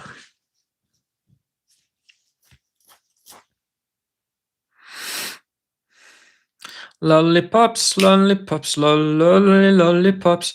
Yeah, I mean, Dana White, he became a billionaire off the MMA. Dana White became like a super mega millionaire off the MMA. He also gained a lot of public recognition. And so, yeah, it's very strange that he had, to some people, they would say it's strange he staked out such a strong, extreme position, but it looks very much in line with sort of like UFC's brand and stuff like this. UFC's been very bullish about attracting the correct sponsors, big name sponsors, exclusive deals, stuff like this. And so who knows? Who knows? UFC is basically mainstream culture now, and Dana White's responsible for a lot of that. But I still think that if you're watching a president like Donald Trump, him being extreme doesn't justify that. A lot of your fans are, you have a global fan base. Some of them may be immigrants to the United States. Why would you support a president or talk good things about a president that is doing this sort of type of thing? Hey, what's up, FishCon? He looks like he was enjoying the show. Maybe he knew it was fake. Yeah. You asked a question, but I disobeyed you. Sorry, user. I haven't been reading all your comments, user, on the screen and stuff like that. I apologize. For that. Men traditionally don't care about money. Men care about family, territory expansion. And familial safety is maybe the first thing. Familial safety is really important to men too. Just like a biological man who is responsible for a sort of prehistorical, pre-civilizational household, I presume you would care about familial safety, but that also means that you wouldn't care about being the big, strong man. You would care about everyone in the household being able to fend for themselves, you know? And so that seems like a very rational thing. But then you would also be a student. You would be a student more than you would be a teacher in regards to a lot of that stuff as well. You wouldn't be explaining stuff to people. You would be asking questions of them, or you would be delusional. And so it's really weird. It's really weird when there's not really public safety threats in much of the developed and developing world. There's a lot of places that are very safe to live, right? Probably most of us, I would just guess most of us here, some of us maybe had rough childhoods, there were rough experiences, but by and large, pretty good stuff, pretty even keeled, things like this. So it's very strange to portray the state of nature now as a place that has to be either patriarchal or it has to be driven by an exception of a definition of control and dominance, right? Basically, the physical threat and exertion of force or projecting power or something like this, for the reason that you control a certain area or something. I wouldn't totally understand that, but that's just me. Duck, how's it feel knowing you're the only person on YouTube live with a college education? Wow, thank you, FishCon. I feel blessed. I got the last known U.S. college education in 2011. I think I was supposed to graduate 2011. Maybe an early warning sign. I didn't graduate or get my degree until maybe late 2012. And so this was the last known college degree known to humanity. Yeah, it was political science. It was supposed to be a minor in philosophy. And I was like, why didn't I have that? And they said, well, you didn't finish it. So you just have the BS. I said, okay, cool. And yeah, so the way I went about doing that was grifting a calculus course in high school. I grifted a calculus course in high school so hard I didn't have to do it in college. And that's how that happened. Yeah, and so shout out to you guys. If you guys want to talk politics, philosophy, and fitness, if you guys want to talk about completing 40-step proofs in propositional logic, is it prepositional or propositional? It's not symbolic logic, but it's one of them. Yeah, I did that. I would write out I would have equations that were 1.5 pages long, logic 1.5 pages long. Great use of brain and time, great use of way of constructing and deconstructing various forms of reality and things like this, navigating complex questions and the whatnot. I don't know how it works, but apparently that's how it worked. That's apparently what I did or something like that. So yeah, that's a great comment. I appreciate being reminded I'm one of the smartest people on YouTube. And I did so at not that great expense to the taxpayers and to others. The last person on earth to have done that. And I'm very proud of that. Thank you. I appreciate that. Very kind thing to say. Yeah. So last US college degree, 2012-ish. Yeah. People are laughing at the law industry now. Yeah. I grifted advanced exorcisms. Cool. Hey, that's crazy. Wow. Made shrooms legal. Yeah. So God's King sounds like I could maybe see you at a Juggalo gathering or something like this. Yeah, and that's cool. Perhaps I would need to see you there or something for some reasons. I have no idea. don't know. Yep.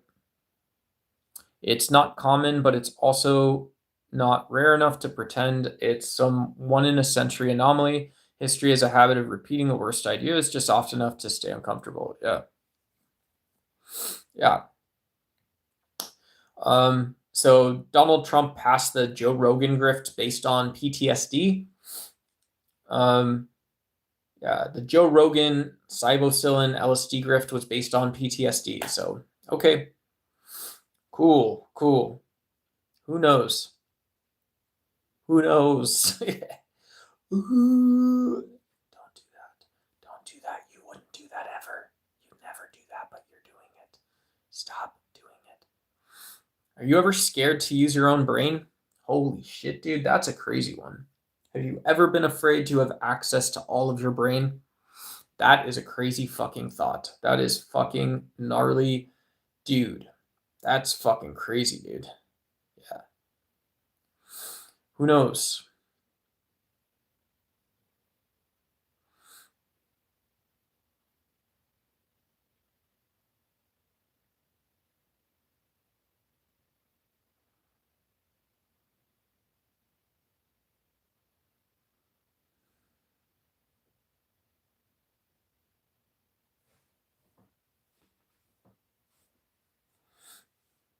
And Beta Chaudhry.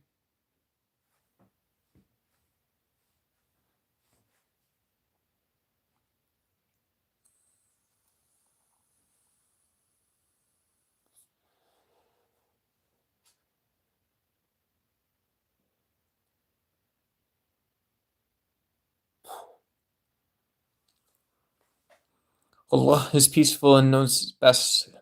God is good. Yeah. Alhamdulillah. Yeah. Alhamdulillah. Yeah. Hey, shout out to you guys. Shout out to you guys all around the world. I do love this being a sort of free speech channel. What are my fears? I don't have any. I have one fear. My fear is of the scary stuff. All of the other stuff is okay. The one thing is the scary stuff. Yeah. That'll fuck a person up for a long time. Apparently. Is that real? Yeah, is that real? Yeah, thank you guys. You guys make this a global community. You make it a fun place to hang out. And yeah, it's cool. I love that you guys help support the grift a little bit. You guys have been awesome in chat. You guys make it possible for people that are able to donate on YouTube. Chat, you guys do make that possible. So thank you guys. Obviously, that's not your responsibility, but as a creator, yeah, I do. You guys are super chilled out. Hopefully, the stream stays enjoyable and I get to make great content for you guys or whatever. It's a place to be, at least something like that. So, and yeah, and what else was I going to say? Yeah, it's also awesome.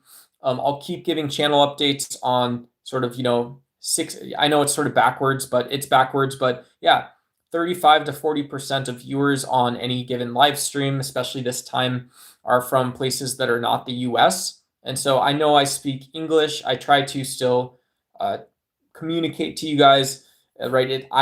That's my first language. So shout out to everybody here and stuff like that too.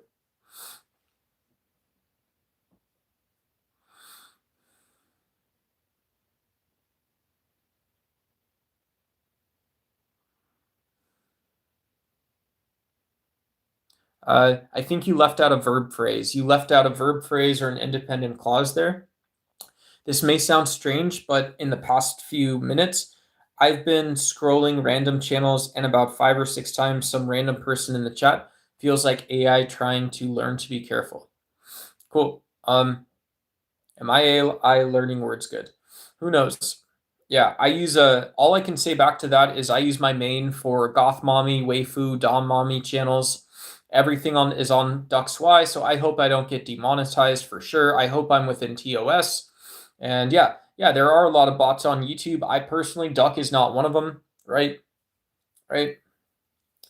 I think it's a rotating thing, right? If there's one person who's like the proper perv of YouTube or something at a time, cool. Shout out, I'll take my turn being the perv of YouTube if I have to, but more or less I'm looking for free speech, politics, philosophy, morality, and yeah, whatever may come of liberation may come of it. whatever may come of liberation absent feminism may come of it, and whatever may come of a more peaceable cosmopolitan world may come of it. Alhamdulillah. Amen. Let's go. Let's go, baby. Let's go. If your brain builds reality from electrical signals, are you experiencing the world or just a convincing illusion? Who knows? Roger Penrose said it was microtubules, so it wasn't just the dendritic structure of neurons. But yeah, he said that it was the dendritic structure, but microtubules are actually what is maybe one of the best mechanisms for having corollaries to quantum or continuous information states in the universe. And so who knows? There's of course no evidence. The scale of still a microtubule, which is very, very small in biological terms. You could actually look it up. Let me look this fact up. I'm going to look up a factoid on microtubules. These are parts of neurons which help us think.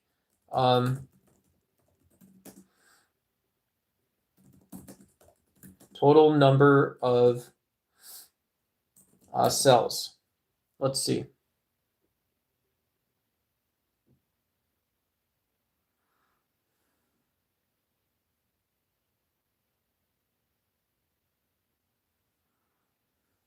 Oh, it's part of a cell. So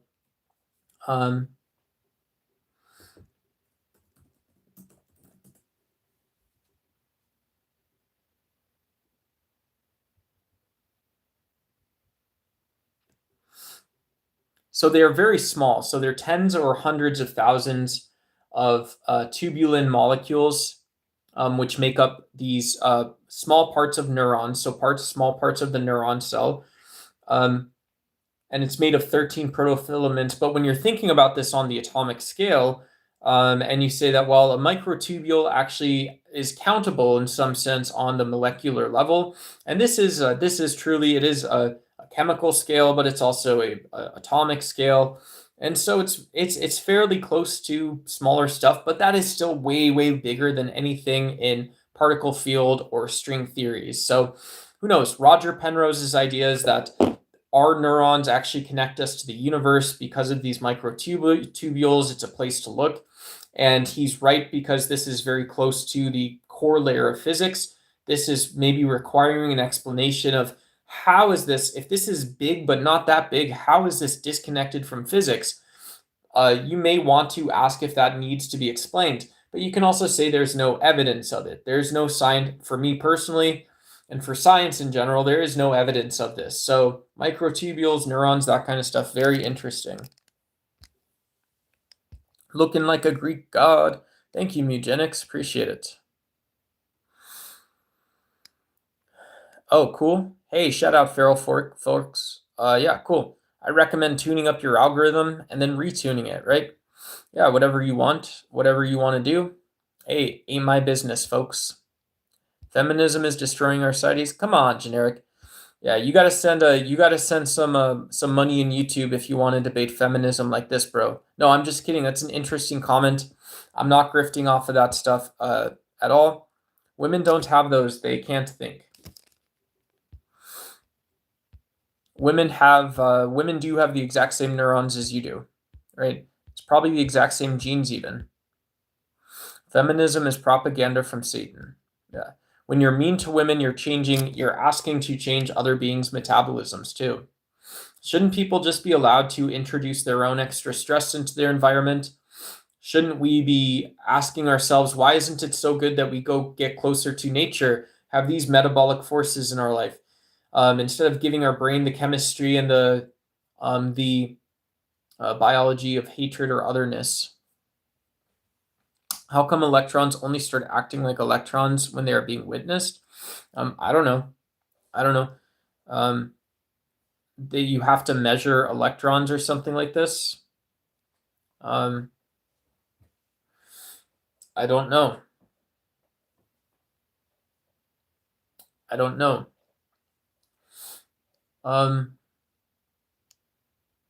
Yeah.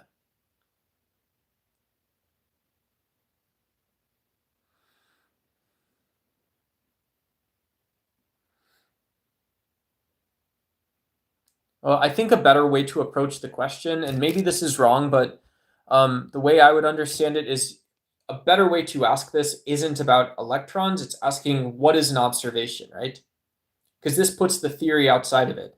And so if you ask what an observation is, it's collapsing a wave state. It's collapsing a wave state. And so an observation collapses a wave state. It's a measurement. So it's a way to measure what an electron is. And so a better question is maybe, so that's maybe how I would reformulate it and kick you off that way, right? Because I'm not a physicist, but what is an observation or a measurement? It's collapsing a wave state. And so electrons, and so there's good stuff in here, right? Electrons only start acting like electrons when they're being witnessed. Yeah. And yeah. And so it's interesting. Is like there's a big gap in the question there where it's like, is a measurement or observation pulling a physical quality out of the universe, or is it its own sort of discrete or continuous type of system or event in the universe? Like, what is an observer actually? You know, and you might have two different theories here. And so a great question is also asking, well, okay, so an electron just has some number of ways it can behave, and if it goes outside of that, it's actually not an electron anymore. Some of those are just very rare to observe. There's going to be probability states that have a very low probability of being observed that may be more dissimilar to some other states, I guess. And so it's kind of like saying, what sort of interaction does one have? I don't know. That's as far as I can go. Hey, Cloud, I don't have anything I can provide for you. I'm sorry. Hey, Jacob, I'm on YouTube full time, either doing my own channels, helping other people out. I work out, stuff like that. And yeah, and that's it. Yeah. What do you do? What do you do? I do charge and symmetries. I do conjugate shit. I did at least once, I think. Maybe did I? I think I was supposed to. No clue, no clue, no clue. Actually, no clue, no clue, no clue. Actually, no clue, no clue, no clue. I have no clue what to do. Hey, thank you. Thank you, Archbertro. Hello, Mr. Fish. Hey, we got FishCon in chat again. What up? Oh my gosh. Thoughts on John Silver's? Yo, I think y'all got to cool out on the John Silver's if Fish is here. Long John Silver's? Yeah, cool out on the fish talk. Sorry. When you say dream, your brain generates a full world without input? What guarantees you're not doing that right now? Wow, crazy talk. Yeah. A modality of modalities, man. That's wild, bro. That's wild, dude.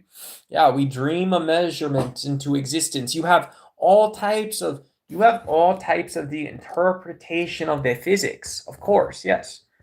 So you can say, communicate again why this is not interpretive. You have of course, model, right? And so, of course, you have mathematical, experimental, natural presumption of physics, but you have interpretation, which seems to make concrete these things in the mind, of course. And so, of course, why is this? Why is this? I don't know. I don't fucking know. Because in all of space and time and everything it's not, the universe just took a shot. Hey, you're not drunk. I am.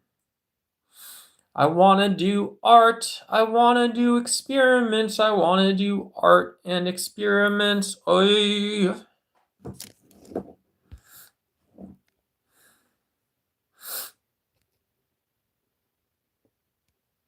If we're getting into something good, it looks like we're getting into something good. So let me know what we're talking about. Yeah, Anthony Roman has the one right answer in chat right now, guys. We're getting into some cool stuff. Cool it down. Stop being exciting. Be boring. Thank you.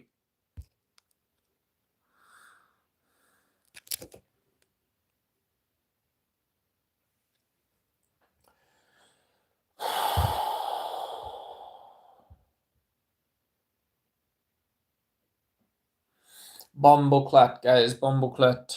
A Bumbleclat. Hey, that's wild. That's crazy though, yo. I like reading physics books.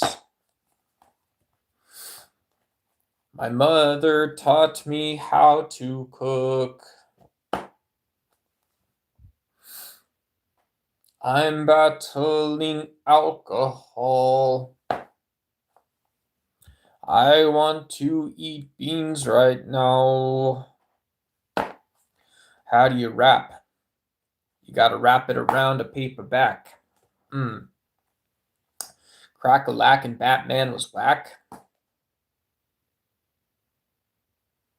That's kind of like a flock. Batman whack was flock with attack, track, no clock, because that's not flock. Can you unrhyme clock and flock? Hey chat, send me an orange super. Hey chat, send me an orange super chat and unrhyme frickin' clock and flock. If you guys don't rap with me right now, I'm gonna end the frickin' stream. I swear to goodness. It's 4:10:09. It's 4:10:10. We're going on 4 hours and 10 minutes, guys. You freaking stunkos. You freaking stunkos. And so if you guys don't unrhyme, anti-ram, freaking anti, freaking no open AI, no freaking Claude code, no freaking Anthropic, no freaking Grok. If you guys don't freaking unrhyme, clock and flock with me right now, I'm a freaking in the stream. And you better send me $20 anyways. You better send me freaking $20 and unrhyme it. Freaking American dollars. I have American prices, you freaking stunkos. If you guys don't unstunko those two words, clock, frock, stock up on the pot, cook it up on the rock on the dot, clock, flock. You freaking stunko, you better not freaking do it again, you stunko. I'm tired. I want to go to freaking bed, you freaking stunko. I think that was me already unrhyming clock and flock, you freaking stunko. God King Shang Snow is stealing my work. That's intelligence protected fraud. Okay, guys, that's enough fun and games. Can I ask, what are you doing here? I was trying to unrhyme clock and flock so I could go to bed, and it appears he stole my work, so I'm staying up for at least like 2 or 3 more minutes. I don't know. I'm thinking this week is best Tuesdays. I have 3 days off, so I can have a few days to come back then. Cool. Shout out. Dollar H, shout out. What up? Go to sleep, you out of bed. Oh, hell yeah. I understand that. I see that now. It's better. Shout out. This guy rhymes. Shout out. Talk too loud, you draw the flack. Duck real quick when you critics quack. Noise is cheap. They love the yak. Truth walks quiet, never cracks. Shout out. We got Christopher Levia. That's actually number 1 on the leaderboard, you freaking stunkos. Just kidding. I was number 1, but Christopher Levia is number freaking 1 on the leaderboard. We got an awesome super chat in from MLemonT4, so they're number 1. We got Leo Cardian, who was sending all kinds of goat trophies, all kind of trophies across, all kind of ears. So they're number 2. And Christopher Levia has been hanging out for a couple hours on the stream, so hopefully you're having a fun night. Shout out to you guys. If you guys are enjoying the stream, enjoy it, yo. I love that you guys are having fun here. Hopefully you're getting some value out of the stream and all this other stuff. I always tell people too, I usually try to tell people, yeah, yo, go tune out if you guys aren't getting value. Go tune out, find something different to do, get off the phone. I'm not trying to create this like a grippy, addictive environment or anything like this too. And so awesome. I love seeing some of you guys that have been here first, second time on. You guys like being on the stream, absolutely do that too. Yo, shout out though, shout out. That makes me feel. Unrhyme clock and flock. Shunko is a great word if I'll be taking that. If you want another one, you can be a good Gershon man. Yeah, instead of being a Christian, you can be a Gershon man, right? Gershon. You got to get it down your spine and back. Gershon. Yeah, I'd be happy to. Gershon, man. I'm a good Gershon, man. Cool. Heck yeah. Absolutely, brothers. Feral Fork, thanks for the sub. Everyone. Thanks for the subscriptions. Yeah, if you guys like politics, philosophy, just banter and stuff, we are at the crash out hour, I do believe. I love this YouTube stuff. I love you guys. People say that, yeah, and so yeah, I think the hard call right now and log off. Thanks, Christopher. Roger Penrose stuck pencils in his nose. If you want real wisdom, read Le Guin's translation of the Tao Te Ching. Cool. Yeah, I'm gonna make the tough choice and log off. It's been a lot of fun, guys. But yeah, I got nothing left that I can say. And so enjoy the rest of your night, guys. I'll see you guys back here. And yeah, take care. Take care. Yeah, definitely.